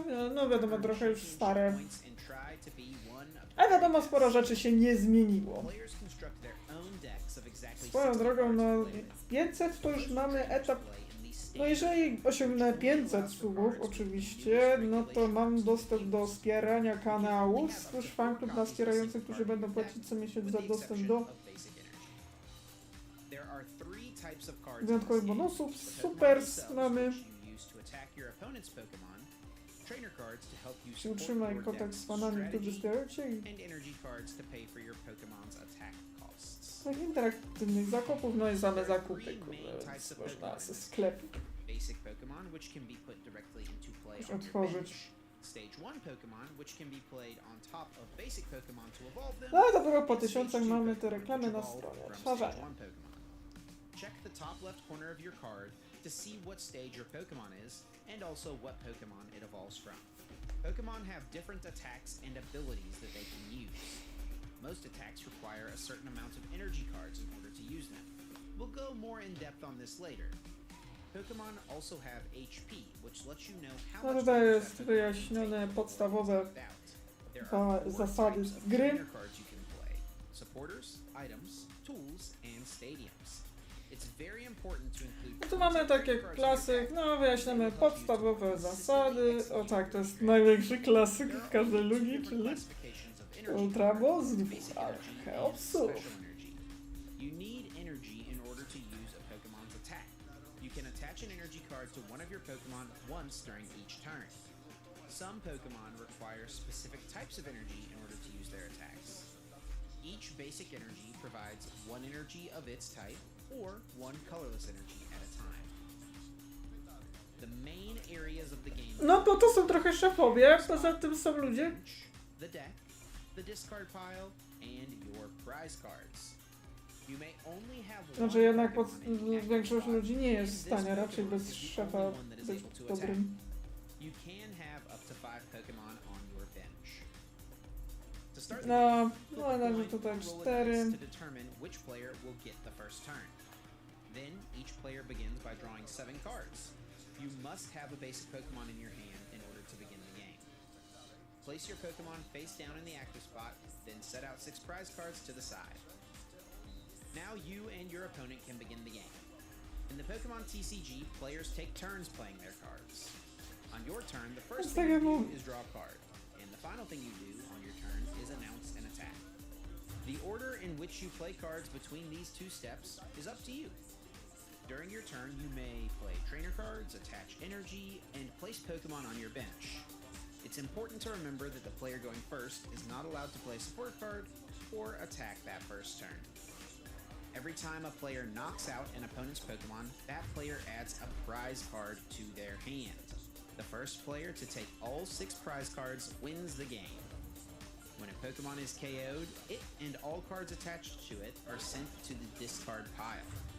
A Pokemon from the bench must immediately take its place in the active spot. If a player has no benched Pokemon to make their new active, that player loses the game regardless of how many prize cards have been taken. As mentioned earlier, players must start their turn by drawing a card. If a player has no cards remaining in their deck at the start of their turn, then that player loses the game. These are just the basics of what it takes to play Pokemon TCG. Be sure to tune in to our Championship Series coverage, and to learn more, visit pokemon.com/play. Tak, musimy się spotkać najczęściej w jakimś food courcie, chyba w Maku. This is the final international event of our 2024 season, and we're so excited to watch our competitors solidify their invites to Worlds 2024 in Honolulu, Hawaii. the stakes get higher and higher the closer we get to that coveted world champion title. Dobra, to tutaj... This is your last opportunity. There is a lot on the line for every single player out here. It has been a long season with a lot of Pokemon coming out on top. Hello, Pokemon fans, and welcome to the kickoff of the Nie, złodzieje się sami 2024 pozbywają.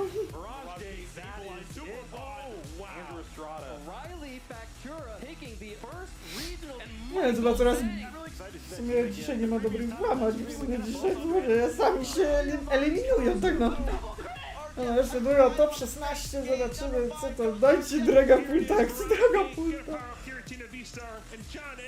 Is the Portland Regional Champion. And he takes it. The Charlotte Miracle. Todd Ratcliffe is your 5-time international champion. Well, becomes a repeat champion. 3-time world squad. A to do UAC reklama. Other trainers should consider me a threat because I never back down, I never feel like I'm out of a game, and I'm always going to give it my best. Do people not see the 3 regional championships I have? I do not mess up very often, and I'm not going to start messing up. Probably the best of the world right now, so they should be. Tak. Zawsze możesz występować w Pokémon Go. Czekam na ligę z Pokémon Go. Wiem, że są ludzie, którzy chętnie by grali w Pokémon Go. Jeszcze szli na regio. W Polsce są jacyś gracze Pokémon Go? All these events really just lead to worlds. We've had some phenomenal players win this season, and players are better now than they've ever been. You get a lot of people from different places in the world, and it'll be the biggest world so far. It's going to be an incredibly difficult feat to try and win it all. It's never a guarantee. Everyone is phenomenal. Everyone is doing great service O, to the game ale at to the World masz Championships. na tej ścianie ze sobą wielki plakat. No, coś tam... No, coś tam deseń. No, czyli to nie jest tylko za plakat, to ściana. I will be winning the world championship this year. I'm winning the world championships. If not this year, then eventually. Gonna give it my all, you know. Who knows how far I'll go, but I've always said I wanted to get another Pikachu trophy, so I will pour my heart and soul into it once again, and we'll see how far it takes us. I do think I have a chance. I think I do have a good shot. I want to have fun more. To zobaczymy co to będzie, no. Dobra, już niedługo top 16. It's gotta be Gabriel Agati. Junebug. Justin Tang. Brad Chen. I think the world championship is literally the only thing I haven't won. So that's No niestety Azul chyba teraz nie gra. On też chyba przeszedł na komentowanie. There were a lot of people when I won Worlds the first time That's who sort of teased me about it being Seniors Worlds when Ray was taking his 3rd crown, and I've always kind of wanted to prove them wrong. I think that if I were to win the World Championships again, it would mean that I am undisputably the best player of all time. Being able to tell my 10-year-old self that, hey, your dreams actually did come true would be something magical. No to już za chwilę będzie top 16, więc jazda. Chyba, że plakat.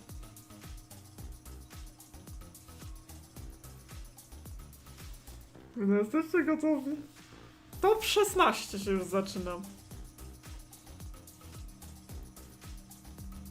Tak swoją drogą. Aha, przechodzimy do Bucky's Actual i Rose Gilbert. I przechodzimy już do top 16.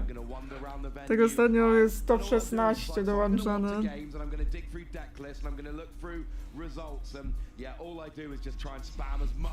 Zobacz mi droga, bo tam się zabije, no. System, który gram.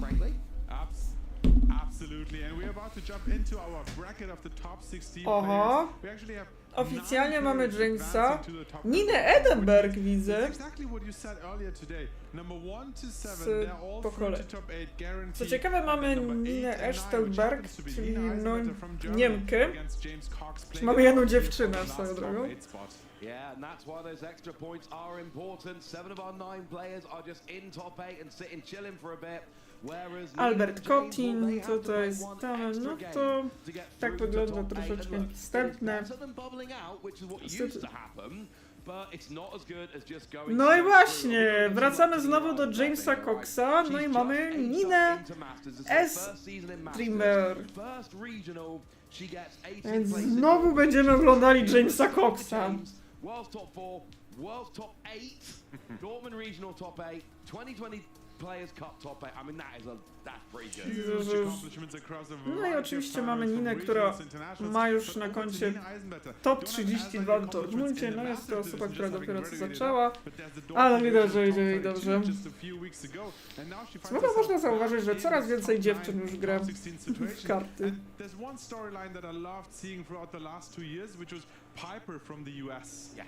She graduated to the Masters Division and took down 2 of the North American regionals in her first season as well. And now we have Nina here. Aha! Wow! Mirror! Yeah! Dobra! Jest bingo! Jest bingo! Jest bingo! Mamy mirror! Gdzie jest mirror, kurwa? Ej, no gdzie? No był mirror! Wsunęli z tego bingo mirrora! No właśnie jest mirror! Mamy to! Mamy mirror match! To się mówi! Tak, mamy tak zwany mirror match, czyli gra... Czyli Reggie Drago kontra Reggie Drago. Do tego to musiało dojść.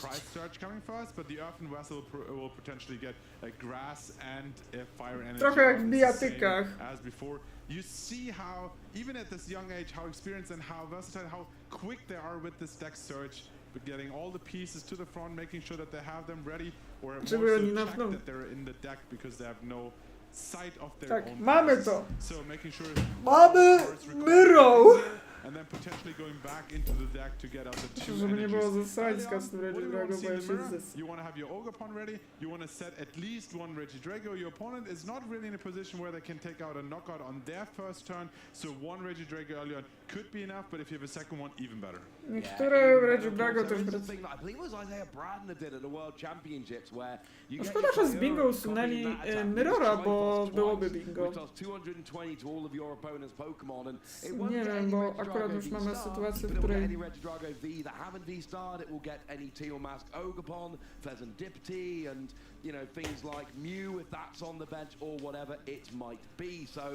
to jest to, że mamy mirror matching, no zobaczymy, kto jest lepszym Reggie Dragon. That could be a route to victory. I just want to finish what I was saying about Nina at the beginning of the game. She was 18th in Dortmund. It was a top 32, but it was 18th, very close to top 16. That was her first regional in Masters. This is her second regional in Masters, and we've already got an asymmetrical top cut. But I think I was speaking a little bit too soon there with the optimal play in your first turn. Yes, getting the Reggie Drago on. I spoke way too soon. There's only 1 Ogre pawn. Yes, the ability got you an extra card of the deck, but it was a research that you can't use it. So there's no Reggie Drago, so you're basically 1 turn behind. And let me think about this. How many energy, grass energy, would you need on that Ogre pawn to start taking knockouts? You need loaded up opponent, like opposing Pokemon as well. So that's going to be really hard. It's better to set up an attacker than none, but that's not really what I would go for in this match here. I mean, it depends. I think the number is like 6 for a Fezandipity, 7 for a Regidrago V, I think 9 for a Regidrago V star. But I think we can really just settle it by saying a lot. Yes. Or if we want to be slightly less generous, too many. Yeah, because your opponent won't play into that and give you extra energies on their Reggie Drago here. For example, you said 6, but yeah, you won't really get, or 7, you won't really get there unless your opponent would help you massively, but they have no reason to charge up their Reggie Drago this early on so heavily. So yeah, that's probably not what we're going to see here, and it's really sad for that, like going first but not having any Reggie Drago in play. Yeah, the only saving grace is you do have energy switch, so the theory is you stash the energy on now, you energy switch them later, but remember 2 of Nina's 4 energy switch are in the prizes, so it's not just that she's got energy in the wrong place, it's that she's got half of her energy switch in the prizes. Now we do see, we've had to discard a Regidrago V Star to go and get a Dragapult. And as a side note, while we got a second, there is an actual Dragapult deck in top 8. Not just Dragapult in Regidrago, an actual Dragapult. I feel like one of the casters, can't remember who it was, but one really clever, handsome caster did say that there was going to be Dragapult doing well this weekend. Well, yeah, we'll have to check later who that was. We'll check later, but we will have it. We'll give you that point for sure. You've called that out quite well there.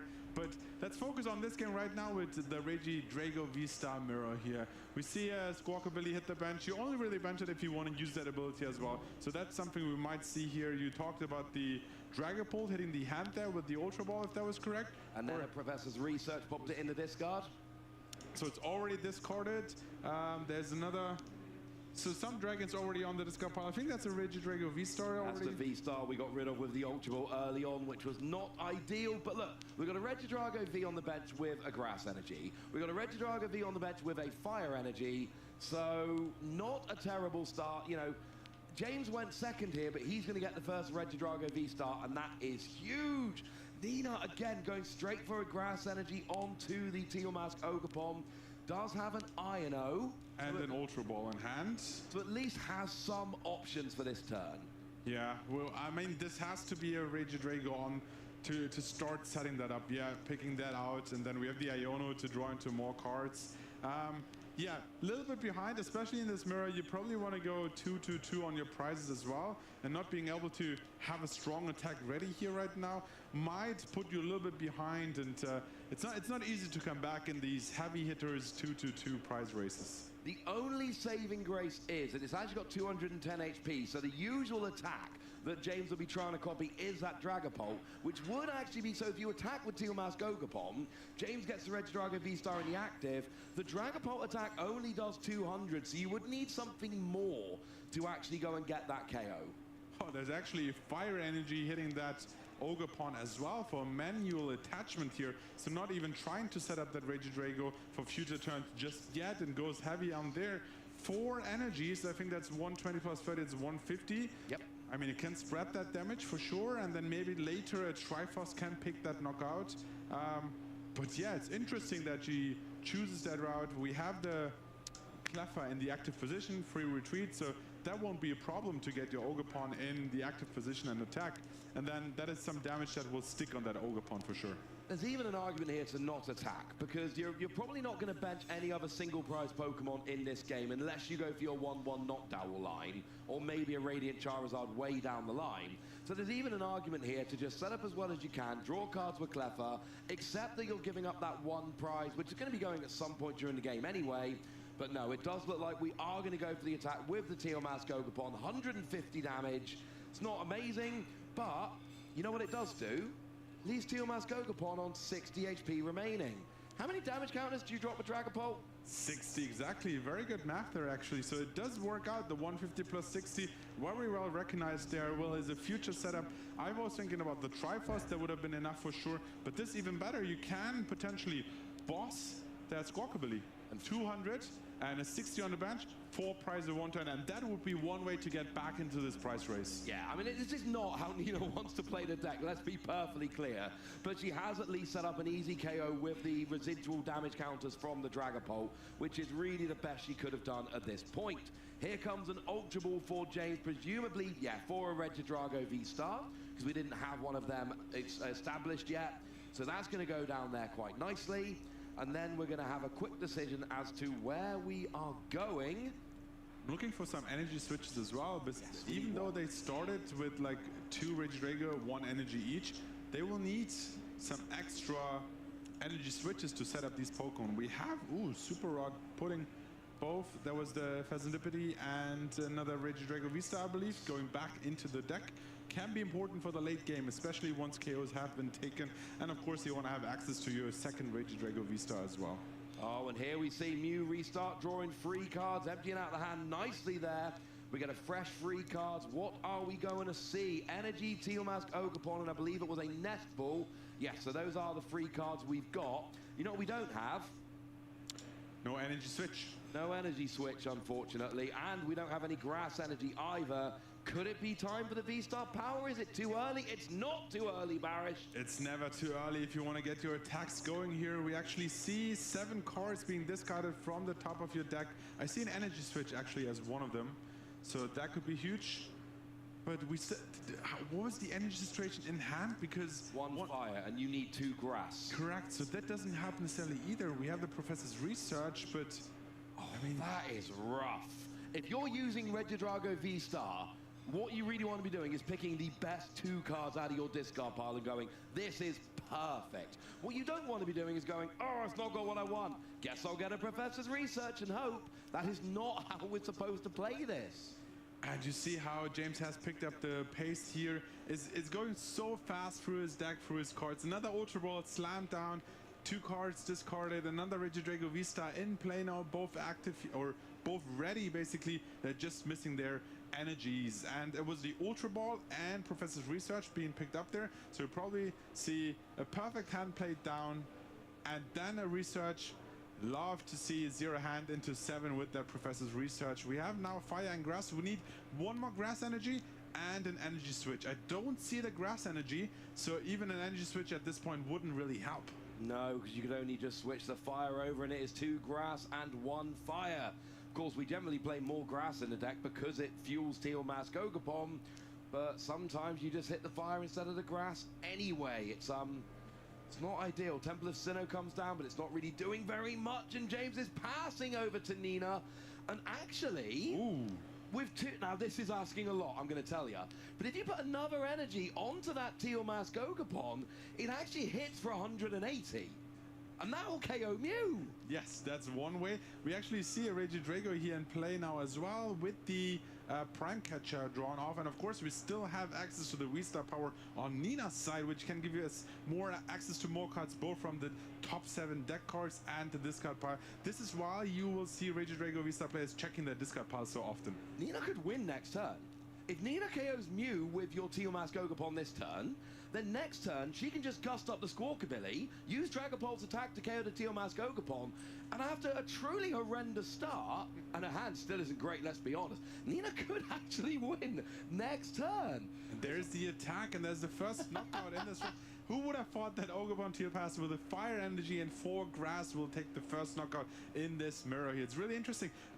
Let's check the hand from James. Does he have any way to draw into any potential Grass Energy here? I don't really see it. So there's the Iono, and we have to draw more cards into that. V-Star power already used not to its like fullest potential here, and it just puts James a little bit back, or let him fall back in this game. And Nina, despite a very slow start, is suddenly in the driver's seat.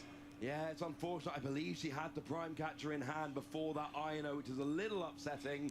But we see an energy onto the Teal Mask Ogapon, drawing an extra card. James now has Prime Catcher in hand, but you kind of want to KO the Teal Mask Ogapon.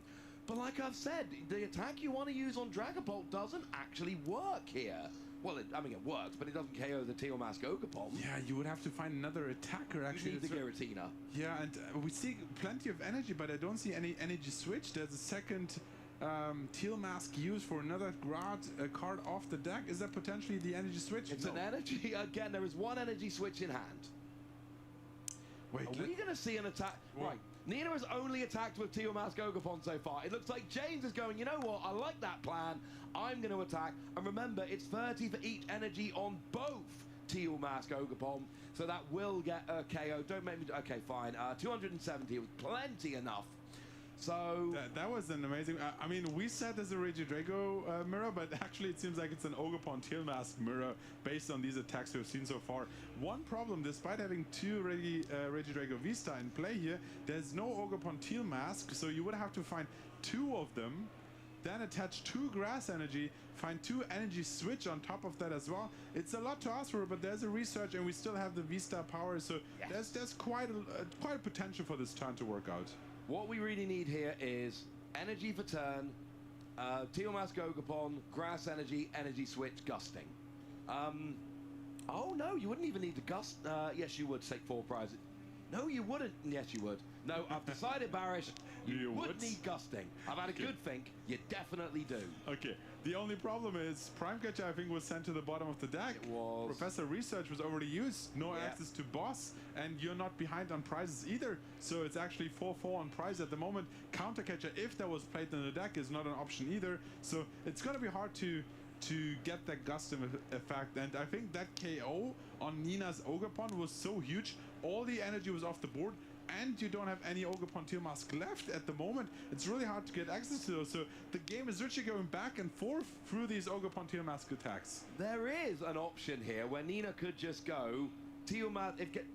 You could do it with Tiamat Gogapon, but it's asking a lot. You need 2 Tiamat Gogapon, 3 Grass Energy, and an Energy Switch, and that would actually get the KO here. But again, we're asking a lot. I feel like we might see the V-Star Power coming down this turn. I think it's a Super Rod eyeing out. Yes, that's absolutely. been played, so that's going back into the deck. So you can't actually get it through the V-Star Power, which is interesting. Maybe the sequencing, I mean, surely Nina is there for a reason. She will know why she's sequencing this way. What's she doing right now?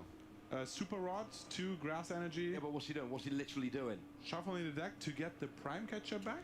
She's getting the Prime Catcher. Now it's randomized in the deck. It was definitely at the bottom. Now it could be anywhere in the deck. Now you can use that V-Star Power. Now I think she needed those cards in the deck.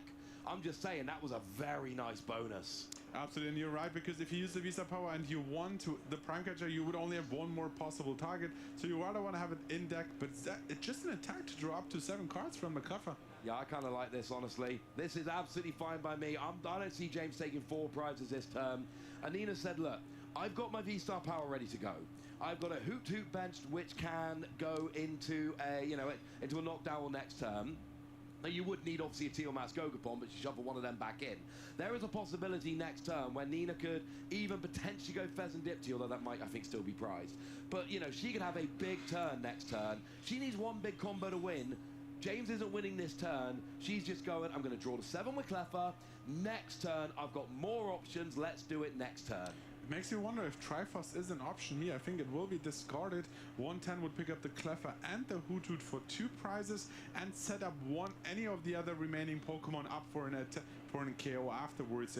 You might want to shift 110 to one of the Regidrago V-Stars, potentially the one with the Fire Energy, because it's more likely to become active, and then it would be an easier pick out in the end of the battle. But yes, I think Nina said, hey, if I get the tools, I have my 4 prize turn set up. I have the Squawkabilly, I have the damaged Ogerpon Teal Mask, so I'm happy to give up 1 turn, potentially 2 prizes, but then if I get all my pieces, I'm ready to finish off this game. Yeah, I think James might be going for the Trifrost this turn, or maybe not, going for the Regidrago with the energy. I like going for the Trifrost to get rid of the Hoot, because that could be a real issue for you next turn.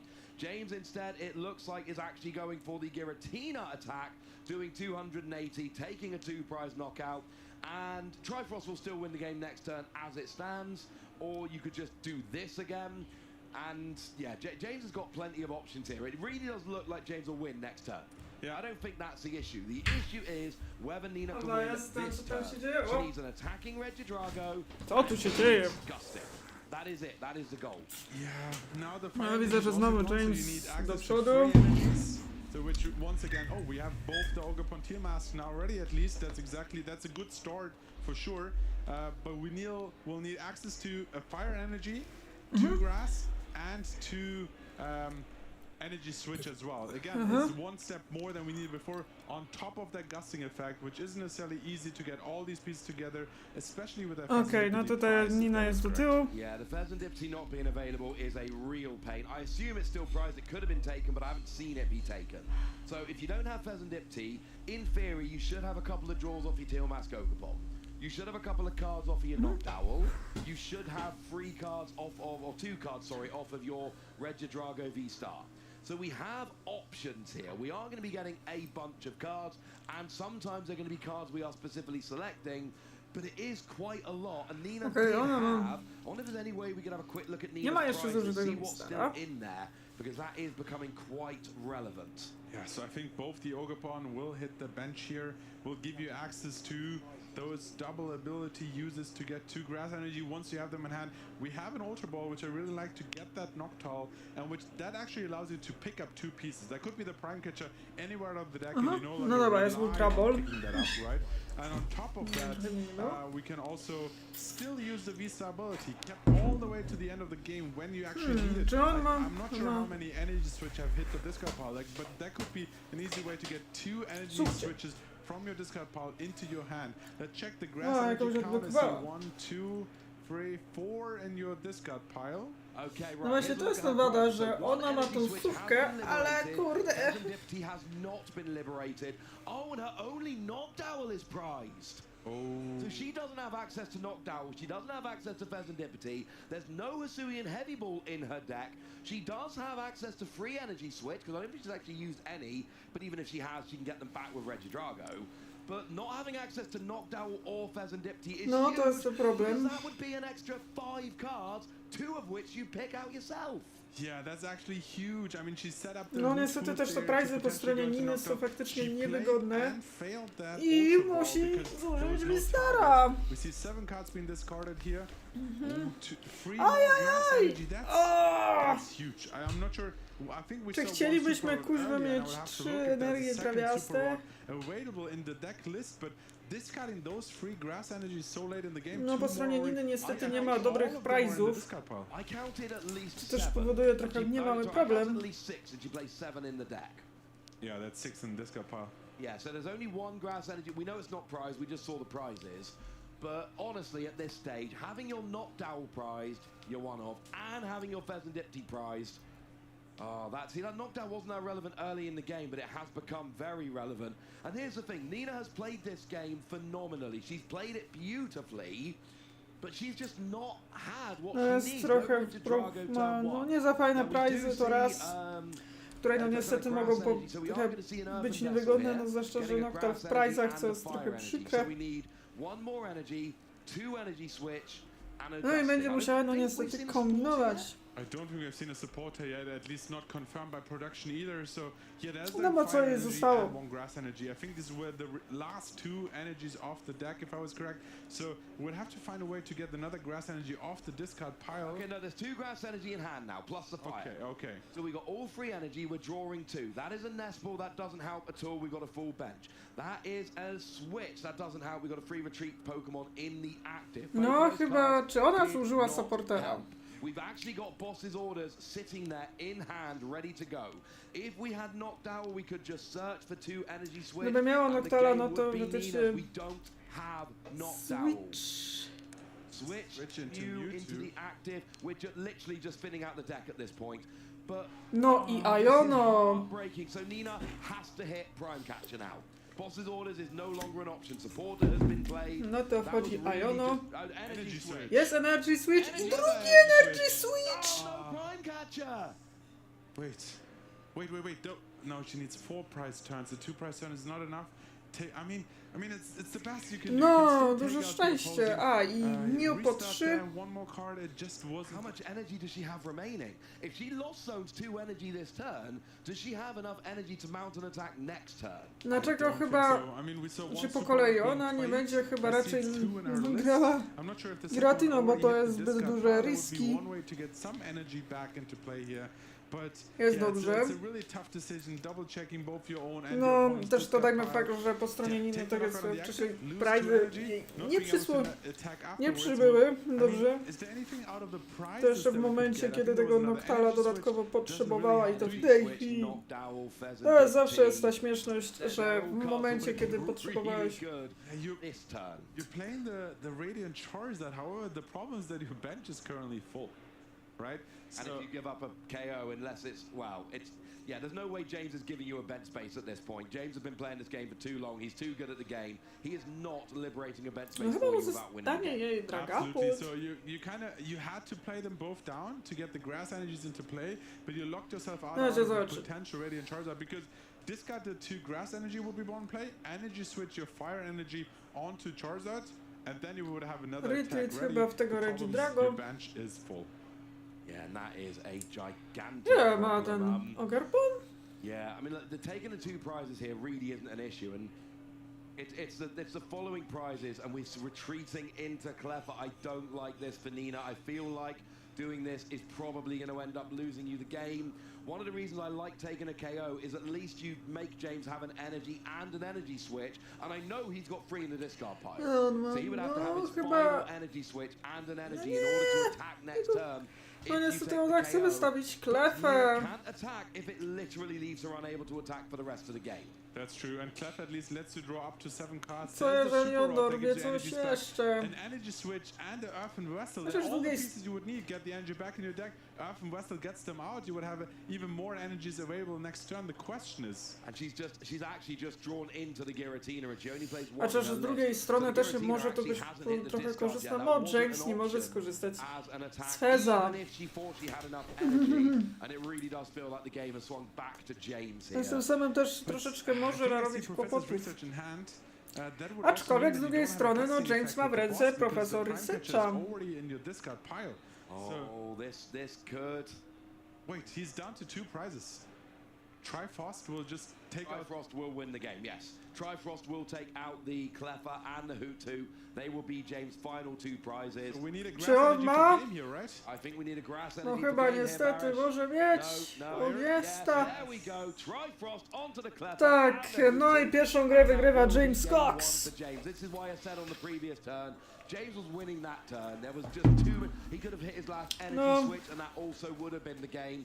He was too close. Nina had that one turn, and she tried. She was so close. Here we see a little bit of a replay here, and we see that there in game 1, we actually had Nina take the first prizes with her Teal Mask Ogapon. Yeah, and most interestingly enough, she took the top 2 prize instead of the bottom 2, and the bottom 2 were Fezandipity and Noctowl. Yeah, that's obviously is a random order, and like Nina had no idea, but like if she was taken from the bottom, that would have completely changed the outcome of the game, and James was able to take. No cóż, no niestety taki problem. No James po prostu dobrze się cioknął. Trifos can be especially towards the end of the game, because you have this high energy cost of, or have the effect of like having to discard all your energies, and we see here towards the end of the game it doesn't matter anymore because you take the win at that point. Yeah, James takes game 1. Nina on the ropes here, needs to win game 2 and game 3 to carry on into the No tak, jak na razie mamy 1-0 dla Jamesa Coxa. She had a phenomenal finish a couple of weeks ago in Dortmund, finishing 18th.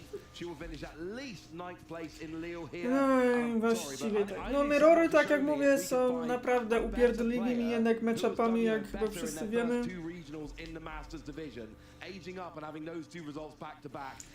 Wszyscy wiemy, że tu mamy upierdliwość pod to. To know who that is. Right now, we see both players drawing up their cards for game 2. The good news is Nina gets to go first. The bad news is if there is a game 3, James will be going first. Yeah, at least we see a good opening hand here with the Regio Drago and the Teal Mask Bow. No, jeśli chodzi już o prizy, są one już dużo lepsze po stronie Niny, no i start też jest już taki dużo ziemniejszy. No właśnie, jeśli chodzi o prizy, są tu one dużo lepsze, tu mamy Cure Mew. No jest dużo lepszy start, widzę, no to już to co powinno już być dawno, Kill Dance.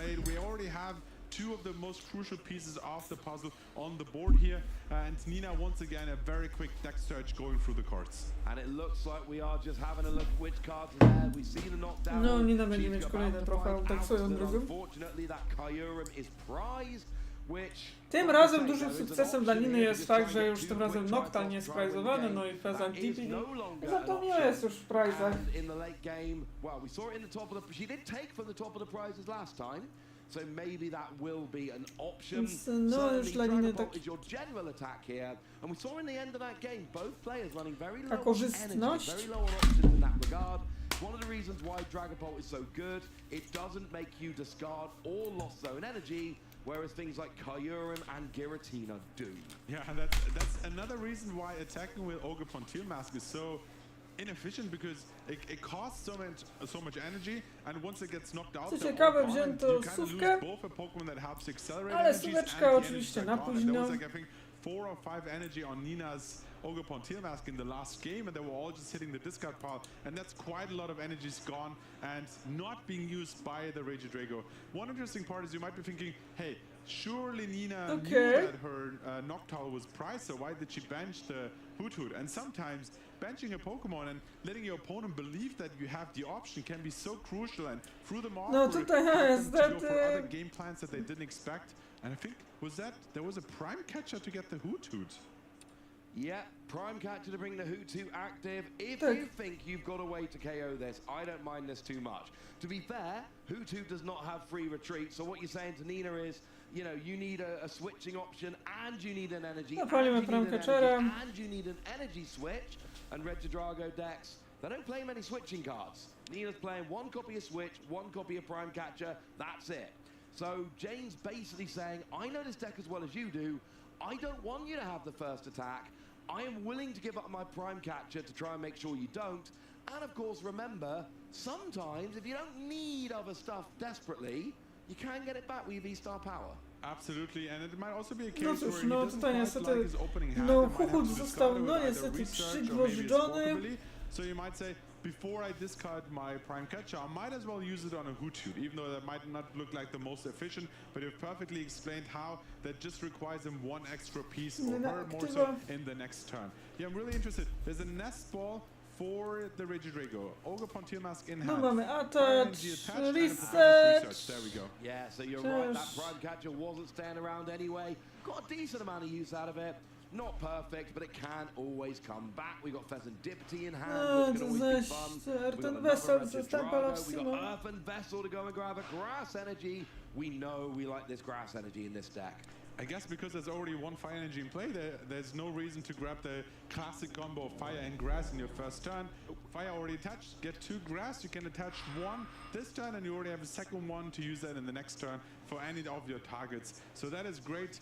Earthen Vessel just such a stable card and gives you so much flexibility in almost any deck at the moment. Yeah, it really does. We attach to Teal Mask, we get to draw an extra card. No i mamy Ultra Bola. Looks like the turn is not quite over yet. There's an Ultra Ball being played.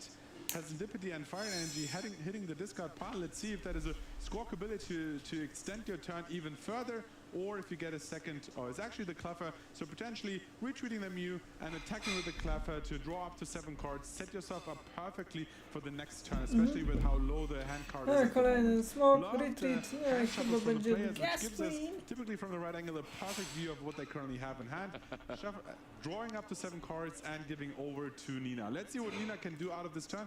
No dobra, mamy Prime Catchera. No dobra, Tildes. Lecimy chyba. Can she set up an attacking Regidrago? Jest kolejny Regidrago. Fire Energy, Energy Switch. Those 2 cards will be perfect. Knockdown is actually on board right now, and I'm not saying this is the perfect time to use it, but I am saying basically from now until the end of the game, or when who gets knocked out or evolves, it is an option. Oh, I love that. That artwork of Regidrago. That's a little Lugia hiding near the top of that card. The other deck that's doing very well this weekend. So, you know, loving the bling there. No to tak, Nina wystawia kolejnego Regidrago. A zobaczymy, co się dzieje na czacie. I still have the option to evolve, depending on when you use your V-Star ability. Having just a V-Star in play is great, and I think we'll see, okay, Temple of Sinnoh, not really coming into effect here because there's no special energies, but this is another, like, part of fitting out your deck. I don't want this back in my deck. I might as well play it. Not that it really matters, but it's out there. Yeah, okay, no to Prime Catcher. We bring up a Teal Mask Ogopon. No i Professor Research. For a new hand of 7 Jest cards. Ultra Ball. Bunch of supporters, 1 Grass Energy. No Fire Energy that I saw initially. Nope, no Fire Energy either. So, but we have the Ultra Ball. We have the Noctowl ready. And that could get us out an Earthen Vessel for 2 energies, is that correct? It is correct. She does play 3 copies of Earthen Vessel, so that is absolutely an option. And then it would get any other trainer she wanted as well. Would potentially get the energy switch. So there is the Noctowl. I'm assuming Earthen Vessel energy switch, unless she No to has tak, będzie Vessel i tam already. switch. I don't think I saw that active in hand, so yeah, that's the perfect combination. She would have to discard 1 of her hand cards to activate that Earthen Vessel. It's actually an Ultra Ball she's eyeing. Grass Energy, no, I don't see an energy switch. What could a second Ultra Ball, or what could an Ultra Ball get here? I guess you could discard your hand even further and then get a Mew potentially. You could. To restart for free, but I think Earthen Vessel into energy switch, and that's what we're seeing here right now. That makes a lot more sense. They're the 2 cards I'm expecting to see here, because they're the 2 cards that allow Nina to get an attack off. Now, I'm telling you right now, Barris, this is a situation where I actually would love to try Frost. Because KOing a Teal Mask Ogopon is sneaky super annoying. because you basically have to use Giratina's attack, which I don't love doing. I would much rather try Frost No here. zobaczymy. The Mew is then almost KO'd. The Tiamat Gogapon is almost KO'd. The Cleffa is KO'd. And then both the Regio Drago have to evolve, or you can literally win No właśnie, tu jest jeszcze jakiś inny problem. Chociaż on się zaraz rozwiąże, bo jak na razie nie ma atakerów. No i Vista, Ognista, Rod. Czy będzie jakiś... O, Giratina tylko.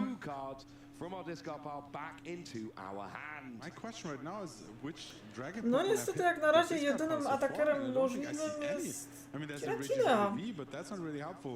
No, and that is there was a Giratina, of course, but that is heavy on prizes with price cost with like 2 energy that you would have to discard. Lost zone even. Yep. So it's yeah, you're right, and that may be why she went for the earlier V-Star power here, hoping to hit some of those dragon Pokemon. So we do just see there that it is the Giratina attack. It had to be. You've got to take those prizes. No nie ma wyjścia.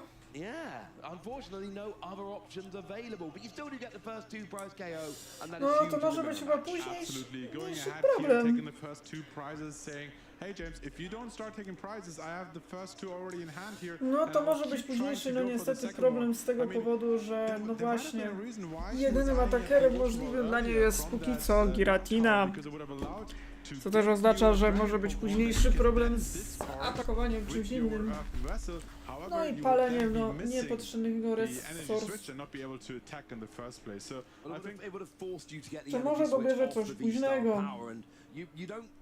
You don't really want to go in, because then let's say you discard 3 of them out of the top 7 cards, well then all of a sudden you're really, you get 2 of them back, but then you can't get any other card in your discard, and you don't want to have to get a particular card like that. Let's see what we get out of this V-Star power. We were just talking about it, and James was like, hey, I have my own V-Star power to use as well. 7 cards hitting the discard pile as super rod, so I guess he didn't quite like what.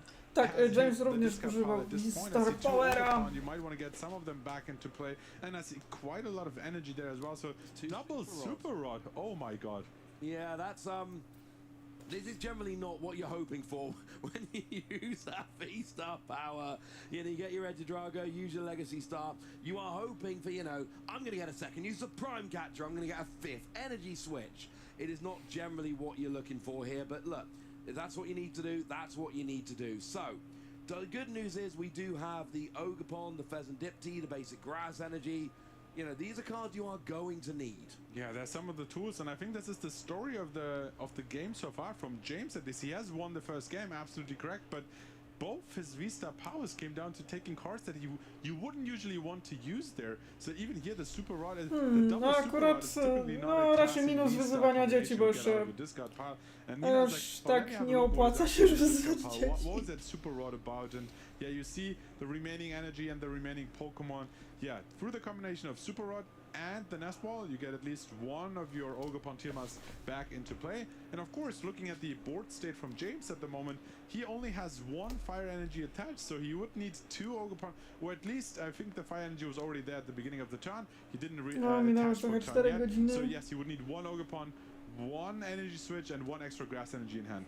Yeah, and he does have an energy switch in hand, I believe, so we get an Ultra Ball coming down here. That is going to go and grab Giratina, which of course is going to hit the discard. And right now that is the attacker that you want, because it's not just taking 2 prizes and keeping up with the prize race. Nina just lost 2 energy for using her own attack.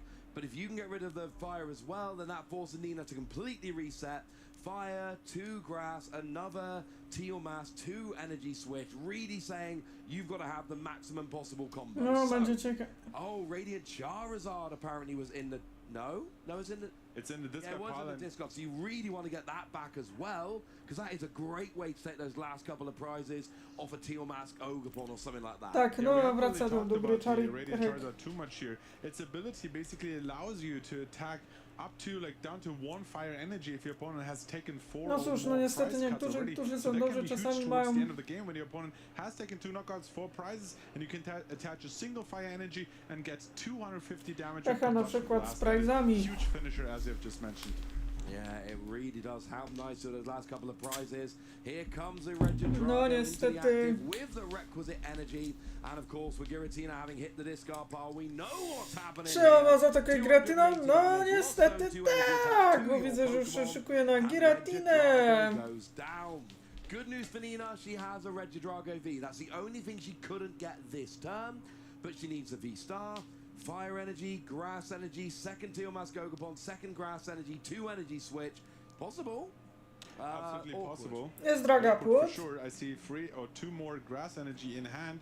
One is already attached. Of course, you can't attach grass energy for turn because you then won't have an option to get the fire energy, because the only way you can get extra energies is through the Ogopon. O, jak ta ręka jest naprawdę bolesna. bolesna. But yeah, so the cologne won't really make an impact here either, taking away the ability, but that doesn't come into effect. So the question is, discarding 2 more grass energies and an energy switch apparently in hand here as well, if you want to use that research. Looks like, yeah, Prime Catcher as well. That's not really a card, but No it i is being tutaj used, so let's see what has been Prime targeted here Catcher. and what you actually switch into yourself, because, well, it's going to be difficult to go back into your Regidrago if you don't have another pivoting tool like a switch, for example. It depends if you think you're getting an attack off. If you don't think you're getting an attack off, you can put the knockdown while active and just be like, you know what? I saw you use your Prime Catcher. I saw you not take it back with your V-Star power. And I know you only play 1 or 2 bosses orders, 2 here. So, Tak, I'm liking no. my chances. And essentially, Nina might be going for a reset. Znaczy, no na pewno będzie więcej do atakowania. Energy switch every turn to set up an attacker is not sustainable. Okay, and now that we've had a grass No energy i attached, Ayano! energy switch. Okay. Energy switch from the Ogopon to the Regidrago here. So 1 part's already done. We still need a second Ogopon. There's a Super Rod that isn't really helpful. nie! You got Super Rod, you got Jamming Tower, Radiant, Charizard, and Squawkabilly. Not a hand of cards that are going to do much for you at this point in the game, Barish. So I do think this might end up being a bit of a reset turn here.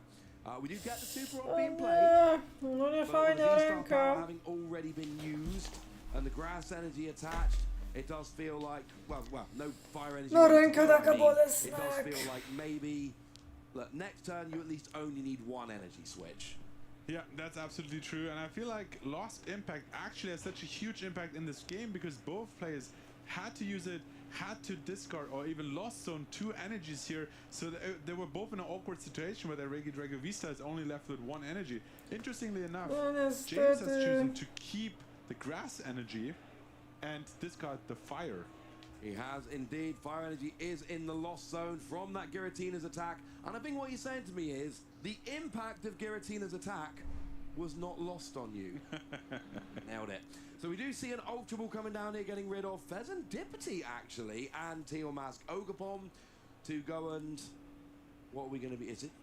Okay, to go and grab a Hoot Hoot. That gives an option for knockdown next turn. And we're kind of in that awkward situation where both players have used quite a lot of resources, taken 1 KO each, and now No co tutaj będzie się działo? No tutaj tak, James bierze Huhuta. Yeah, it's really difficult, and also whoever takes the next knockout, especially, I mean, Nina's currently very vulnerable here with the single lone Regidrago V on the bench. If that goes down, she has no option to evolve anytime soon, and that would throw her really back in this game. So James, however, would have to pull off a miracle here. I don't think, I mean, it's a statement here at the moment with the extra Hoot, just passing over back to Nina. Yeah, with Hoot having just been benched, Pheasantipity in the discard pile, and James has played both his Super Rods, so that Pheasantipty's done. Like, I'm pretty sure Nina that też jest not coming back anytime soon, by which I mean for the rest of this game. So it left James with limited draw options, so could not mount an attack. And now we're back to Nina, and the question is, what can you do? And again, you see Teal'c Ogopon in the active, because that's a really annoying Pokemon to KO. Forces you to use the Giratina attack, and look, you don't mind using Giratina's attack to KO a Regidrago V-Star. Did you see that turn? It was a single Ultra Ball, grabbed the Pheasantipity, empty hand, nothing else to do. O rany, no tu się będzie festiwal pas za pasem. No żeż mordę! Jest garnuszek! While you were talking there, Nina and James had 2 turns each. No kurde. Another turn. No okazuje się, że zagranie Liny było całkiem dobre, bo rzeczywiście zablokowała Jamesa na jakiś czas.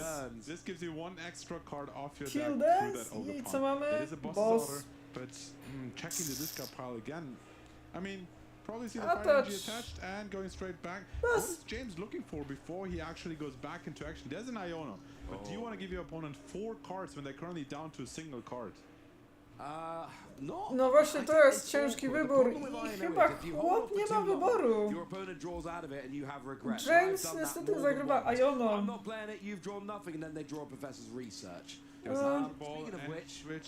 She has drawn a professor's research, I believe. I mamy coś lepszego?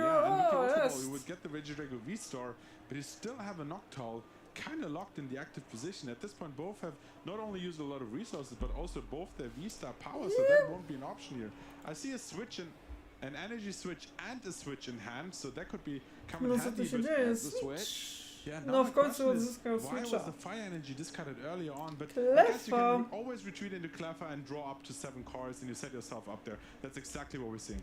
Yeah, James doesn't really want to carry the knockdown right now because it doesn't help his prize map with no other single prize on Nina's board, and it would activate Pheasant Diptych. No jest oczywiście Garnet czy Ultra. That is not what you want to do. Here we go. Now, you can now manually attach to the knockdown and then retreat, because I believe it has a 1 retreat cost. Yes, it does. Yep. So you can energy switch, energy onto knockdown, and then you can actually get an attack roll in here.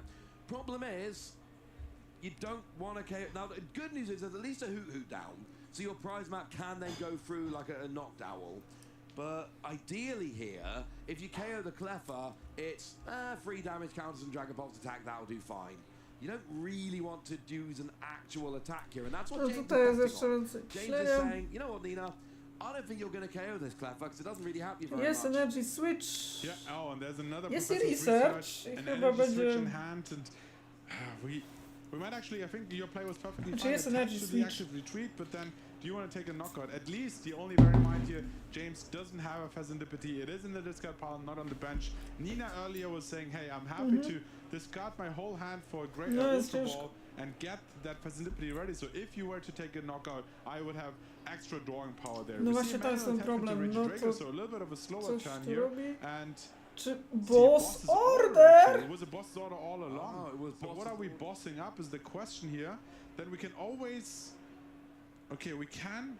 Okay, so that means we're not KOing here. If you're going to KO, you go after the one that's got energy attached. So that is just an... Okay, yeah, you know what, your turn again. Nina doesn't have the Regidrago V-Star. No tutaj jest już takie, no już jest, widać, że Nina gra mocno już na czas. Próbując oczywiście, no, po prostu sobie mocno kupić czas. 30 minutes left, remember, on this top 16, this asymmetrical top cut.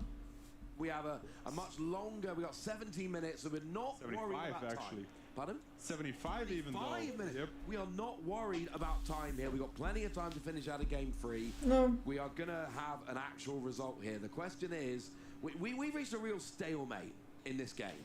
Czy James Cox będzie miał coś? We see the Earthen Vessel for the infamous grass fire combination. Fire probably hitting one of the Regidragos. No to jest ten Tillens. Taki można by powiedzieć. Which might enable even more options. So let's see the top deck here of that Ogopan. It is Radiant Charizard. Which, yes, way too expensive right now. It'd be a great option for taking out, say, the Knockdown, but not at this point in the game. Speaking of Knockdown, James plays Knockdown, goes to search out any 2 cards. Ach, no chyba nie ma nic więcej, widzę. No to jest takie być albo nie być. Sorry, he's only literally got 2 trainers in his deck. The only other option was Nespel. Carry on. No niestety Jamesowi kurczy się deck. Wygląda już na poziomie kartki papieru. Suddenly only have 5 cards left in your deck and still 4 prizes to take. Right, so there's a fire energy. Double energy switch. Oh, it's happening now, Barris. We're getting an attack. It is going to happen. Do we have a gust though as well? Something to pull another active Pokemon, because you might not want to take the knockout on the Noctowl, but I think that's the only option we have. The only good news here is if you do set the KO on the knockdown. No nie, boss order! which is absolutely huge because now we can KO all of the energy. We KO the only Regio Drago. There will be no V-Star next turn. That is the only really good attacker to which Nina had access. She's lost her Regio Drago. She's lost her energy. And this is a very bad position for Nina to come back from here. And she's having a look through James's discard. I feel like we've just seen the pivotal moment in the game here, Barish. Absolutely, that might be one of the places we'll see in the replays if this might be the last game here, but absolutely crucial. Nina was maybe waiting just a little bit too long here, and James is very comfortable in the stalemate position. With the Noctowl ready, you can just search out any two trainers, and like if the boss wasn't in deck, then it was in hand, and this late in game, if you have two more trainers, you can exactly get the puzzle of double energy switch. And now, even with the Facility, it's really hard to come back. You have no Drago V-Star, and I don't think the Oglądamy will get anywhere close to enough energy to take a knockout here. No, you need, unfortunately, 9 combined energy. There's 2 on Regio Drago. You would need 7. That is not happening. And the thing is, James has set up his board perfectly here. James just needs a grass energy. Literally a grass energy. If it's a single prize in the active, you will need to get some gusting going on. But if it's a single prize in the active, you can even chyba nie wiem, czy coś ona jest w stanie zrobić, bo niestety nie jest. Essentially, if she puts dostaje tylko jedynie gusting. Then James just keeps rolling along. I think the switch was never actually used. James is very happy to just put another Regio Drago V-Star. No to jest jakiś plan. Do we have grass energy? We do. That's the wrong Pokemon though. Are we attaching to the active here? Could we double energy switch? I mean, there's another fire energy. We can maybe buy another turn. I think Nina's only option here is to make sure that James. No, bo czegoś się wydekuje. There's one attachment and pass over. Okej, już widzę, już komputer zaczyna lagować. James is saying, look, I don't care. I will set up very slowly my next Regio Drago V-Star because I know how out of options you are. So energy switch with the boss's orders, which we know is in hand, will win the game here. Or switch to an energy. There's an energy. No, powiem tak. He's gonna pass again here and go, okay, you tried gusting up Regio Drago. That didn't work. Now what? Yeah, I just want to see if the last card is a grass energy, so it's only a matter of next turn. Może energy for turn back to back here for James. Widać, że ona tu mocno kupuje czas. Chyba nie wiem, czy zagrają, no. Not only in the last Swiss run, but also in top cut here. And I think it's only a matter of time until Nina has to see no options left, no other gust option left, I believe, in deck, and it's going to be a pass over, and that's going to be James's big turn here. Yeah, there's an energy switch onto the Noctowl. We have to go. We could. Okay, that's game. Because now we can just attach a grass to the active Regio Drago. No niestety, James Cox wygrywa 2-0. No niestety, no mogła zagrać jednak Iono, bo byłoby bardziej ważniejsze. Of them were easy, but James has managed to pull them off, heading into the top 8 proper. Commiserations. Tym samym też James Cox ląduje do top 8. Mam nadzieję, że go ponownie nie zobaczymy, bo to kurde bele, no ile 3 razy, 3 raz go oglądać. Niestety no Nina miała dużo problemów.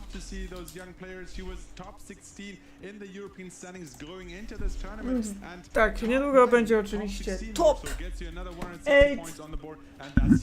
Ale tak, Nina zaszła mocno daleko. Rzeczywiście nie zawsze możesz mieć fajnej ręki.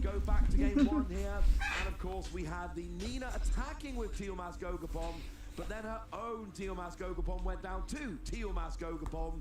But we see a big KO with James here, KOing Regio Drago with... No, mirrory bywają tutaj, tak jak wspomniałem wcześniej, bardzo bolesne. End of the game, and we see we've got an energy, and we've got Kyurem actually taking the big win in game 1. Yeah, it was in both cases sniping down damages. The first one was a Triforce, and here was the boss and grass energy to clean out the game. I mean, we saw the Regio Drago. It was a stalemate situation. Nina was just waiting one more turn to set up perfectly. Nawet ty drogo, zobaczymy potem, że to poszło. Dawać sztuczki!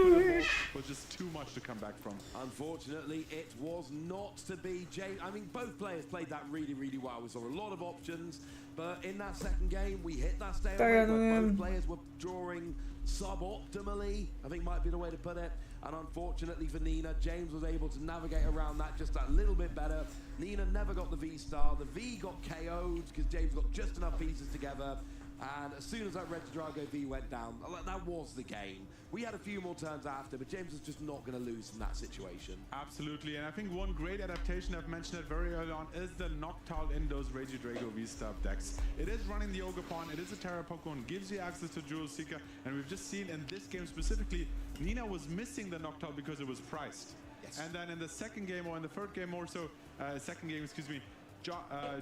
James actually got the Noctowl in play, got the remaining trainer cards needed, energy switch, boss had everything ready and just closed out the game. Yeah, and that's the thing, Nina's prizes really let her down in game one. The Knockdown prize, the Pheasantipity prize, 2 energy switch prize, and then I'm not saying Nina miała duże problemy. I'm not saying it would have won her the game, but I am saying that was one strategy she could have chosen to employ. Like I said, I think it was Isaiah Bradner we saw do this at Worlds, you know, just doing that twice in a mirror match to win the game.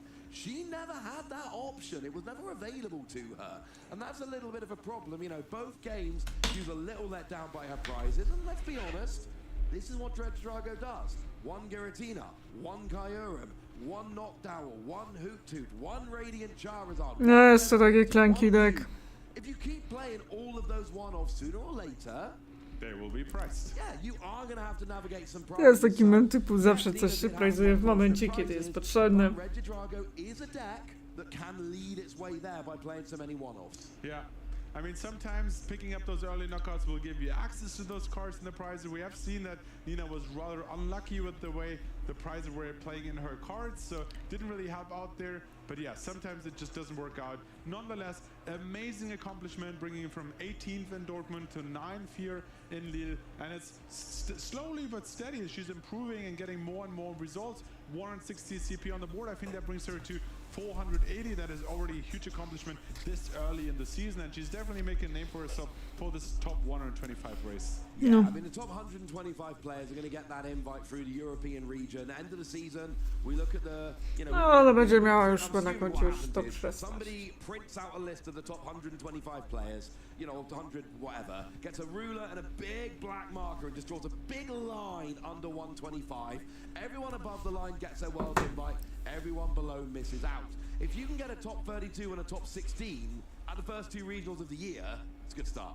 Yeah, the only way to prevent that line deciding whether you qualify or not is by winning the event. To chyba nieoficjalnie będzie nowa Eevee. Join the elite club of regional champions who will automatically qualify for Worlds. So I'm really excited to see who, now that we have our 8 players, our 8 decks, I'm really excited to see the graphic to show you which 8 decks actually made it into the top 8, which variety we have here. And if no, chyba Eevee będzie jakaś EX, tylko... some other decks and show you more variety and see who takes it all the way to the final. Or maybe we put James Cox on stream again in top 8. Have James on stream for the entire rest of the events. That would be an option for sure as well. But there's one storyline that we have brought up over the weekend is the zaraz przejdziemy już do top 8. have gone to players from abroad. Dortmund just recently was won by a Japanese player rookie, right? Stockholm Regionals last season was won by an American player. It would only make sense if the next one player would be from a different region, so to say Australia.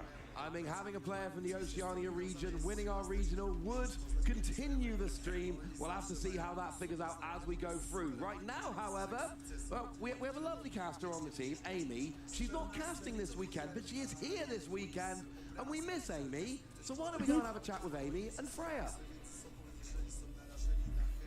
Thank you, Ross. Yes, why don't we have a chat with Amy? How are you doing, Amy? No stranger to the stream. Okay, no teraz jest...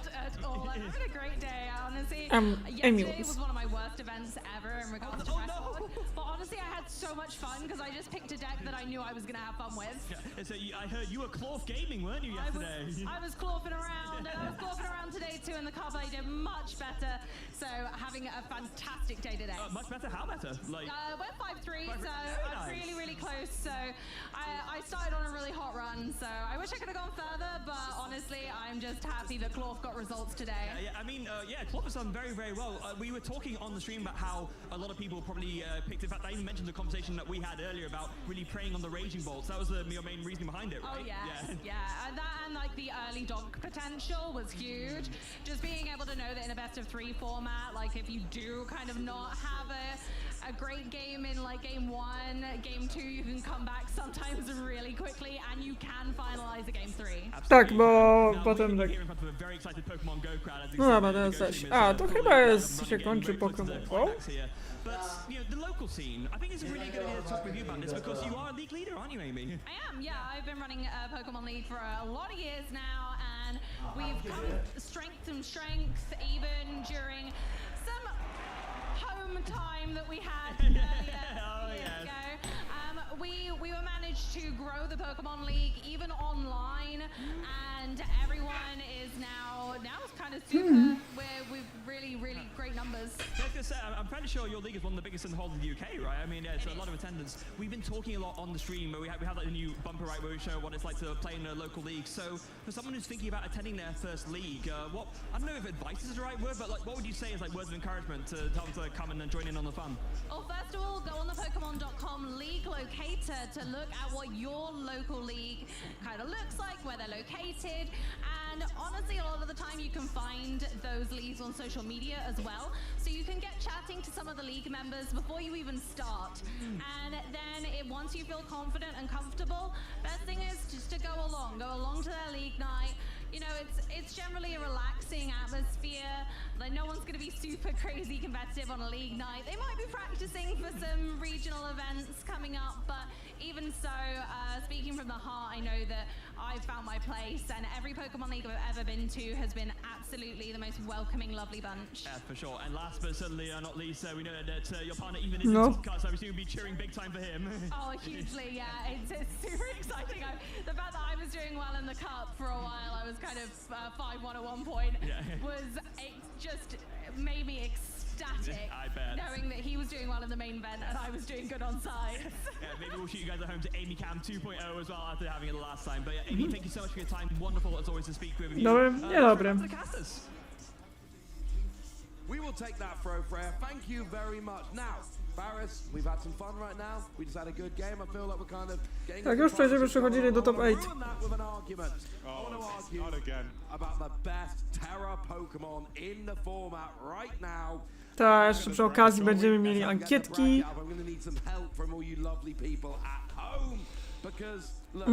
Charizard czy Garvadula? Mnie dziwi fakt, że czemu Garvantula?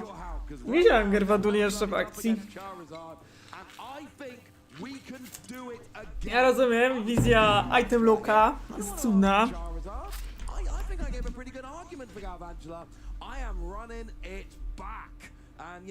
Barris is going to tell you why Charizard should win, and you're going to ignore him and you're going to vote for Galvantula. Alright then, shall I start here? You can start, I'm going to count you in. 3, 2, 1, Charizard! Alright chat, listen, I need you once more. I'm currently one. No tak, teraz jak na razie jest głosowanko, czy Charizard czy Garvantula. Charizard is facing Galvantula and I need your help. Charizard, fan favorite. If you have played Red and Blue, if that was your first game, you might have Charmander, evolved it all the way, and that might have been your favorite Pokemon of the first generation. It's a fan favorite all along. It comes back in every single format I've seen. It comes back, clinches back those very important cards, and gets you Infernal Rain, free energy from your discard pile into... Done! There we go. Okay. I appreciate you not being the kind of person who tries to shout your last point over me and I've already said done. That is a mark of your... I play by the rules. Charizard hopefully has my back and has enough going for itself, but... I respect you. No. Right, now I'm going to tell you why you're wrong. Right, count me in, Barris. I'm going to tell you all about Galvantula. Chat, let's give him 3, 2, 1. Item cards are very good and your deck doesn't work without item cards. Galvantula turns off your item cards. It's got a really nice 2 energy attack, does 220 to a V or an EX, but mostly it stops you playing item cards. Yes, Charizard's had some success. It has fallen off. It was overrated. Galvantula has the most potential of about any card in the format right now. Look to the future. Be the person that saw it early. Galvantula, no items. You win the game. Get there early. Seriously. Do not underestimate the spider. Rough. I have to say, if I ever get in trouble, I want you defending myself. You will be the first person I will call. You will have to make my case. That was amazing. I think bugs don't stand a chance against fire Pokemon. Fun fact, I actually did do a degree in law and I was a professional law teacher for 13 years until I quit to do this. I was very almost an actual lawyer. Now, remember, if you're making this vote, you need to do so on Twitch, not on YouTube. Watch on YouTube, we like YouTube, but you vote on Twitch. Open your phone, your laptop, your tablet, whatever it might be, go and put your vote in on Twitch, and then go back to YouTube. We like YouTube. But you have to vote on Twitch. Get your votes in. While they're voting, Barrett, I have a question for you. Sure, go ahead. How many pet tarantulas do you think I have in my house to the nearest 10? To the nearest 10. To the nearest 10. Let's say you have 17, so I'll say 20. I have about 40. Tarantulas. I have around 40 pet tarantulas in my house, plus about 20 snakes, if anybody's interested. Myślisz tak jak masz. Some people, when they visit my house, don't want to go in the room with the 20 snakes and 40 spiders and a bunch of other reptiles. And frankly, I can understand that. That's why I'm so happy arguing in favor of Galvantula. I'd take a Galvantula into my house. Oh, absolutely. I'm happy for you to defend me, but I think I will stay away from that invite you spoke on earlier, and I might not be coming over to see any of No nie do końca. Make sure to get A zobaczymy, czy kiedy będzie top 8, dawać top 8. amazing defense, because I think the case is very clear. Might be a worse defendant here, but Charizard is the winner in my eyes, and I think in your hearts as well. I mean, everyone loves Charizard. We need to give more love to Galvantula. Do you know the smallest Pokemon? The physically smallest Pokemon. Ale żeby nie był znowu James Cox na literówką, bo to ileż można. Joltik. Joltik? Is it Joltik? It is Joltik. It's the smallest Pokemon and it evolves into Galvantula. Let's have a look at the results and see if Galvantula has done it again. Woo! Galvantula! Done it again! 58% over Charizard. It is all about Galvantula. Ciekawe. I'm going to find somewhere I can pick up a Czyżby special jeszcze są ludzie, illustration którzy with wierzą Galvantula. w synę? This is wonderful. I'm so excited, Barrett. I can't even talk anymore. Let's just go to a break. No dobra, no za chwilę będziemy przychodzili do top 8. Galvantula wygrała.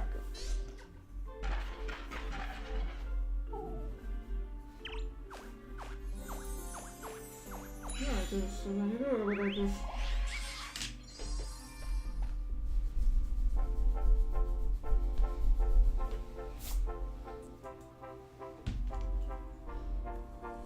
A to jeszcze nie zaczęliśmy.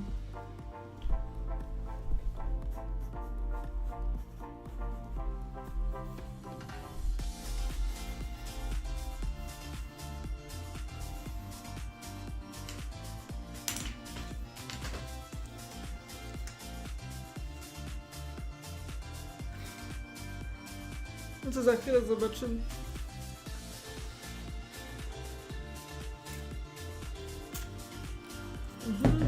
Jeszcze długo. Kurde, chciałbyś jakiegoś być na mistrzostw.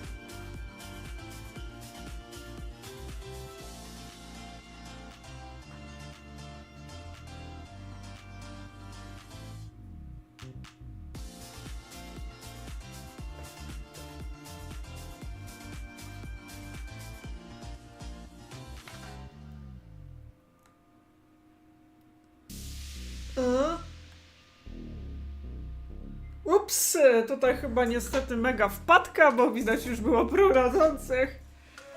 A, no też się nada.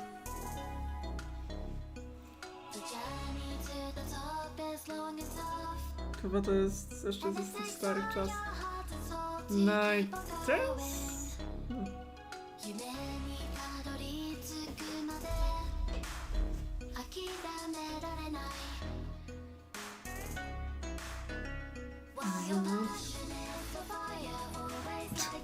O ja, Fiore. Czy to jest stworzenie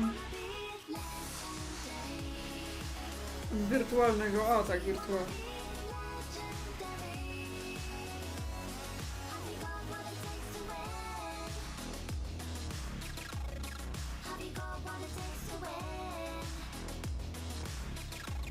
Cinderace jest taki chłopa.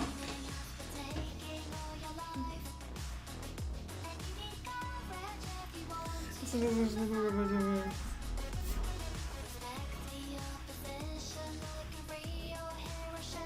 jest Aloha Night.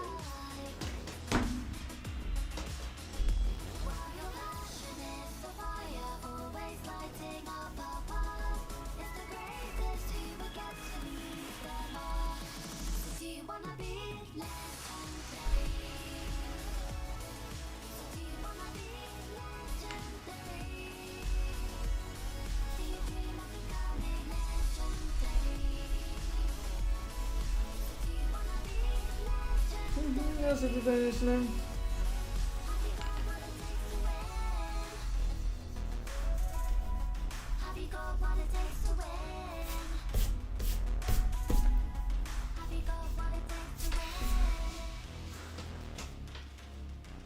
A tu nawiązuję do Cardboard Flying Pikachu. A to są te wordsy ze szyjek. No i koniec! Przechodzimy do spooky.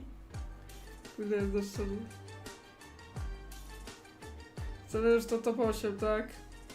Czy się okazało, że jeszcze trochę nam to zajmie? The nail biters are now coming. We are very soon kicking off with top 8 action here at the Lille Regional Championships for No, Shea Barton też ma tam swój kanał, tak swoją drogą. On chyba też nawet założył dla lorkaniarzy. Na przykład...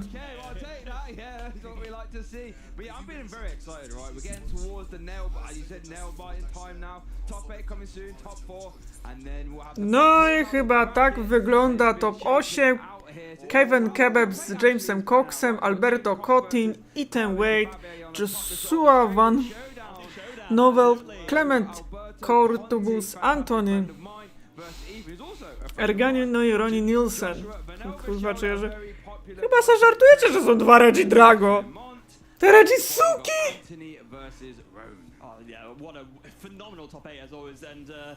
Wow, jeżeli będą więcej niż dwie Reggie suki, no to ja już można się iść zabić, co nie? Okej. Mamy Joshua Van Serdela, a.k.a. Zapdos TCG kontra Clement Core Boy. Tak, w końcu się doczekaliśmy. Zapdos TCG. Clement jak na razie widzę, że nie ma na koncie niczego. No, zaś co innego ma Zapdos TCG, czyli Worlds Top 32, UAC Top 32 w 2016, Rival Tour Top 16, no i Dortmund tegoroczne Top 32. Tak, nie przesłyszeliście się, pamiętacie, że dużo osób chcieliby na streamie? Proszę bardzo, mamy Zapdosa TCG w Top 8! Woo! Aha, Lugia! Jest! Dragapult! Lugia kontra Dragapult! Jest! Jest! Dragapult! W top 8 znowu! Jest! No, chyba po obu stronach mamy to! Mamy to! Mamy Dragapulta! No i też Lugię. Tak, doczekaliśmy się. A i przy okazji, jeżeli ktoś tak chciał Zapdosa TCG, to proszę bardzo, mamy Zapdosa TCG. Więc tak, jak na razie oboje gracze mają tak zwanego donga.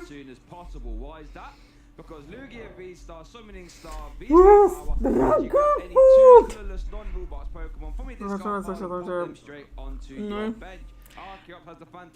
No, z czego co widzę, może być trochę ciężko, bo tutaj Clement sprajzował dwie ogniste.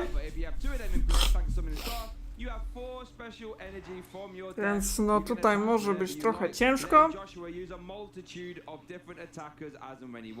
No to chyba jest to wersja z Pidgeotem. No Ultra Boa, czy będzie dyskard z Research? No dobra, mamy Jetkę. bring 2 of them out with that summoning star ability. Phenomenal stuff.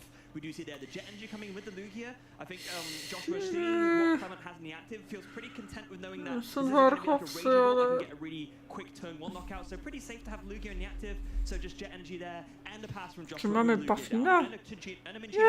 So a pretty good turn 1. Yeah, so let's see over to Clement now. Chyba, że... ale on ma Iono, więc Iono byłoby dobrym wyborem akurat. A, to jest wersja z Pidgeotem akurat. To nie jest ten solo pulcik, bo solo pultowi. No ten ma Devo, widzę. Ale kurde, jak ja się cieszę, że w końcu mój deck ostatni. Znaczy jeszcze sobie nie rozbroiłam. Może być to, że... that the Dragapult EX has. So you'd want to be training those Dragapults, that you also have the Pidgeot EX line as a backup engine. Czy się odchodzi od Manafi? It's another stage 2. Tak to ja wywalę. You can search your deck for any one card, so you just got like this. Dobra, jest Roto. No chyba on użyje Iono, coś czuję. Counter, Catcher i chyba Dreadlock. Tak. Żeby się bardziej oczywiście rozkręcić. No to chyba oba deki bardzo lubią. Czyli sam fakt, że Clement ma oczywiście Iono, powoduje, że możemy chyba tylko narobić kłopotu Joshui. Tym bardziej chyba z czego co zrobiłem ostatnio. No, nie ma wyjścia, więc gramy Iono! Yeah, this is one of the reasons why Iono is such a great card. It is, of course, very well known for the fact that it does disrupt your opponent's hand. Of course, the more price cards that they've taken, the less no to ciekawa jest ta halucza. No tu mamy jedną jedyną ognistą, mamy Nest Pola i Alkazama. No sam fakt, że niestety no... Does play free, so one is available in the hand now, and can use that sparkling crystal to get around that. They're both in the hand Dobra. now, so if Iono comes out of nowhere here, both the fire energy outs will be at the no niestety tutaj jest nieco nieprzyjemna ręka, z bardzo fajnej smooth ręki, tutaj wyszedł zrobić dyskard 2 Archopsów, zrobiła się Klecha.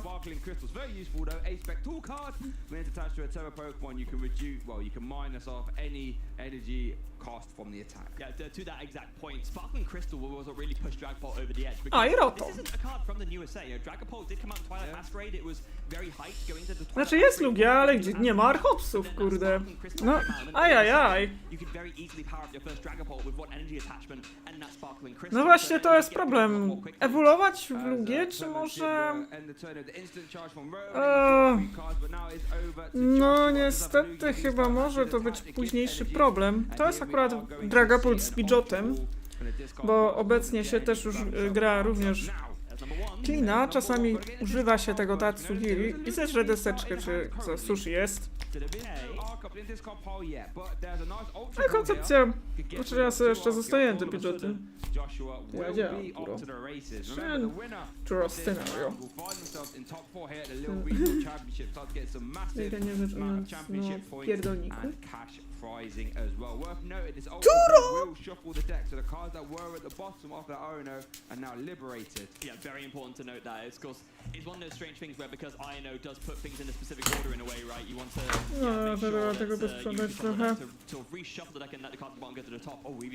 Tak, no Iono troszeczkę no, narobiło niemało problemów. No.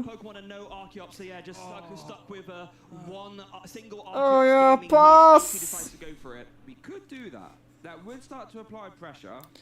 Czy nie? A nie, Mimikyu, okej. No, no niestety, no... Iono narobiło niemało kłopotów. Znaczy jest jeden Archops, ale... chyba chcemy mieć 2, chyba tak coś czuję.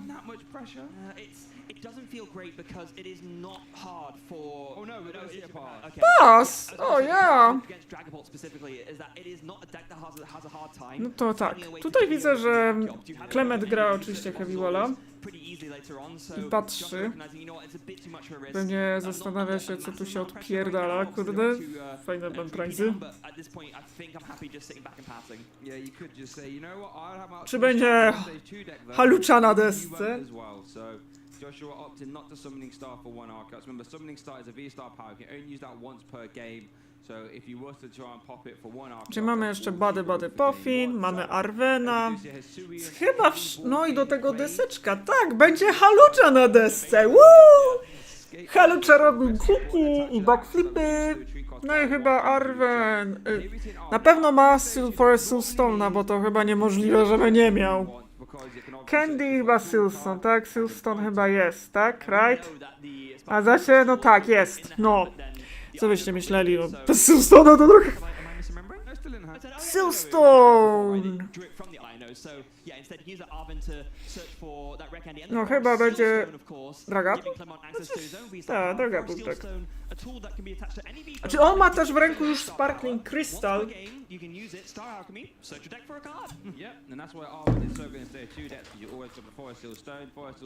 Tak, cukiereczek chodzi po... Ale on ma chyba też, widzę, też zwykłą psychiczną na ręku, ale chyba woli zostawić sobie na naładowanie innego pulta.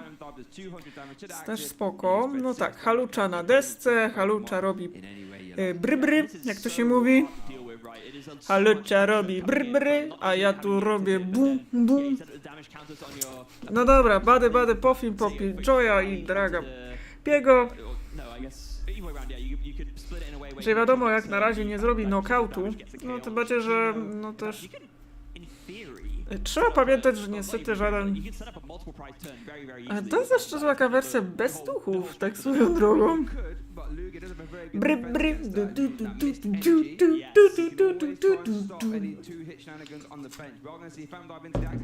Draga robi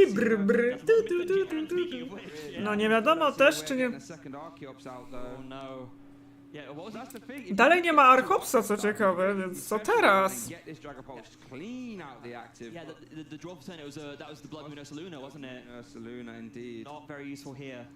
No kurde, Ultra Ball bolesny, bo idziemy po... No niestety idziemy discardować jedną z mistów. A wolelibyśmy jednak nie jedź, jakby znowu. No. Co ciekawe...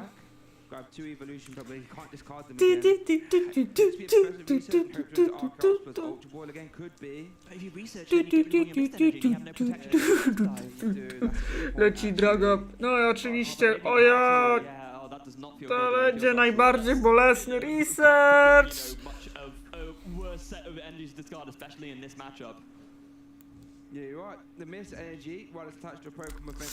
No właśnie, tym bardziej, że kurde musi attachnąć przynajmniej jedną mist energię, bo będzie dupa! When you haven't got your archeops out, you haven't got a choice. We are gonna have to just try and, you know, get through, power through. No niestety. To będzie chyba na... No właśnie, to jest chyba ten problem, że jedna z mist energii musi zostać attachnięta, no bo... Trochę szkoda, no dobra, Jetka. No ja...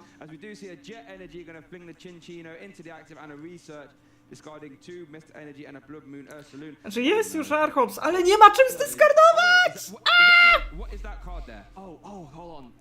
O, są Archopsa! Jest Archops, tylko niestety nie ma...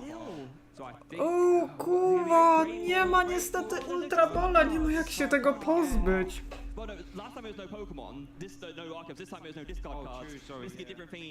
O, wow. And that is the thing about Lugia. No Joshua ma problem. Czy on ma coś? Has hands. Znaczy co to daje? You're only really using Read the Wind and Ultra Ball, and if they don't fall the right way, you're in trouble. Yeah. Okay, so I just realized what's going on there. The games haven't been super quick. So the top 8 games were playing whilst the Asymmetrical Cup was playing. The ones that weren't affected by the bracket match, just to like save some time. So I can also tell you guys that Alberto Conti... No Lugia niestety lubi bricka robić. Alberto's in top 4 as well. So we have 2 of your top 4 already. Wow. No co, Iron Hands. Szukamy. Znaczy jest jeden, znaczy mógłby zrobić Wistar po Kurde, jednego, ale czy to się opłaca? No niestety nie ma wyjścia i będzie jeden Archops.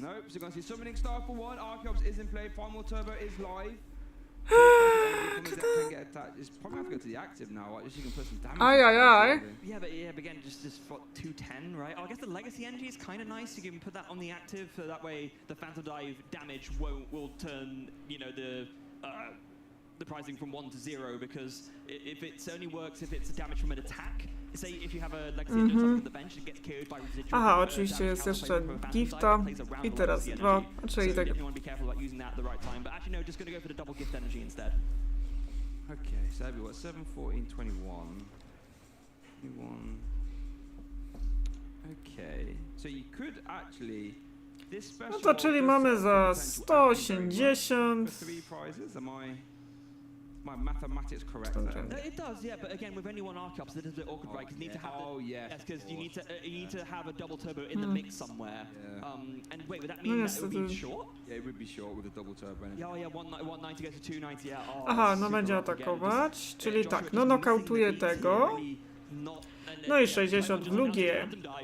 No time wasted. Need to do a lot there. So yeah, Phantom Dive into the active and then 6 damage counters on the bench. So Lugia V-Star will survive. But that will activate gift energy though. That will. Let you draw up to 7 if the Pokemon attached to you was knocked out. I think Josh already has 7 in hand. Oh, okay, it's not going to activate then. Whoops. Not much of a gift, that one. No, not much of a gift at all. And no, chyba. Especially also given that the current cards in hand Co my are tu really chcemy? nothing that Joshua wants. It's just really, really rough draws on Joshua's side, and this is what puts some people off the Lugia deck. It is very, very strong when it gets going, but it is sometimes vulnerable to these clunky hands where you can't really work with it because you miss your Archeops or. No dobra, no tutaj nie ma, no to chyba chciałbym wymienić rękę, no dobra. Complex moving pieces. We do see there, you did just mention the Iron Hands. He's thinking about benching it. That's legacy energy in hand too. So maybe you could Primal Turbo, you know, attach Legacy from the hand and then Primal Turbo, the double turbo, and something else. Maybe get 2 prizes off of, I don't know, a Dreepy or a Pidgey or something. Well, I mean, if you're Joshua, I mean, Clement did exactly nothing last turn. All he did was attack, right? I mean, okay, so you haven't got too much going on clearly. So I could try and start to race you. Here we see Jet Energy going to fling the Iron Hands into the active. Oh. Look, what are we? Wait, okay, so if you Iron it, is fine, because then the Legacy goes back into the deck and then you can Primal Co, Turbo. będą 3 prizy? Yeah, so now we can do get both players' hands back to the button. The thing is, you know that Clement didn't do much last turn, but if you need to play that owner, Chociaż też nawet to lepiej dla Clementa, no bo może lepsza ręka. No, wait, it is going to work out. Jest Arven, no to jest Gitol. I got the match wrong earlier, but this is 210, right? Right. So, yeah, Primal Turbo, this is going to be. Znaczy wystarczy to na Very Match, też pytania zastopowe. Is there something we're missing here? I don't think so, right? You know, 210 plus 100 for Thank you very much. It's 310, that's not enough. Yeah, well, let's see. No, wystarczy. Maybe we could be trying to set up the 2-shot then, maybe. But surely you just do that with Lugia instead, right? I mean, just want to leave it in the active, perhaps, so it doesn't easily get KO'd. Could put a mist energy onto Lugia at that point. Yeah, and they're taking. O nie, Joshua poddaje grę! Yeah. Czyli pierwszą rundę wygrywa Clement. No niestety Zapdos TCG poddaje grę. Więc no niestety, no nie przemyślał, czyli zabrakło.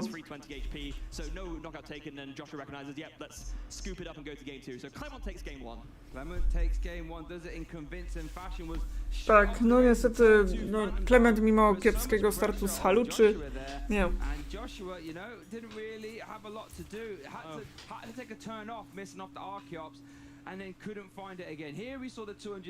Trochę mnie nie było, grał. Ktoś tu imienny. No właśnie teraz jest Dragapult w akcji. I to z Pidgeotem. Dragapult to jest właśnie... No tak, jeszcze jest Lostbox, który lubię.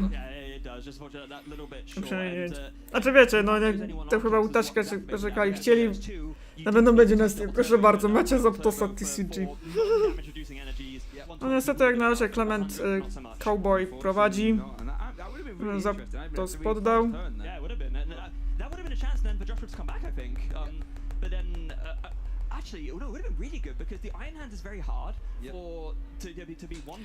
No niestety tym bardziej, że miał jednego niestety za Archeopsa, chciał jednak dwie.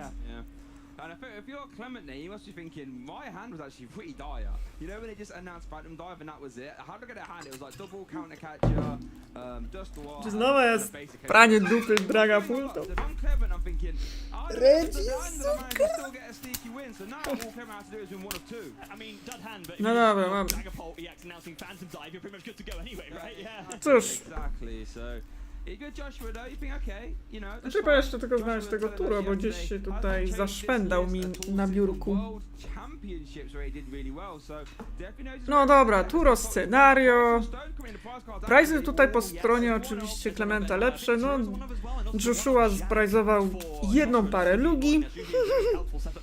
Więc, no to razem.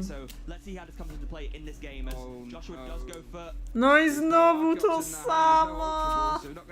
Znaczy, co ciekawe, no Joshua miał zajebisty start, tylko Iono jednak zdetronizowało. Aha, Jamming Tower, no co oznacza, że kryształ nie działa. Makes all tool cards have no effect, so there will be no sparkling crystal shenanigans. Yeah, at least while Jamming Tower's in play. Yeah, that is so effective because all four Steel Stone. Znaczy Rotoma ma aktywnego, gra tu Feza. Half of this Arpin is useless. Yep, unless it's going to be for Ultra Ball fodder. Yeah, yeah.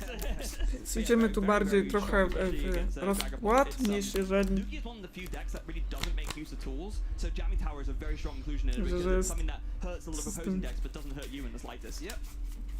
And worth noting, Clement only plays 2 stages. Właśnie muszę znaleźć tylko tego Turo.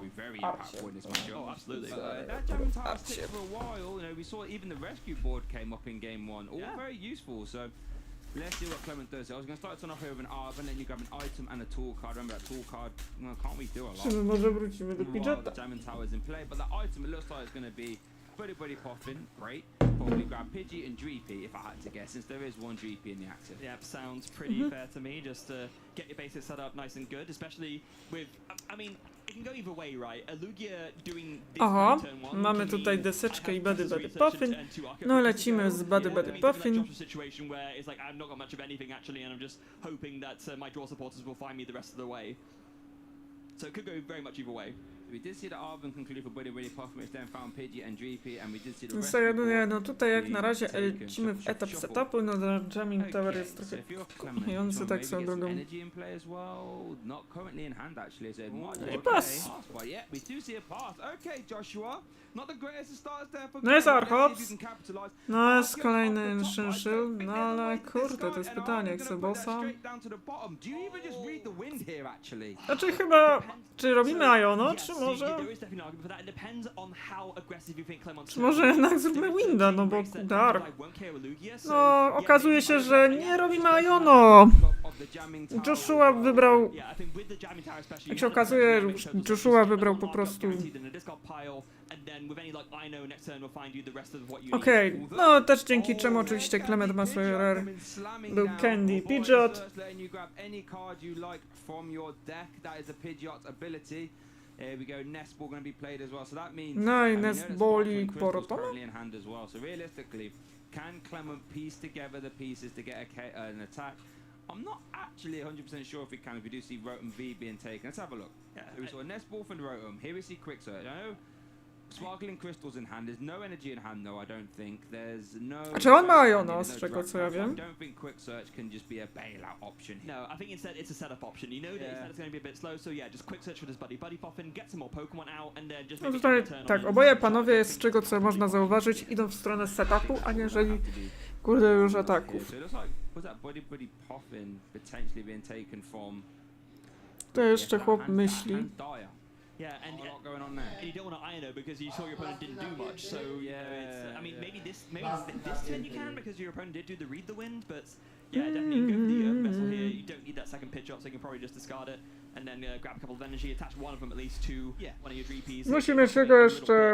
And then, okay, here's what you can do. You can play the Iono, and then if you don't find anything, then you just end on an instant charge. It's kind of the backup option just in case, and also if Clement can find a way to counter this jamming tower, and he finds the forest seal stone, that's suddenly live again, and so you have a target to attach. No, Chandaming. Oh, wait, was it? Oh yeah, we talked about it. Yeah, it's right. Okej, no to z ręki.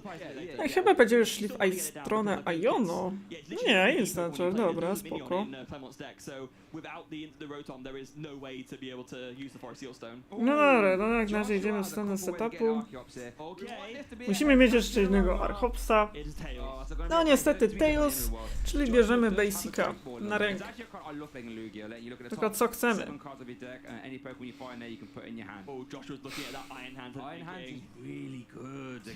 Two prizes off of that Dreepy sounds very tasty to me, Shay. I don't know about you.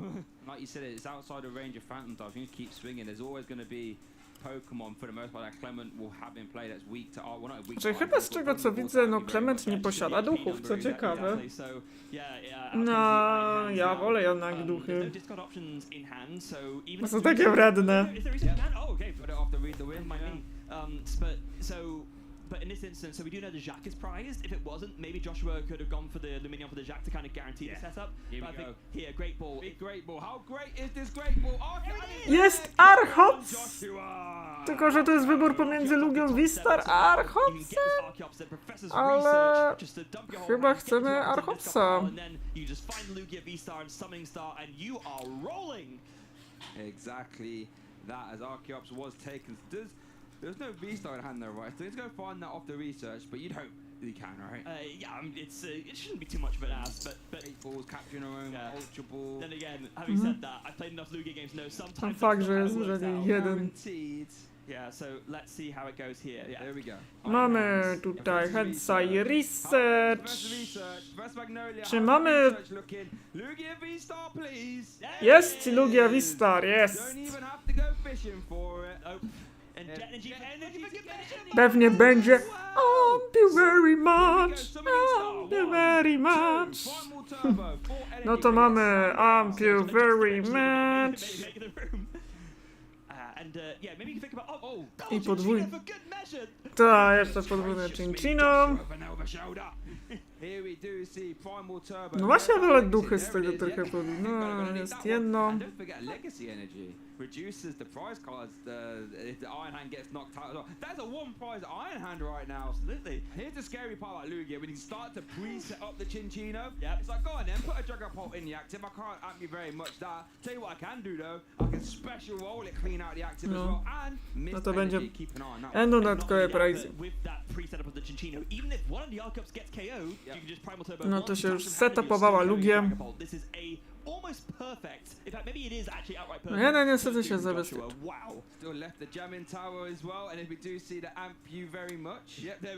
Tak, no i tutaj chodzi o ten spot. Mamy drugą?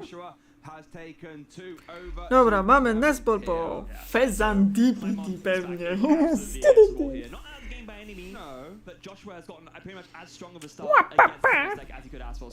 No i wszedł on, Fez. No Trabola z dwóch Archopsów nie było. That script is going to have to be flipped right now. We know Clement's hand wasn't the greatest. No, I haven't had a chance to see how the instant charge treated him. Those still have quick search available though. So here's the script. Draw 3 cards. No jest. I know boss's orders in Harvin. Znaczy. Balls or rare candy. You wanna? That's the stage 2 puzzle, right? You need rare candy and the Pokemon. Okay, so here is Arvin.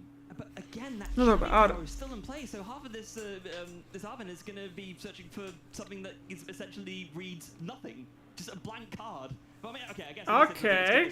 Right? You're not going to be using TMD. No może się to nie opłacić, to. Against Lugia, we see Joshua pointing at the Archeops like, oh, you can devolve my Archeops, right? It's a stage 2. Yeah. So not how that works. Not how that works. So, I mean, Pidgeot can quick search for a stadium, right? So at least we can. That is true, yeah. But we can no use Sparkling Crystal at the very. I would imagine. Yeah, well, you have to, right? Because otherwise you can't attack this turn. Is it? At least not easily. Oh, no way. Maybe I have to attack for the Dragon. Jest Jon. You don't need to use Sparkling Crystal. You have the Psychic Energy in hand. Oh, the Psychic in hand. Oh, I missed that. No, okay, so that works too. You can just go ahead and just power up the Dragon Pult the regular way. The old-fashioned way. I don't mind that because you can keep the Sparkling Crystal. You know, because there is a world, right? Well, it's a very predictable world where this Dragapult gets KO'd by a special roll, and then you are going to be needing special Sparkling Crystal that turn, right? Yeah. So. Well, I mean, you need one just that. I mean, the big problem here, though, Cukiereczek. there's no backup creepy. No Debo jest trochę awaryjny. Clement's going to be left with no attackers. It's a great point. Has he support? Maybe do you boss his orders or counter catcher even? We have seen support, so we did. Yeah. Did we see counter catcher? I think you have Zaraz, to, counter catcher w Minchino! And that's interesting because now the Iron Hands actually can't amp you very much. But the thing is with Cinchino, the maths works. As long as you can turn attached to it, you can reach the big Dragapult HP number. Yeah. What this does, it essentially it takes an attack off the board. Nokautujemy. 30 chyba. At the very least, so it's kind of the best option in a bad situation. Playing to your outs, right? Ciekawe, nie? Yeah, but it's still not great because I mean we saw that Joshua has the energy ready in hand ready to go. Does. Oh dear, oh dear. Oh dear, oh dear. That Cinchino is looking mighty right now. Special roll. Remember, 70 for each special energy card attached to it. So here we go. Yes, 1, 2. From the first Primal Turbo is going to be... Oh, actually, you should like getting all 4 of them ready already. Might as well. So, Primal Turbo number 1 and 2, and here, Jet, V-Guard, Gift, and Mist, all going on this Cinchino. That is going to be 280 damage, plus 1 more from the hand will take it to 350 for an absurdly big special roll. No, This niestety is jest ciężko. the scariest Cinchino I've ever seen in my life. And it's worth noting, with that 350 breakpoint number it does get to, it means that you can actually utilize 1 double turbo energy if you needed to. It doesn't matter here though. Look at all that energy. That is what makes Lugia absolutely disgusting to play. Look at all his engines come out of nowhere. 5 energy. Special roll 350k. No, niestety. Big swing turn. Brought to you by Archeops and Primal Turbo, one of the strongest abilities ever printed on a Pokemon card. I No will go szkoda out there and say niestety, that. że... And now as we go back to Clemon, yeah, what do you do if you're Clemon here? You flip the script to get Betcha, Radiant, Alakazam. Panic. Aha, noszę. You keep it moving for a game free. The problem is, right, so what's so annoying about getting Lugia, you have to deal with a Cinchino. You can't leave it. No. You can't think, oh, let me try and pick up 2 5-card ticks. If you don't, you just go, oh, special roll again. Like, you just, oh. And with the Mist energy, you can't even try and, you know, KO with Phantom Dive, you know, you can't even do it with that. But then that you have No, to trochę problem. You have to deal with it in the active, but then you trigger gift energy, so Iono's useless. Yeah. Oh my goodness. Iron Hand has the legacy energy as well. Yeah. Ale... Oh, hold on. TN Evolution. Oh, okay. wait. How much HP does 70. Cinchino have? Yes, okay. So you couldn't do a little bit of a Radiant Alakazam. No, if it was a 60 HP Cinchino would have worked, but no, a little bit short, unless... Oh, hold on.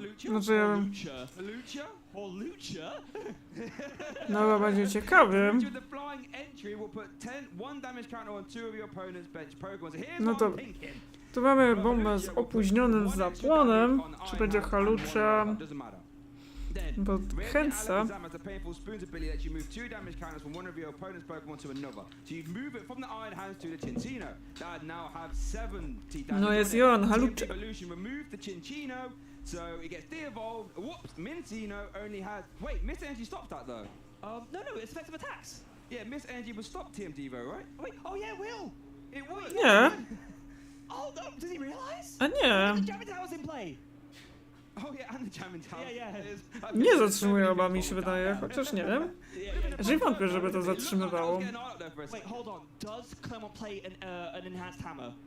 That would have to be it. I mean, they can also replace the stadium or lost vacuum it away, actually. Oh, lost vacuum away, but then the mist energy is still there, though, right? Because then mist energy is still there, though. Yeah, is there an enhanced hammer in the list? All right, let's just see. A nie, jeszcze lepiej. Temple of Simon! Okay, so there was a few hurdles that Clement needed. A w sumie też tak można. Okay, so let's talk about our play again. No, więc widać, że tutaj Clement też miał. Painful Spoons moves it from the Iron Hands to the Cinchino. That means if Temple of Sinnoh now turns off Mist Energy. Tym samym, ponieważ Temple of Simon wyłącza wszystkie. No to tak, Alakazamem przegłażamy to z tego. No i dewolucja!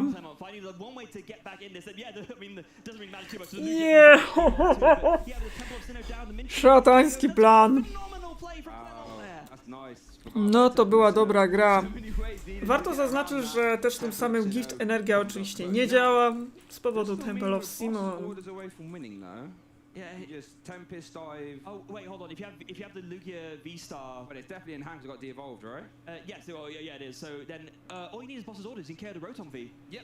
Rotom V. So, yeah, czy będzie Lumineon, tak? Best solution here to nie ma! That's not gonna do the trick. Not quite yet. Doing boss's orders. Great attacker though. Blood Moon does 240. Yeah, that's true. But it still needs quite a bit of energy to power up to do that. Actually, with Joshua Boss's orders the Holucha, oh yeah, any point as well. Yeah, just thank you very much. That's very true. We need a stadium replacement. Oh, that's a good point. Oh, does play 2 copies of Jamming Tower. Yeah. Okay, so we could. No chyba będzie grał Crispina, coś czuję. Temple of Sinnoh as well. Yeah. I guess that's probably what you have to do. Oh, that TM Devo should be gone. That TM Devolution should be discarded. Hopefully we'll try and get word down to the table. No dobra. Lunia tutaj. Discarded. O, oczywiście trzeba pamiętać, że tutaj. Yeah, it was just brought back into the hand. There is an energy in hand, missed energy, so you can just attach that. And yeah, you can at least do Tempest Dive for... Oh wait, no, you can't! The Temple of Sinnoh turns off the double turbo. You can't attack! It does. Oh, that's brutal. Yeah, no, that doesn't work. What have we missed there? That doesn't work. Yeah, no, that doesn't work. No dobra, tutaj Bubble po stronie Zaptosa. Nie może. Yeah, I was trying to work out. We don't have missed something there. So yeah, Temple of Sinnoh does turn off that double turbo energy. So now what we're effectively looking at here is a Lugia V-Star with 3 energy attacks. No i oczywiście trzeba Devo pozbyć się, to też. Yeah, I think it's going to be an evolve and pass. That Temple of Sinnoh putting in so much work right now, and to be fair, also you mentioning about Iron Hands, thank you very much, but the Legacy energy shut off as well. So yeah, that Temple of Sinnoh is putting in. No dobra, so quick search. With this, Clermont now has the opportunity to make a huge comeback here. Yeah. Okay. Arwen, dobra, lecimy z Arwenem. Has a little bit of breathing room now.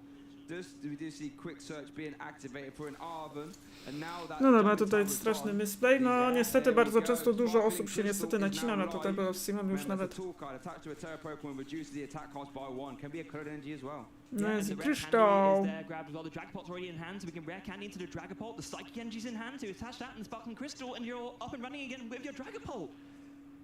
I've got to say, huge full credit to Clermont here, playing like someone far beyond the experience that he was demonstrated from the accomplishments list. This is insanely high level heads up play from Clermont here. I'm super impressed. Really is. Playing to your outs, all you can do is that's all you can do in these scenarios. Remember, Clement is currently 1-0 up, so if Clement manages to navigate out of this, he will be finding himself in top 4. No czasami też się nie atakuje z tego powodu. There is no way for Clement to win exactly this term. Not quite. Joshua is only 2 No i Heavy Ball nie ma. But you know, z czego co widzę, nawet poradził bez Stona. You know what's rough with Joshua? I think the reason why he couldn't do anything is because he announced the attack. No i co robimy? Counter Catcher w Hansa! No i chyba darmowy retreat z Pidgeota, no i tutaj Counter Catcher w Hansa, czyli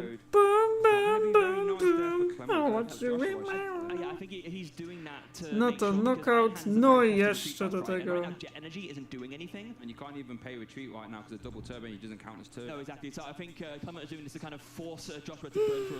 No nieciekawie powiem. No, dużym problemem też może być to, że tu trzeba pamiętać, że Legacy energia działa tylko wtedy, kiedy zaatakujemy normalnie. No.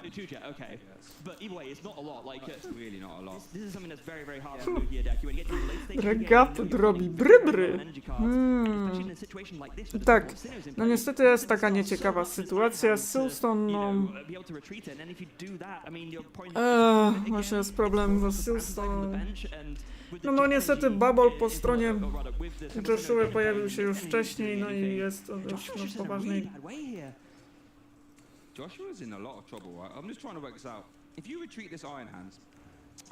No właśnie to może być taki duży problem.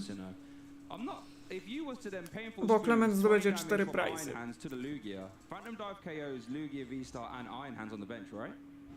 Yeah, that wins you the game. That wins you the game. That's 4 prize cards right there.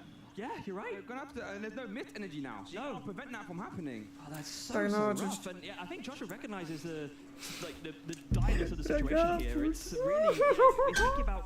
So the problem is he wants to attach more energy to. No, tutaj jest taki duży problem. No dobra, w końcu no chyba będzie retreatował całego.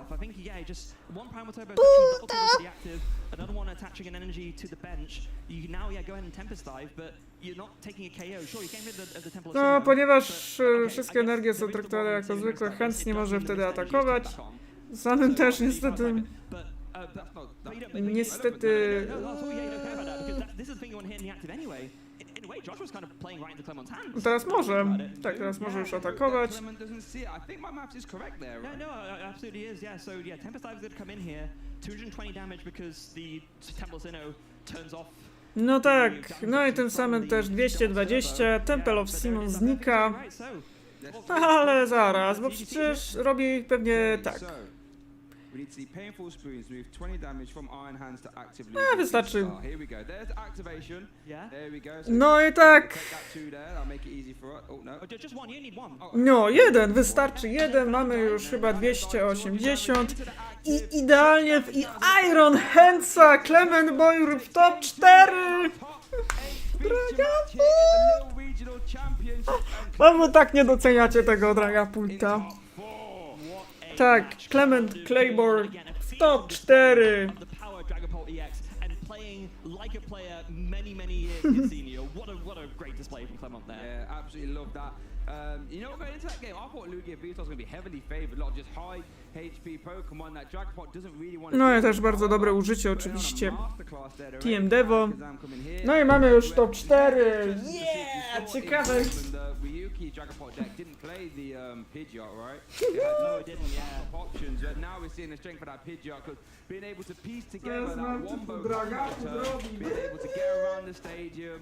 Use the Pidgeot to de-evolve. What a turn that was. Yeah, it was well. Let's go back at the whole game. Let's take a look back at that whole series because there's a lot to go over here, Shay. Yeah, this was game 1, right? Where Joshua was just forced into sub-optimal start play that made that big turn 1 play to try and get Clement Claymore pokonał właśnie Zaptosa TCG 2-0. That really early Phantom Dive as well, putting so much pressure so quickly and yeah, just missing that double Archeop. Forced to go with just the one Archeop from Joe. Tried his best to mount some attacks, but then realizing, wait, I'm 10 damage short. Very much, and that was all she wrote. Yeah, and that 10 just proves you. We've seen how many times in this match we've seen 10 damage, 20 damage just being the biggest thing. Here we see in game 2, Joshua had a much better start. Right? Was able to get both Archeops in play. I think it was turn 2 as well.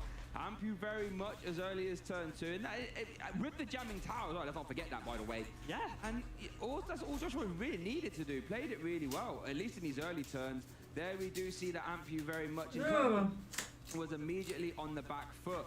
You know, anytime I haven't started to consider attacking with a Pidgeot of all things, but there I think was the masterful turn there, getting rid of the Mincino and spreading damage onto the Iron Hands, which proved to be super impactful. Yeah, and then Joshua was Kurde, jeszcze to bez manafi, to jest kurde, no. Joshua has the game locked up, Clement has nothing left, but Clement was saying, oh no, passes, I've got a plan in mind, and it involves TM Devolution, it involves Temple of Sinnoh, and it involves Pidgeot, and it involves me taking the corner right here. What a turn that was. Had to overcome so many hurdles to be able to do that, all with that Fire Steel Stone currently in the prize cards, but TM Devolution was all she wrote. This prior damage here onto the Iron Hands proved so impactful because that led Clement to take a monstrous 4 prize turn, and poor Joshua. But yeah, here we do see that last turn here. Tablespoons moving the damage, big 4-5 turn, and Clement secures his slot in top 4. Lemon Coubois, take a bow. You have more than earned your place in top 4. I think that's safe to say from the match that we just witnessed. Yeah, played that masterfully well. Because both players, especially in that game too, didn't draw really well. I mean, I guess Joshua did draw really well. Yeah, Clement really didn't. So be able to piece together that turn with the de-evolution was so cool. Being able to just think, right, hold on, got the miss, I need to get around that, and I had to sequence that perfectly, because if you did that if any cards were played in the wrong order, absolutely, it would have been disastrous. Yeah, but you played it absolutely perfectly, and yeah, with that sequence of plays, earned it, more than earned his spot on top 4, like I just said. And honestly, after seeing a display like that, I have a funny feeling that his first accomplishment might be Lille regional champion. Maybe that's a bit bold to claim so early on, but you know. I mean, anything can happen now. I just got to keep winning. Imagine if Dragapult wins 2 in a row. Who would have seen that coming? Yeah. I mean, Ross maybe will be very happy. I'm sure he's kicking off the screen. Drago? Jaki Reggie Drago, wariacie? Well, actually, no, that's not true. He's probably off getting ready. Yeah, probably. Yeah, not quite ready yet, but can't wait to hear what Clement has to say about that match when that is ready for you. For the rest of top 4 then, what are you thinking? We know 2 of the people in top 4 already, but I think there's 1 match still going, so how do you feel about top 4 in terms of how things are shaping up? I mean, very intrigued to see how it does pan out. We'll have a quick confirmation of how the standings will be featured. So while in the meantime, when we grab that, let's take it down to Barish, who's going to have Clement there ready for an interview. Thank you so much, Shay. And I'm standing here with our winner of our first top 8 game on stream. How are you feeling, Clement? Great. I got really lucky to be there. I wasn't expecting to go that far. And I keep going, so... I mean, Dragapult has been one of our caster picks, and it didn't do too well last weekend in Louisville. So how did that impact your decision to bring it to this tournament and make it so far? I already chose the deck before the start of the season. There was 3 regional in Europe with the same game. The same deck? And I tried out this deck since like 2 months ago, and I haven't moved. Like 1 card different from Dortmund, and I keep going with it, and it's working. So you said you felt lucky during this game. How do you approach the Lugia matchup, or how do you feel going into the Lugia matchup with the tools you have in your deck? It depends on Lugia. Some of them have different techs. Joshua had really strong techs against me with multiple Minchino. So if he starts accelerating energy on them, I need to kill them. But if not, most of the Lugia matchup, I just wait for them to attack with Lugia and I kill them.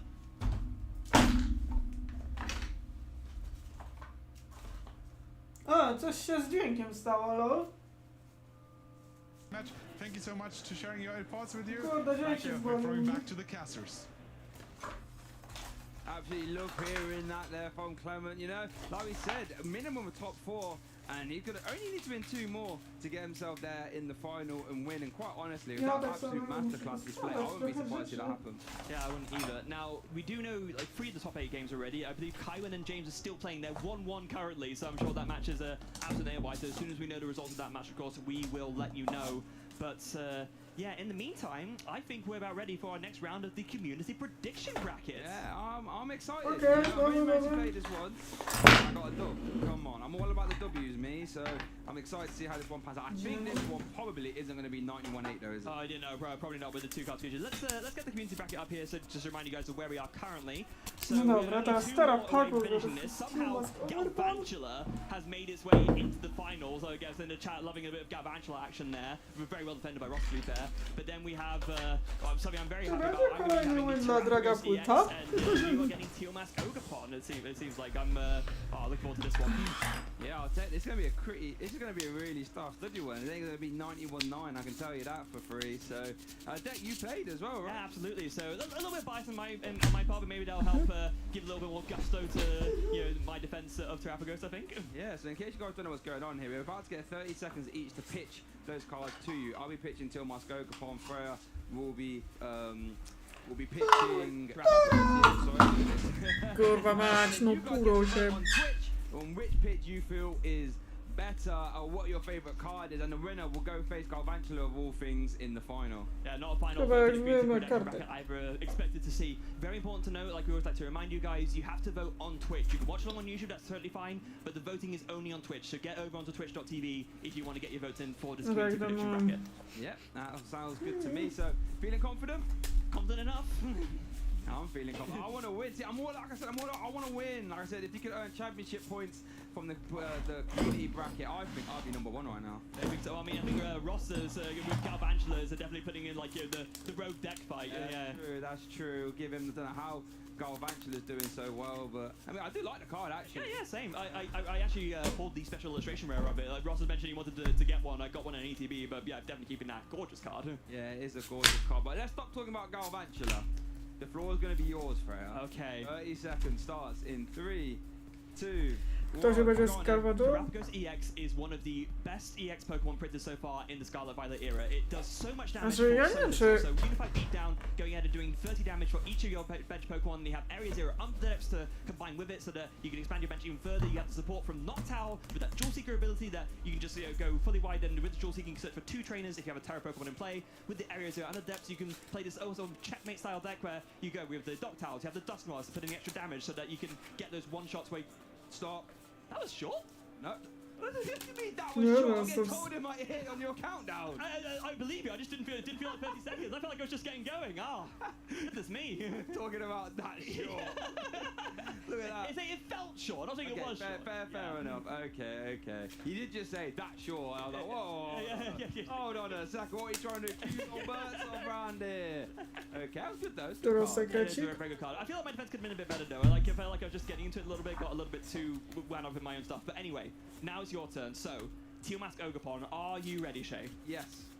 3, 2, 1, go! Well, I'm going to start off my argument with the question to you, Freya. How many Trapagos are in top 8 here? None. Okay, yeah, there's none. Okay, good start. So, Teal Mask Ogapon, there's 3 in top 8. Well, there was 3 in top 8. 25% of the world's metagame was Teal Mask Ogapon decks. And what ended up winning the World Championships? A Teal Mask Ogapon counter deck in Iron Thorns. Attaching energy in Pokemon. Very good. Drawing cards in Pokemon. Very good. Being a basic Pokemon. Very good. Teal Mask Ogapon is all 3 of those things and can do... dance is over again. Okay, all 3 of those things. Come on.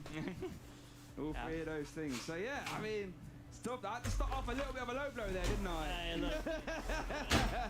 I think you've been hanging out with Ross a bit, so that was a very Ross style low blow, gotta say. It was. Shout out to Ross. So yeah.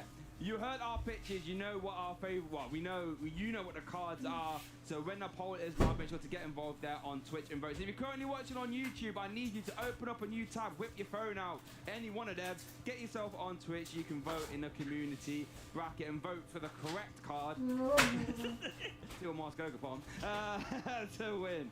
Or your favorite, whichever one you prefer. I mean, they're both really good. There's not like a sort of obvious winner here, I think. No, I don't think so. I mean, although to be honest, like, I think although it was a bit of a low blow, I think it kind of secures it a little bit for you because, I mean, it's not wrong, right? Teal Mask Ogapon is kind of in, not just in one deck, but in 2 different decks. It is the key support Pokemon and it's really, really good. So, again, I'm kind of dismantling my own argument a little bit here, but I'm too much of a fair player. I know when, I'm back against the wall, as much as I love Terrapagos.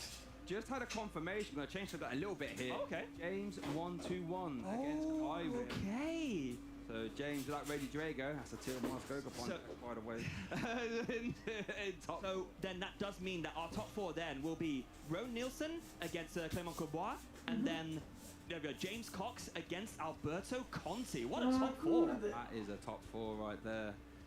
Goodness gracious. Wow. Although since Alberto beat Ethan, that does mean no Amy Cam this time. Unfortunately. Shout out to Ethan. Terrific one so far. Really well in Dortmund and here as well. But yeah, that's our top 4 all locked up. And we'll be getting that top 4 coverage to you as soon as we can. Make sure to get involved on Twitch for our community bracket. Going back to that though, because we know about our top 4. We know who's winning over here. I want to know who's winning over here. So make sure to get involved on that Twitch poll when you can. Teal Mask Ogapon versus Terrapagos. Yeah, the thing about Terrapagos, I think, there are some cards when they come out. Będziemy musieli... For the right sort of 58 to 60 cards, right? So whether it's going to be Area 0, Dust War, I'm not sure, but there will be a really good Terrapagos deck. With it here now, though, I'm not sure. I'll tell you what is here now, though. Our results. Show me the money. Yeah. Teal Mask Ogapon! I've got to up my defense game. I'm really not on it lately. It's just not feeling great. But hold on a second, Freya. I'm gonna throw you under the bus a little bit more. Nie było żadnego topsa, you realise the 2 biggest beatdowns so far this weekend, you've been on the receiving end of. Should I just walk off the cast then? No, I need you here. Come on. I need you here. Yeah.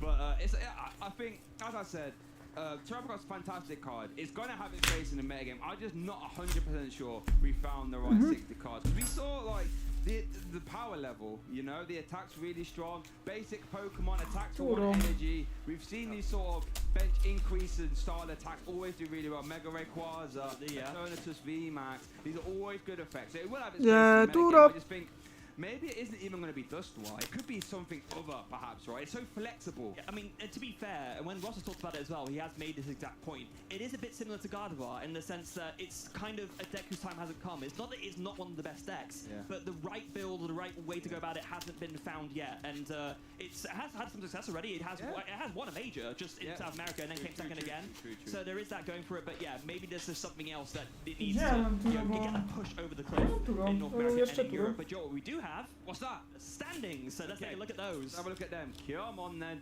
Let's have a look. The bracket, rather. Okej, James Cox versus Alberto Cotoni i mamy Clement Corbus versus Ronnie Nielsen.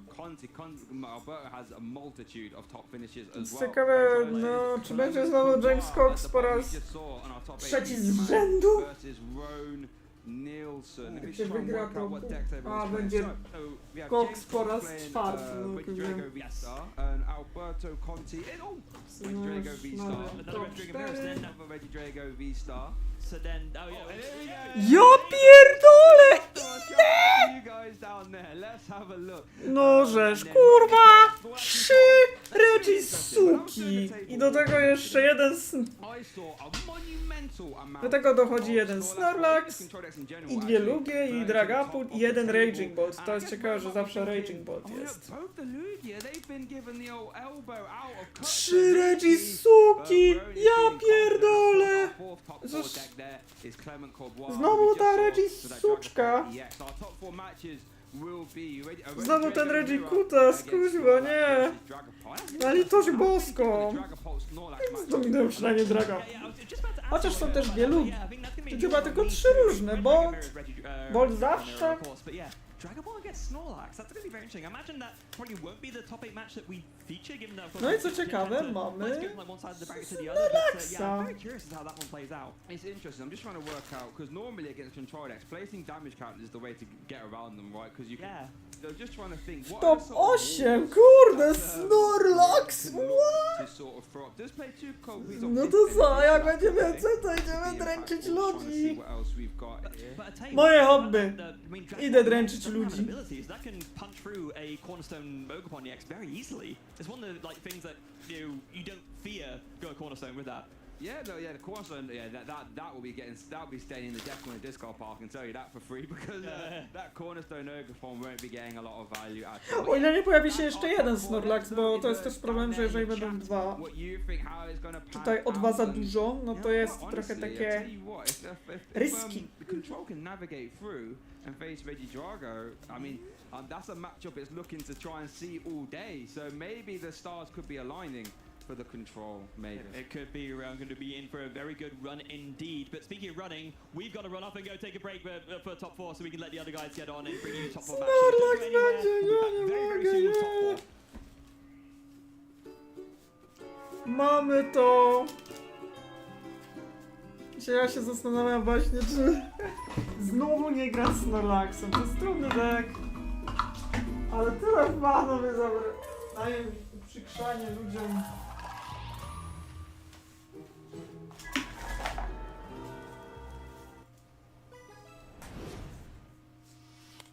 Ja mogę na chillerze kurde grać.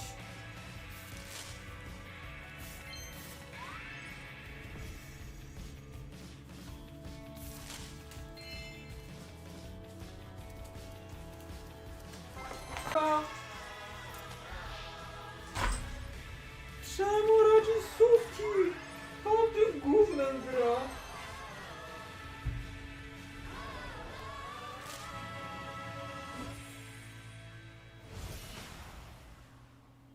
Ja mogę nie wiedzieć, gdzie jest.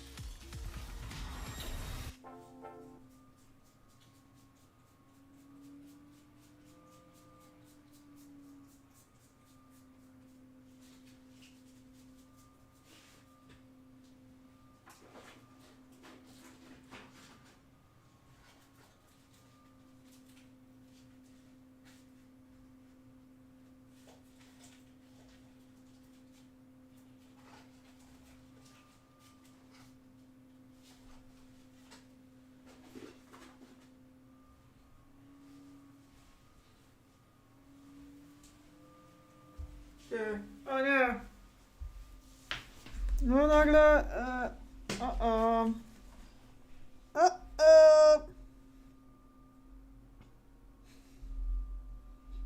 A, znowu.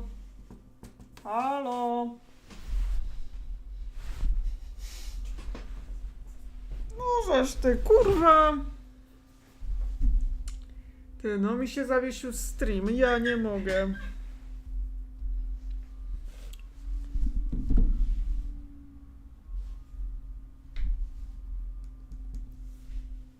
Ty, no nie.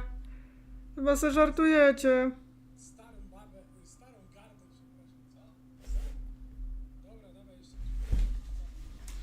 Co tu się stanęło? Nie wierzę, no nie.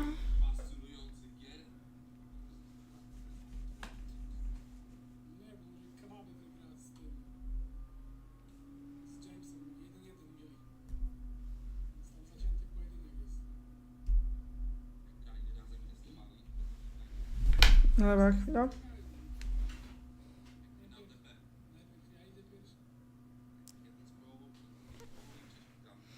No nie.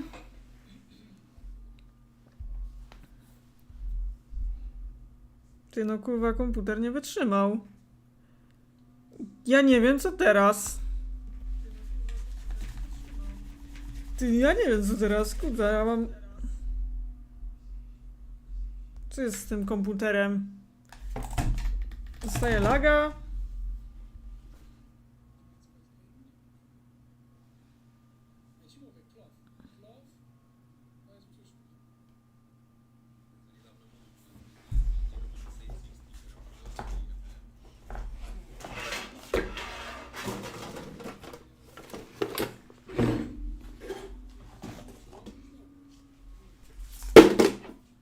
Ugh.